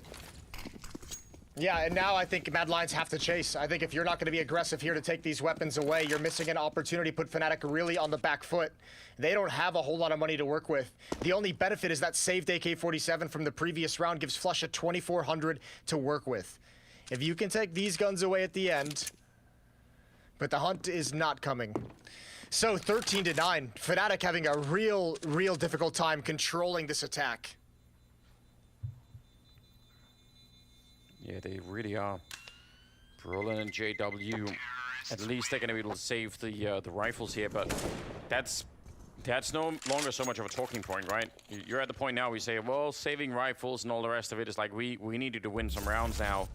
It's been a bit of a streak going on here for Mad Lions. Yeah, once they get that kill on Golden, Flusher is in a lot of trouble.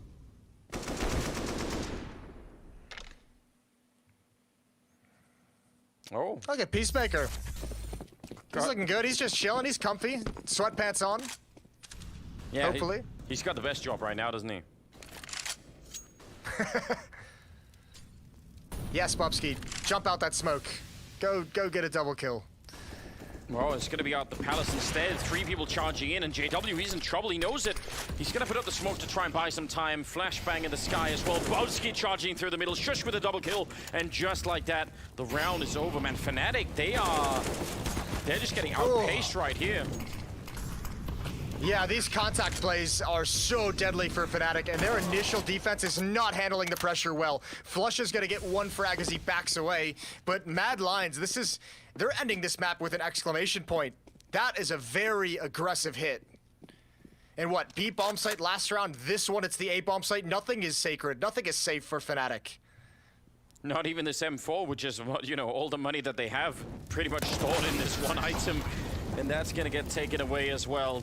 They were out hunting immediately. They knew exactly where he was. 14-9, all of the bank gone for Fnatic. Round loss bonus has started to kick up, but still, what a ridiculous performance here. That's them winning 4 rounds in a row. They've only lost a single round here on the second half, Mad Lions. And again, 33-12 for Bubsky. He's completely lost his mind. Yeah, he's, what, 14 kills above Roy, who's also second in the server with 19. Bubsky's just destroying Fnatic at the moment. This is an incredible effort. We said to keep our eyes out for him. I still don't think either of us expected a 33 kill performance going into round 24. This is fantastic stuff. And I mean, the nice thing is too, he's obviously the powerhouse, the main point of the attack, but they're doing a good job of like adding some lurks, adding some second facets to these attacks. You could see the previous round, the contact play out of Palace, but one player in middle lurking through that connector smoke to backstab as well. So this is just very confusing and very tough for Fnatic to deal with, especially if they can't win the first fight. They've gone halfway there, Fnatic, wanting to try and see if they can make it work. I mean, I don't know. I almost feel like they should have just forced in this round. I know they wouldn't have had nearly everything. It would have been kind of scrappy, but this way, you're you're increasing the odds that it'll be 15-9, and then you have to try and fight your way back with, like, you know, 6 rounds in a row into splitting the points, not into overtime. But I don't know. Oh, turning the corner. That CZ takes so long to come out in Golden. There's no deagle magic this time. He's shut down. And again, once the call is made, it is so fast and so aggressive for Mad Lions. That's very cool. Into the B bomb site we go. Krims is going to go down, shot to the face, and 15-9, a 6-round lead for Mad Lions, and 6 chances to close out the map. Wow, this is I don't know what I'm pretty sure I picked Fnatic to win this one. I picked Mad Lions. You picked Mad Lions? Maybe I might have actually picked Mad Lions too. Oh, I see how it changes. So quick. Well, we have a graphics of it, so you know, I could bribe someone to change it, but I just, you know, I'm not feeling it. Looking it up right now. You indeed picked Mad Lions, but I don't think it really counts if you didn't remember.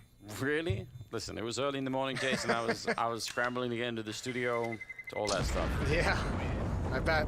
No one goes down on the Mad Lions side, and as you pointed out, 15-9. This is amazing. I don't know what to say.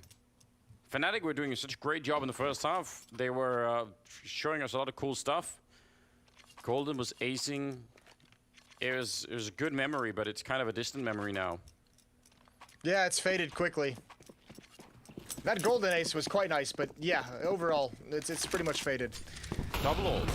Ooh, almost with a pick. That was a good attempt for Acor. Yeah, nice little trick.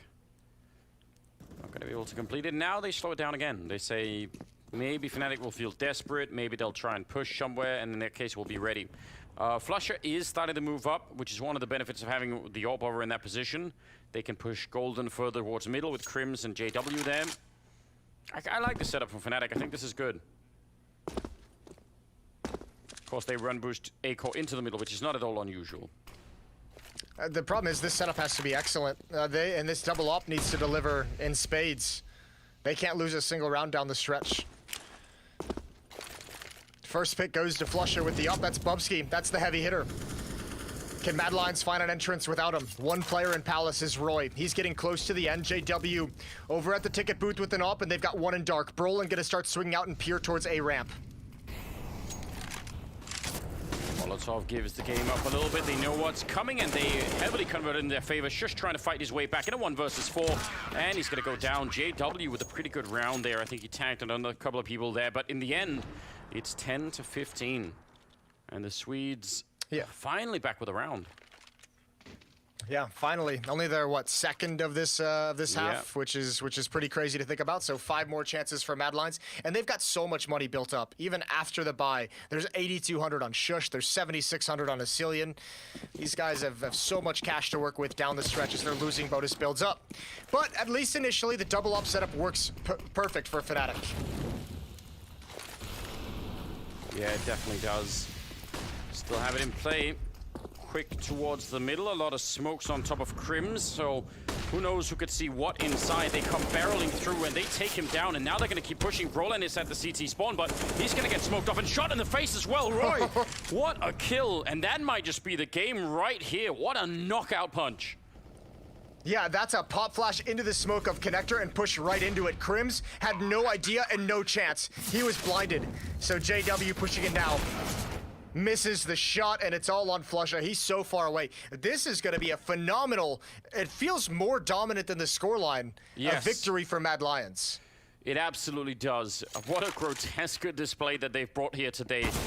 Bubsky currently at 34 kills, and that is how it ends in just 26 rounds. A beautiful game from him, and a very, very just powerful display from Mad Lions. That was really exciting. Yeah, that was good stuff, and that's the Mad Lions we've come to know and love. We've mentioned them so much. This is a team that feels like they've been on the rise for some time now. Everyone is just poised and waiting for them to break into the top 10, and they've got to be getting so close. Yeah, they're getting there all the time. Great team to follow right now. We'll go to break, and then we'll be right back, so stay tuned. There's more coming.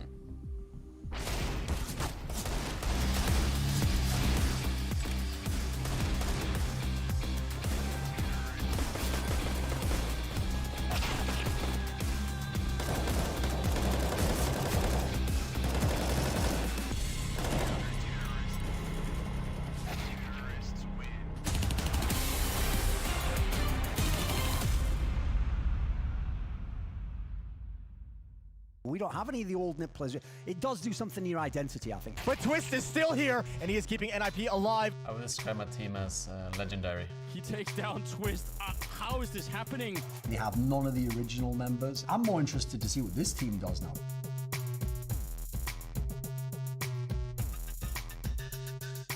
So for Ninjas in Pajamas, I think the one word I would pick to describe them or summarize what they're going to be would be rebirth. 5 rounds now for the NIP defense.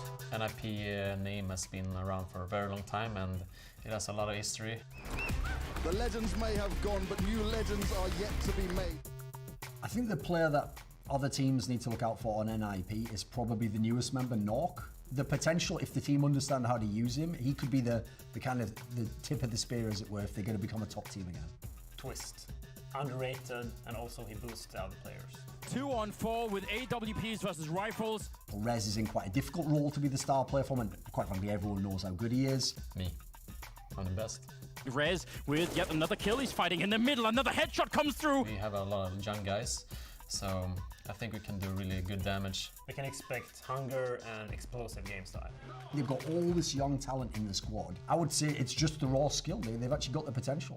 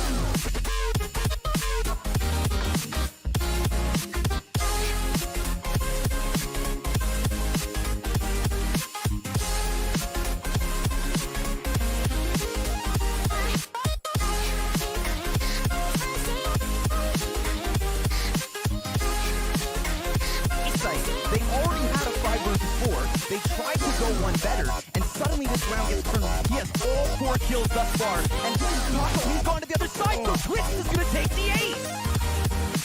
Oh my god, the defuse.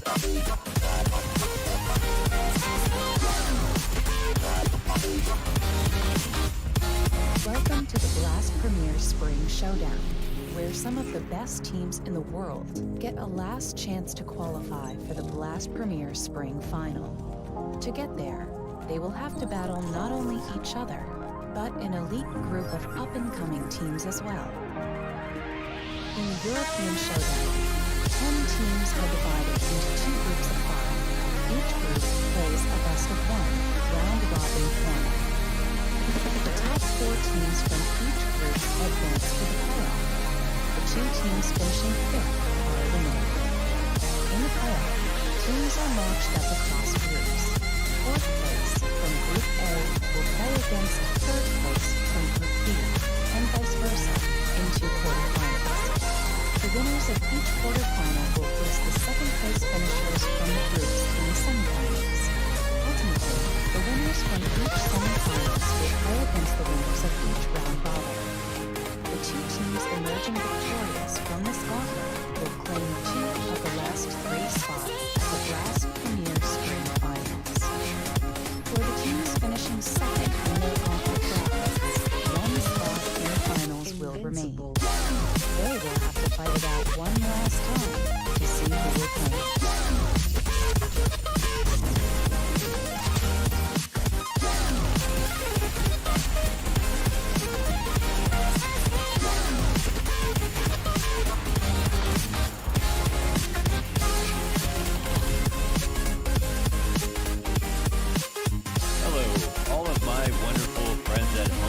Astralis versus Saw, and a lot of questions about how Saw will play as was brought up on the desk. It's a team we don't know as much about as we do about Astralis, even though Astralis are nearly unrecognizable at this point with 2 stand-ins. There are big questions. We've got a tough map here on Train. In and of itself, it's not an easy map to play, and that might be an astute challenge for Saw, especially in their first match of the day. So Astralis, how are they going to play? In their match versus NIP, we had their 2 stand-ins combined for almost 15 kills. That's not enough. We know maybe Snappy would not be playing if Esatag was available to play. There's a bit of overlap there. There's some question marks. It's definitely Saw's time to pounce from that regard, and we're going to get right into it now. We've got Saw here on the T side, and as also what was brought up was that there are a lot of kind of heavyweight, older players here in the Portuguese scene from Saw, in Mutarus and Roman, and Astralis. Again, they've got a lot to figure out. So the setup right now for the CT side is Magisk holding down ladder, Dupree, sandwich player Yugi getting popped at Ivy, and that's actually going to activate the split immediately. I think they're going to cancel their plans, whatever they had in store to work on map control off of this kill, and start to work their way out. However, the bomb is now receding, moving into the box holes, thinking about going towards the B site. We've got a man here at the top of Ivy on top of all of this, and it feels like the options are wide open for Saw right now. Astralis don't seem to know for sure what's going to come their way, but it is a fake towards inside. They're actually pushing through ladder, and they're already crossing the E-box. Magisk is going to have a couple of very difficult pixel peek angle shots to be able to net a frag if possible, and Device back against the wall, USP in hand, and 2 players peeking will take him down, not allowing him to get a kill.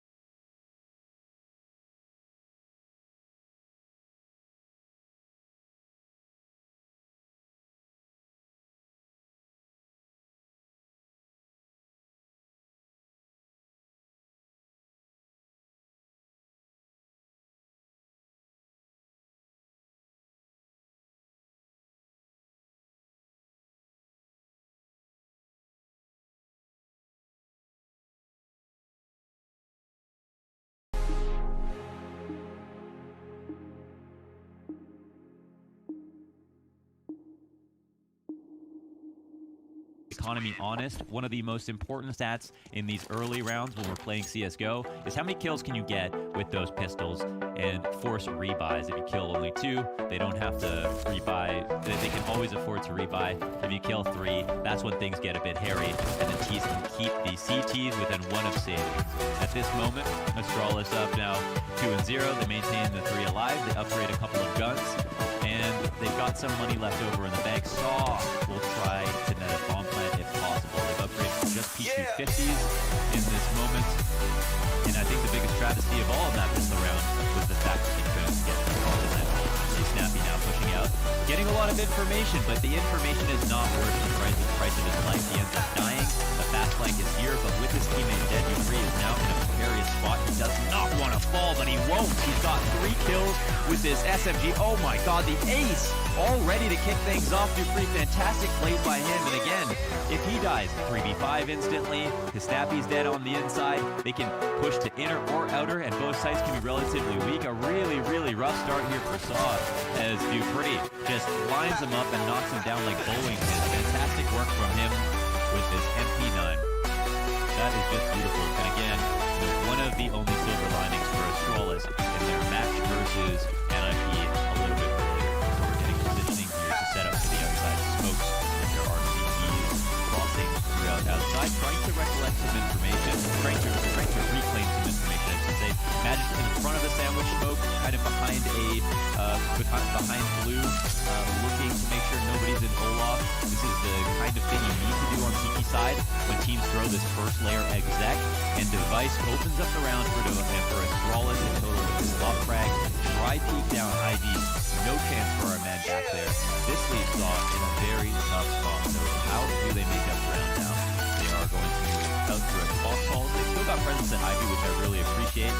Sometimes teams, when they get pinned down in a lead like this, they jump too quickly to trying to pull off lurks. In this case, it feels like Saw are looking quite composed and are still thinking about how to carefully approach map control.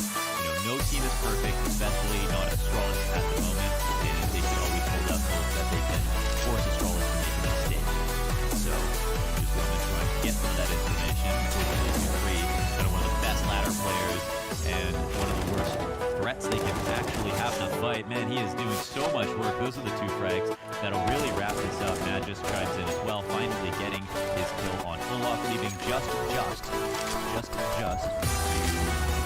this out for the seems like this time limited Device. Begins the round and ends it, Eagle kill to his name.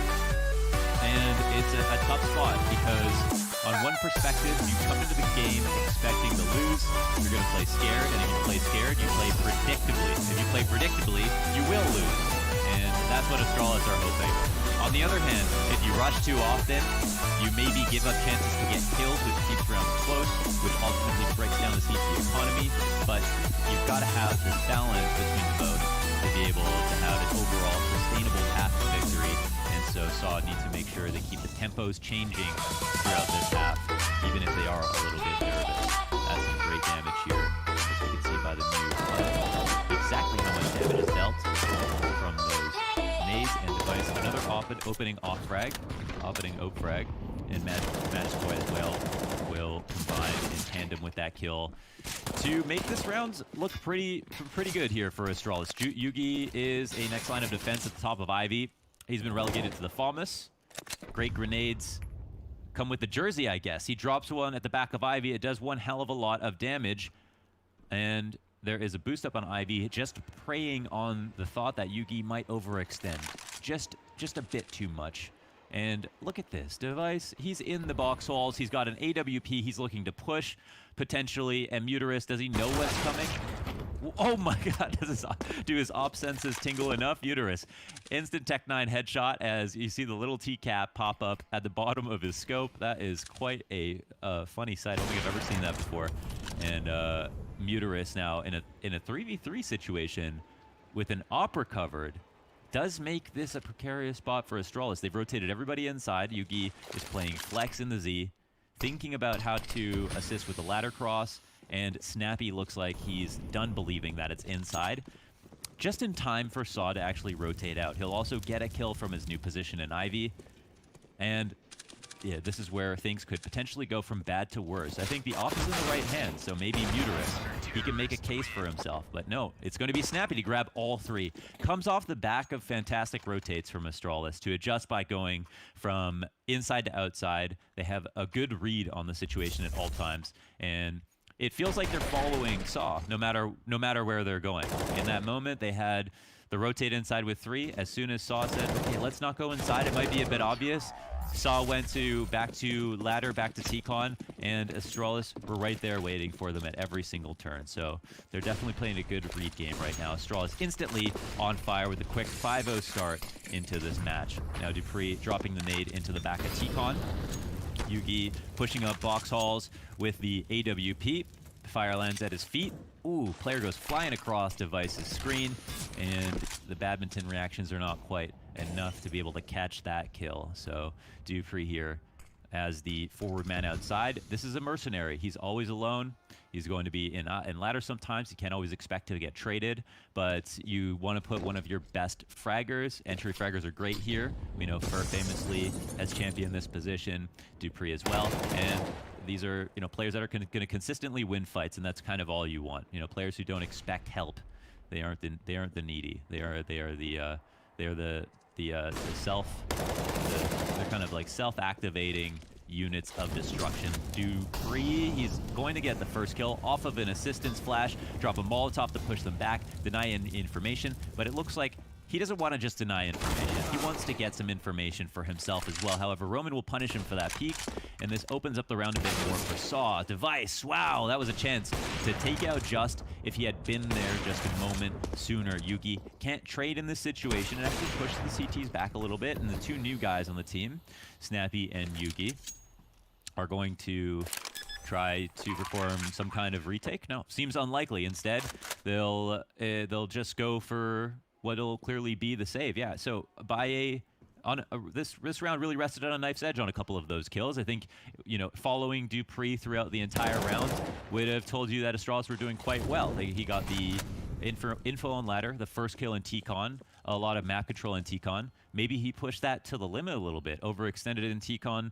to die. You know, maybe on another day he definitely hits that shot. It's hard to say.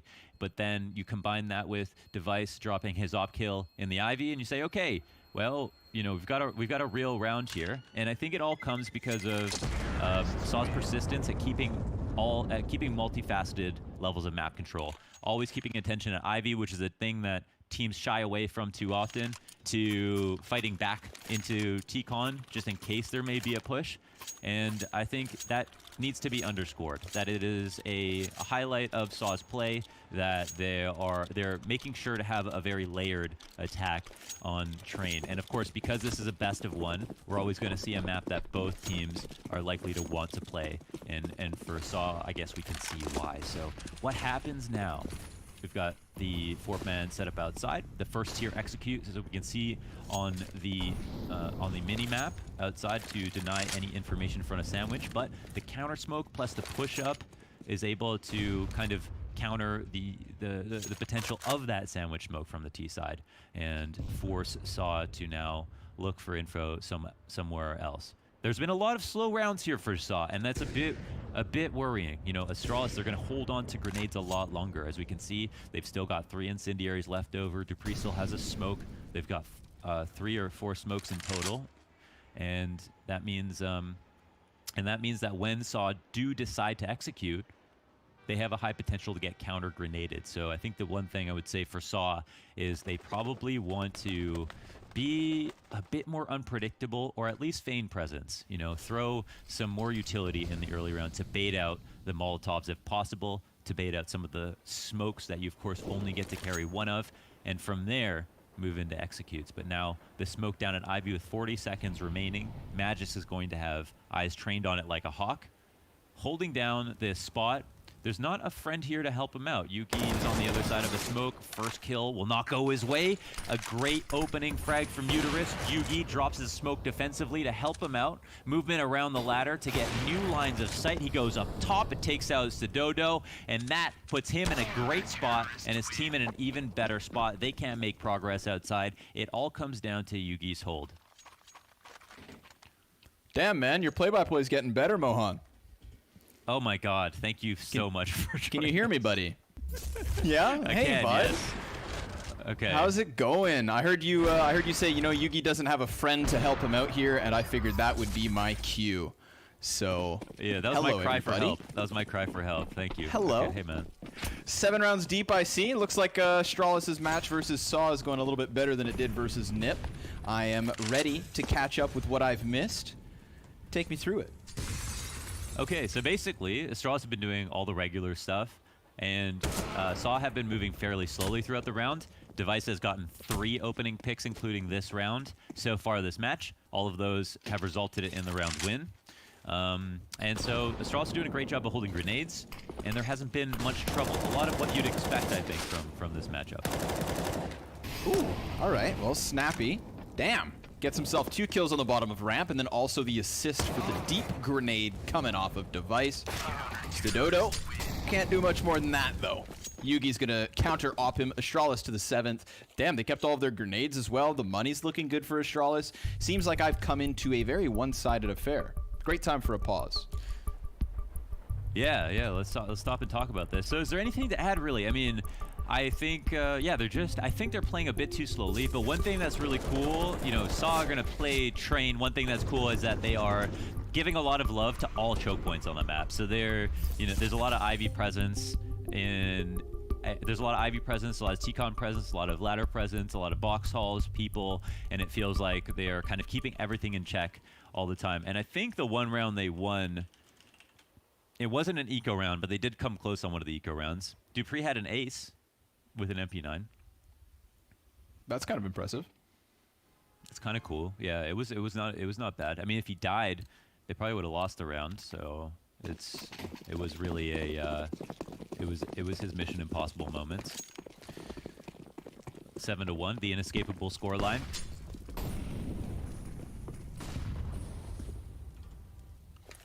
Back over towards B, it seems, but Device is posted. One of those 2 ops, right? Oh my God, he's just gonna burn inside of it. Oh, down to the 20 HP mark, but still able to fade back. I mean, that just screams to me he's hungry to find this opening pick. Arky's going to creep inwards. 1 body shot anywhere with that Desert Eagle is going to take Device down. So, I mean, this is a duel that never looks favorable until you've got this sort of a situation. Snappy, he's able to peel off 1. Device on the high ground, still looking to find a little bit of impact, but losing Snappy and being on 20 HP, he realizes he is in a really tough position. His rotators aren't necessarily that close just yet. Yugi trying to rattle off the op, but they've gotten their bomb plant. They're staying 4 alive. There's that M4 over on Roman as well. Now they decide to go for their peek, almost lining up the bodies. Device, he takes more damage, but he's still so low. Here's the peek up from Just. Tech9 down on 2. And Dupree has to clutch this. Smoke on top of the bomb. He could just drop the flashbang if he wants to serve as an insurance. Oh my God, he killed it. Oh my God, he actually won that. He was just a hair away from getting stabbed in the back. That is such a rough round to lose. They end up getting into the site, getting all the kills they need to. 2-on-1 situation. Lots of time left over. Dupree doesn't even trade anyone, just jumps on it. Oh my goodness. Dupree beats his chest. Sometimes he looks like Donkey Kong, and it was so funny. Theme music, actually, after they won a major. That's his favorite. I guess that's, oh, wow. It's the secret, perhaps. Arky and Just, bunch of kills over towards the B site, running that bomb down the ramp, already trying to get it in. And all the while, we have to worry about this lurk. It's gonna be a big issue. Out of Z, perhaps, could come Just. Device looking deep, trying to find this op shot to connect, but he's all on his own now. He's very wary of the flank and just walks away. Almost unfair what they are doing to Device right now. He takes to the high side of the train, looking for the deep angle, looking for the pick that could get him into this, but I think he's starting to realize this one is too far gone. He's just gonna have to give it up. He's so desperate for something, but they give him nothing. Playing with Device. Obviously a great move to rotate very quickly. Even if it's hurt to the back of ladder, there's not much Device can do there to guarantee the kill. One thing they do grab is the 4 frags and also drop the op in that closing moment. So it's a nice win for Device to be able to stand in the site as it explodes and just to shave off any little bit of economy that he can grab. But yeah, he gives it. Oh, here's some roaring fans. Yo, this is the ultimate Zoom call right here. I love this. Look at them go. Bunch of Zoomers, just as loud as they were in Portugal last time we stopped by. I am not surprised to see them showing up in full force. So Saw, I mean, do they have a chance? They won that round. It was a bit too close. They're doing a lot more of the same so far, but the trades are getting a bit better. So I would like to hold out some hope. I think based on what we've seen, there could be potential for a little bit of a closer half. That's a good opening kill for Marky, and the trade will come in. Snappy goes down 1 for 1, but Dupree immediately comes up the ladder. But Magix ends up getting killed. I mean, this flank, it's worth its weight in gold, but not if you don't have teammates to cause a distraction. And the bomb goes down middle. Site Muterus takes out Dupree. You said it. You said it perfectly. If you don't have those teammates to cause a distraction, it's not going to be as impactful. And you saw Dupree get checked just before he was going to stop the bomb planter by Muterus, who was moving forward, saw nothing ahead of him, figured why not check that flank. And sure enough, he sniffs out Dupree. That was going to hurt because this could have been Astralis stopping the bomb. It would have given Yugi a chance to play more individually, and maybe they claw into it. But hey, we're starting to see something happen here. Saw 2 rounds in a row, getting the score up to 8-3. It's still not their map, but it's better. Yeah, very well said. It's definitely better, and it comes down to, are Astralis going to continue to take these aggressive options early on and give them a chance to get into the round, or do they want to try to tighten things up and play the longer con situation? So I think that's what it comes down to for Astralis. But as for Saw, because they spread out in their default, look at the one-tap camera. It looks just like the Forest camera. It was almost the exact same fight, which is just wonderful. So, yeah, it comes down to how Astralis want to play. Are they going to push up again, or are they going to play back and let the round draw out into the 5v5? I feel like, from what we've seen from Astralis, now that Dad's not home, the way that Magis has been calling has been a lot more faster paced, maybe more on the aggressive side. Maybe that's to ease up a little bit and to allow the players to be more in a more comfortable space. And of course, limited practice time between the 5 that we're seeing on your screen. But I think, as far as I'm concerned, anything can work if they do it well. Here on this round, Yugi has an AWP, but everybody else has just the pistols to work with. And Saw still are just going to make sure that they aren't employing one of their aggressive options one more time. It's this exchange of information in the T-Con, as we're so used to seeing, and Muterus seems aware of that fact as well. Just waiting him out. Just playing it patient, and now he activates. Clearing Dupree up close and personal.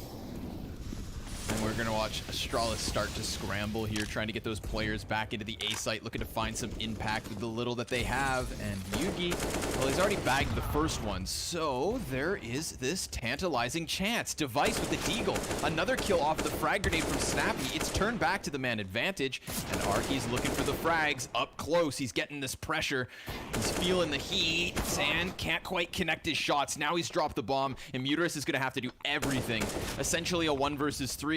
7 seconds left over. He has to go, and he knows. Wait a second. Yugi just jumps across, and the time comes back to bite him. Astralis win the round. My goodness, within just 1 bullet, he was so close. There's a couple of rounds here, including the pistol round, that you weren't fortunate enough to see, where it came down to such low HP. There was actually great entries once again, but yeah, just these last waning moments and an amazing deagle shot from Device to ice him out. We could see him jumping away. That is so crazy how close he got to being able to win that. Yeah, part of me can't believe that Yugi jumped over. I mean, he had two options. Either he stays into the close corner knowing that the last player is coming for him and just tries to hit the op shot at like the 1 second mark, or he guarantees that he can at least run away, but gives the chance of getting killed midair there. An unbelievable gull there from Yugi to make the play, but hell, it works. Astralis, 9 rounds, 6-point lead, back in control, so it seems. Full double op setup, but Arky solo. Oh no, there's a second next to him. That is the bomb. And it doesn't want to go downward, seeing as Device picks up the first kill. Maybe they were trying to bait the Z player into outside, and if they were going to spot no one there, they could have walked out. That could have potentially been the plays. They had some Ivy presence, but Device, yeah, they didn't have a reason to rotate, I guess, because Astralis were fine with their forward A control and weren't so concerned with what was going on in Ivy at all. More kills being exchanged here. Magisk able to pick one up through the side of the smoke, and Yugi, well, he's a little pressured in this situation. So good job by Device to come over and alleviate one of the problems, but just goes down. Roman answering up in the box halls. I mean, he's the bomb carrier at the end of the day. And he can make this clutch play if he wants, but there's a player beneath him. They've got all the info, and he doesn't really have a way out, no matter where he heads. Yeah, he's definitely, yeah, he's a cat in the corner at the moment, being painted in, and Device will stand in the same spot that he opened the round to close it out. So again, it's another easy round, you know, you'd say, for Astralis. The default wins. It's an aggressive, sneaky play from Saw that tries to work out. I think where they're missing a few layers is sometimes it's just striking a balance, as I talked about a little bit earlier, between going fast and doing things slow in their default. And I feel like Astralis, they're really gelling well with the fact that Saw are taking slight risks, but without any kind of serious potential for a fake, and Astralis are just not biting on any of the small bits of presence that they're making on other parts of the map. I feel like Saw, it would be great if they maybe committed a bit more seriously to some of their fakes, but that's a great shot. I mean, Device, yeah, he doesn't even stand a chance. Instant AK headshot down the ramp. Two players have rotated in behind them. Saw on these spots have decided to rocket back. They almost never act on their opening kill, and I think it looks like this time around they do commit down after a slight delay. Snappy, he's in a position to get a kill, but yeah, between the two flashes, he gets off. One from Dupree. Bombs drop. Really no chance at all here for Arky. Smoke's going to fade, and he's going to have that little bit of an element of surprise, but trade frag, as expected. Astralis to the 11th. I mean, one more to go, and Saw, they desperately want this fourth one. Nothing would mean more. Nothing would mean more. What is the buy? They've got enough money to buy all the Blast merch that you could dream of. Okay, over at shop.blast.tv. They could get every size and every color with the amount of money that they have. And I can't think of a better way to spend your money. Spend it all. Who needs savings when you've got swag? Roman, back in from the ladder room. Oh, he finds a back turned in Device. That's curious. You would have thought that Dupree could have had that covered from the trains. I mean, you see the grenade come in just a moment after, so they're going to be looking at a way to recuperate the kills. And Dupree in from the corner. Poor Muterus. He walks right by the smoke, goes unchecked, and immediately we have Astralis back in with a man advantage. Magisk looking to single out Just, but the Galil, of all things, bests the M4. He is lucky to be alive. They are lucky to be even 3v3, but they're also not committing off of anything just yet. Saw gonna go back at the bomb, take their time. They've got a minute. We saw they tried a walk down ramp contact play in the past when they were high on numbers. This would maybe be a better situation to try it. They know that number one, Device is dead, and he was a Z-Flex rotator, and they don't know if anybody else would try to refresh his position or be as static down the A ramp as we saw in the past. So it looks like they are taking their attention over towards the B site. We'll see where the focus is, if it's towards the lower ramp or towards upper. And it'll put a lot of pressure on Snappy, who's deciding to play passive. It looks like Astralis are going to concede the site if they do decide to come in and maybe play for retake. So probably a good move here from Saw. Back behind the oil tankard, Snappy pushing up, and they haven't seen this Roman, oh, he does look down, and he's going to get snappy. This is that man advantage they'd be hoping for. Yugi looking for the flashbang, looking for the exit, looking to create that space to move outwards, and he's not going to find it, so they swap the op over. This is going to open up Yugi. Let's see how his rifle work pans out. He has been impressing us, but he's off caught by Roman, peeking out for the headshot, leaving it all on Dupree. He's got nothing to lose here. He's got to play desperate. He's just going to sprint in as these terrorists undoubtedly take their 4th round. So, Saw doing enough of a T-side to help us believe in that defense. Damn. Giving it up just in order for them to have that grain of thought, that chance in CT side. Graças a Deus não nasci. Luís. Easy,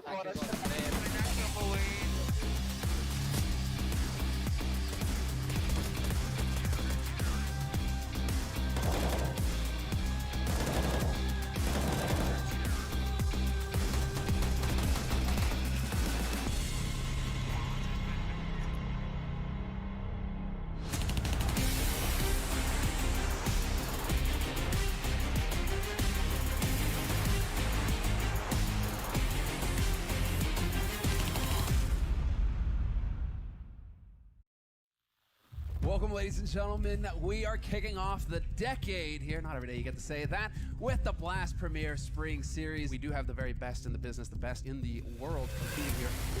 Just take initiative and we're gonna win, alright? Let's go. Okay, boys. Let's close this shit out. Let's go. Dun, dun, dun, dun, dun. That's a hell of a shot. Ooh, a second from the lead. 15 seconds on the clock, he turns around and the bomb goes out. Oh my god, the 180! Let's go! Another kill! This should, by all means, be absolutely impossible here for MIBR. This should be the end of the road here. Stewie, who is the easiest target? Cold. Oh, he does still have the AK Cold with everything to do, just popping noggins. He cleared 3 bodies and the 4th. Let's go!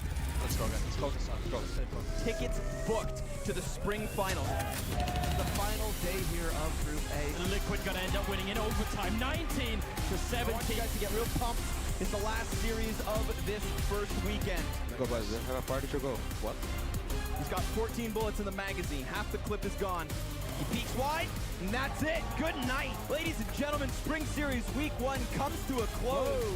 Higher seating and a fat stack of cash for FaZe Clan.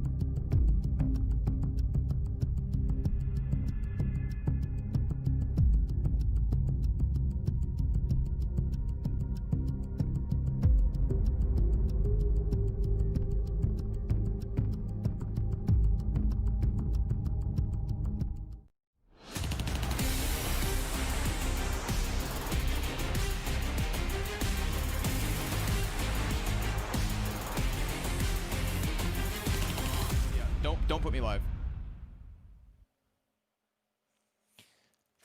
Hello, everybody. We are back with the second half. We've got an 11-4 half, a 19-kill half for Mr. Dupree. He has been fantastic today, and the only man from SAW just to get over 10 kills is just.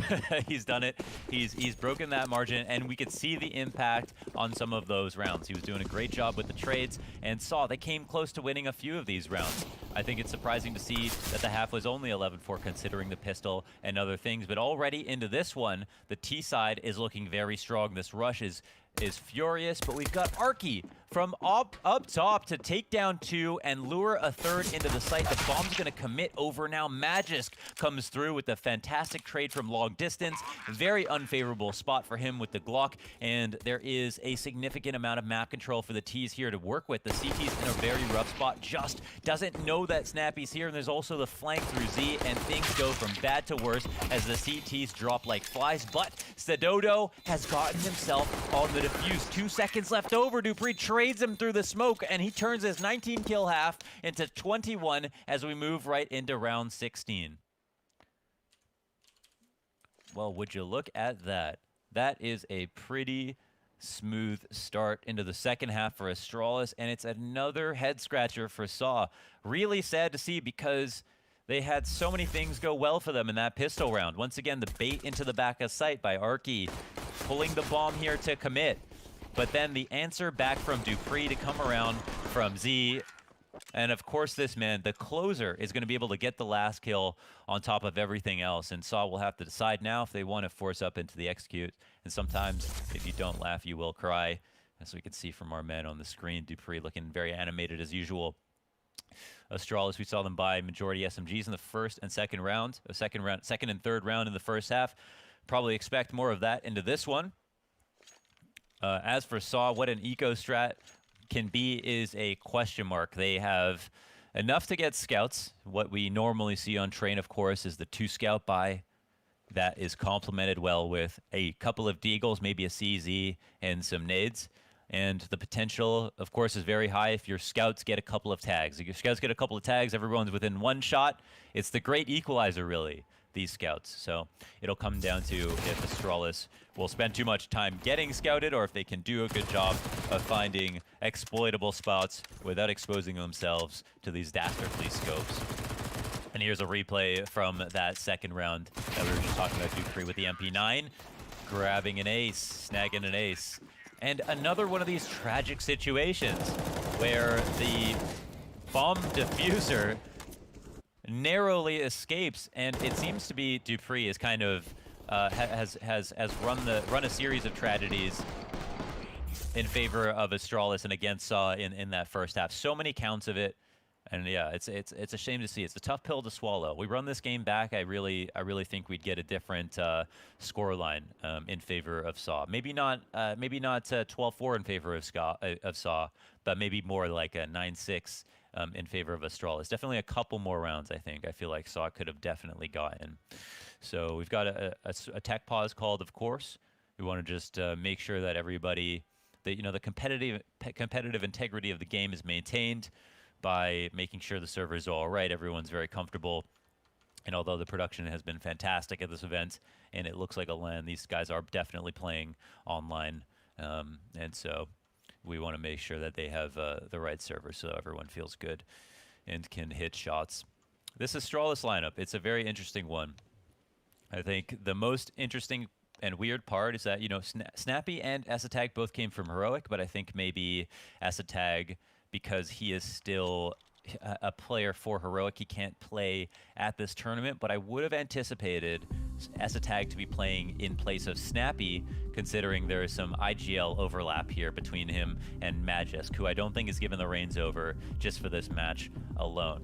Now we look at the blast scores of the team lineup as it stands. Of course, Tom Cruise with 92, 8 shy of an A+ grade, and pretty much everybody else is very consistent. And I think the real magic of Astralis is the fact that in most maps in their history, in their big wins, almost everybody has a 0.7 or better KPR, and I think that is the hardest part for any newcomers to try to fill the shoes of. To have an average of a 0.7 to 0.8 versus every top team, I think is the real difficulty. I think there is definitely in a conversation about how Astralis are ultimate tacticians and do a lot of great grenade damage. And we've got the who's winning the best zoom background. Well, I mean, we've got a guy upside down with the he's rotating.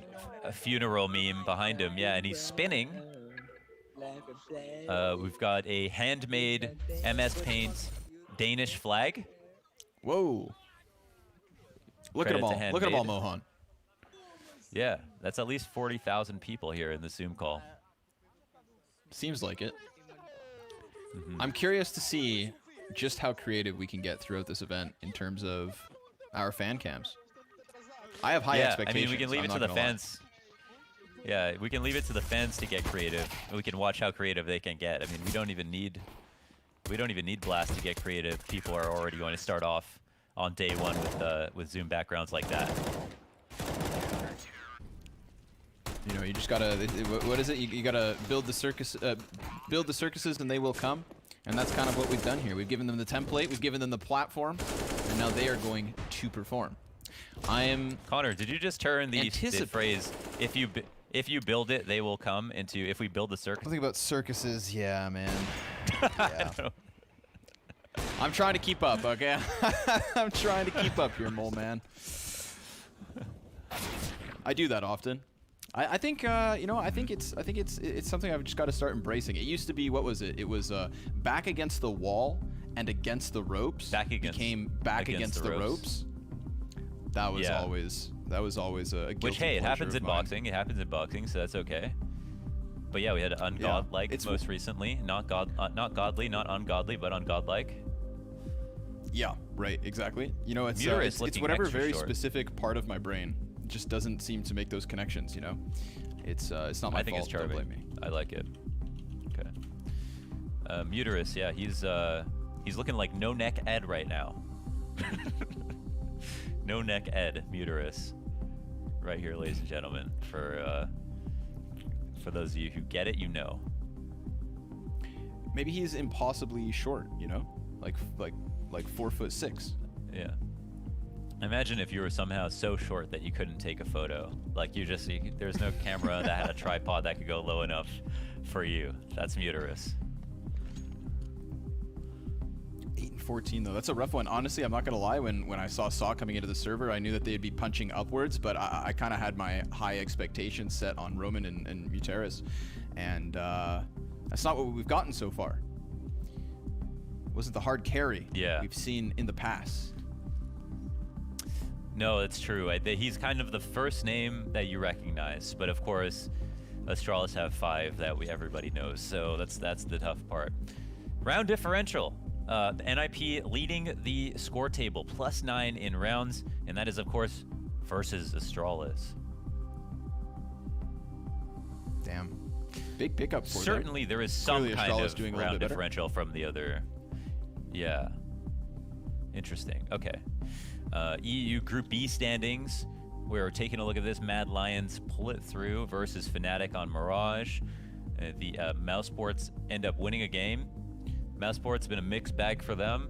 It's hard to say. I feel like the team couldn't even predict their matches at this point. The team themselves. Good to see Mousesports with a little sign of life, however. I'm not gonna lie. You know, it was things were turning to the dark side for Mousesports. So a victory is a victory. Now we can see his neck. Yeah, he has one. Yeah, I know he has one. He is definitely a little bit shorter, but not significantly shorter, like it was made to seem in the profile pictures. Like, there are tripods that are short enough for Muterus. I don't think he's too short to be able to take a photo of, like it was made to seem in the profile pictures earlier. I think it's fair to also have our Portuguese team down here in the 70s in terms of ratings. You know, it's not inflated just because they qualified for the main event.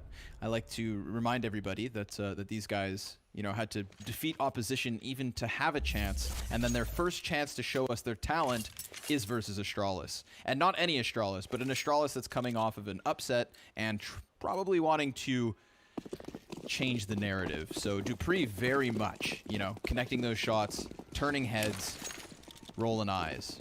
But right back into the action, folks, okay? Problem solved, and our game is underway. Astralis still very much in control, and SAW are just going to go for the absolute total hard save. They want as much of a chance in the few feeble gun rounds that they'll get. And I respect that. As do I, Connor. As do I. So yeah, they're. I'm actually also a little bit surprised that they didn't. I mean, we normally see teams buy in this spot, but yeah, best chance to win, I guess. Oh my gosh! And now, are they regretting that they didn't overinvest? Because the USP is to chime in on these kills. There's 3 left in the CTs. They're all in pretty decent spots. They are taking spots of damage here, and the smokes are maybe pushing them into their death. But yeah, they actually came so close after those first 2 kills. You're like, oh man, maybe we shouldn't have. Maybe we should have invested all the way. Maybe we should have got. We should have got armor, maybe a flashbang to even throw out to what was left there, because I mean Astralis, they didn't try to make it overly technical once they had lost those first couple of kills. They just continued on the same trajectory, they continued outwards on the same path, and well, you see it here at the end, just shooting the feet from beneath the train yard. So one flashbang comes out of Z, everybody's blind, maybe the counter terrorists are able to force them to scramble, but none of that made possible by just the straight up vanilla save. But the whole beauty of that round was, of course, to transition into this. Tons of weapons, tons of grenades, and yet still Snappy's able to open up towards this B bomb site. He just fires down the ramp, gets his opening pick, and unfortunately for SAW, I think that the idea of saving these guns is already way too tantalizing for them to try and go for the retake. But even everything they have may not be moved forward. Magisk still lurking and finding at least one more. Yeah, no, definitely not doing too bad in that position. So weird spot in the save. They are going to be hunted down. This could be quite a curious situation for the CTs, depending on how Astralis approach this. Down Ivy is probably what SAW want the most. So maybe, yeah, Stododo is going to chime in, get an off frag, and decentivize them from going on the hunt. They'll have to eat tomorrow, not tonight. Not tonight.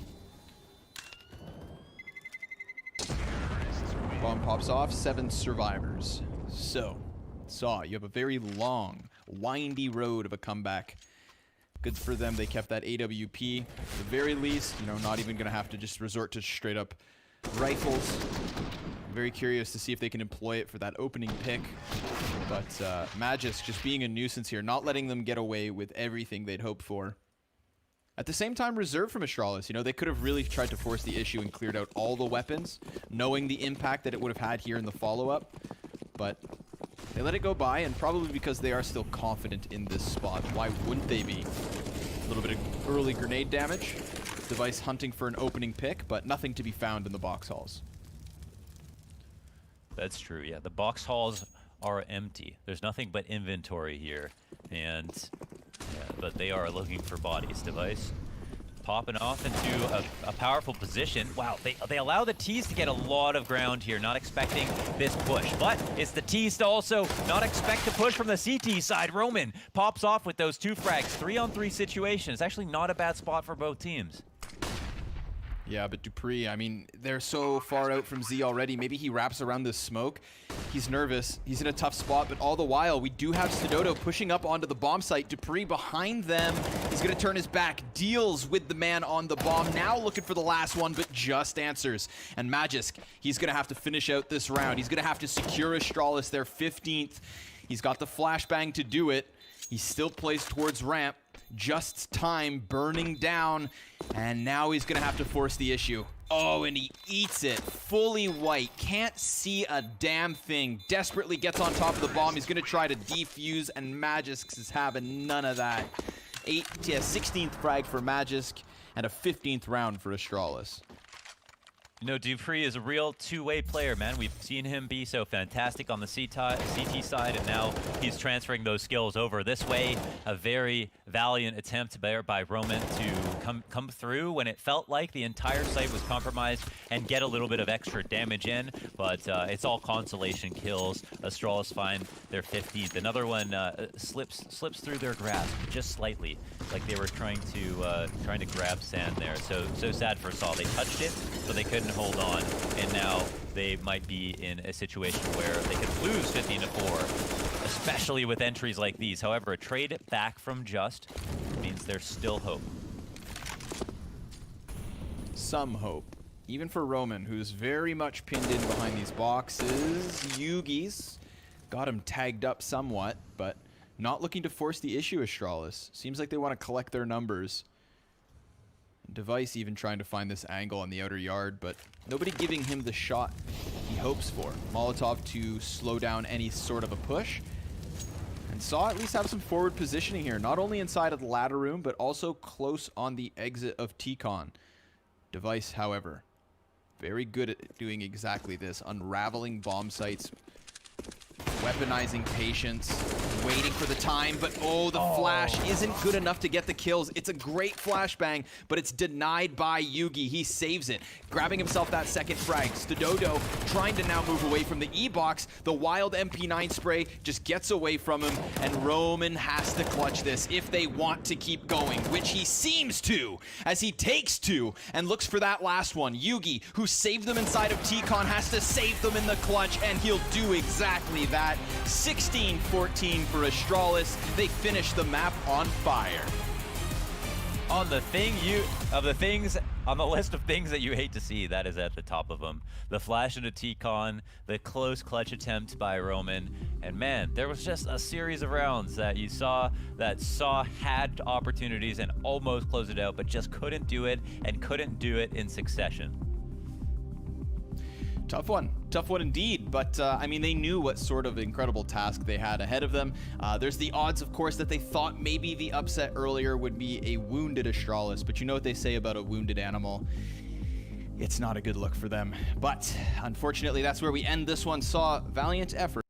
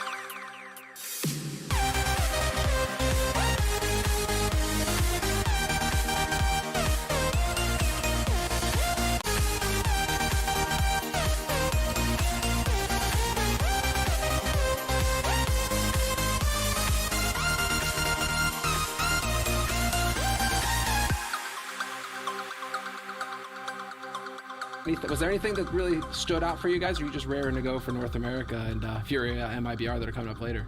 Might be an important performance from Nip, but I'll keep an eye on for that. I'll keep an eye on for NIP and see how they perform in the rest of this showdown. I think for me, I would say that Ents actually, listen, I picked him to win the game, but even so, I was quite kind of comforted by some of the things I saw in their play. Like, I do see some potential there. They look like they're getting a lot more of the players on the server, as opposed to the disastrous 6 to 9 months they had previously. And then over in Group B, I mean, listen, it's still very early days, but that's exactly the sort of Mad Lions we want to see building upon what they were able to do at Flashpoint, but weren't able to do elsewhere since then. So I hope we can actually see a really strong Mad Lions, and then we'll know if the Mouse Sport, the Fanatics of the world, if they can only join them and get out of the group, if they're actually quality sides. Yeah, so guys, we are going to be setting ourselves up for a little bit of a break as well before we get into our second round of matches. And that's how it's going to play out here at Blast Premier day to day, is that we'll have the EU matches throughout the afternoon here on the CE time, and then we'll be moving into the North American matches later on in the evening, early in the morning if you're in North America. So that's, I think, unless we have anything to add, I think it's a good place to go ahead and call for a little break before we move into our match. We should be back in about 45 minutes time. So 45 minutes time, and we'll be back with our second series of matches.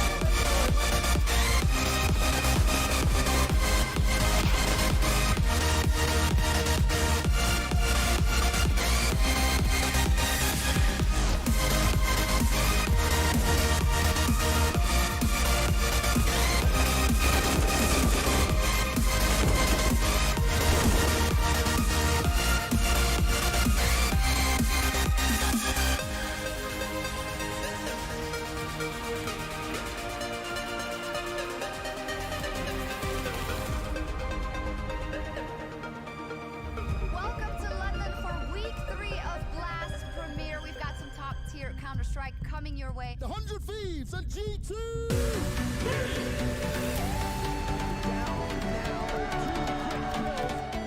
They should not lose this game right now. This is not a team that yet has the pedigree to win. It is Valentine's Day, guys. It happens under the desk, stays on the desk.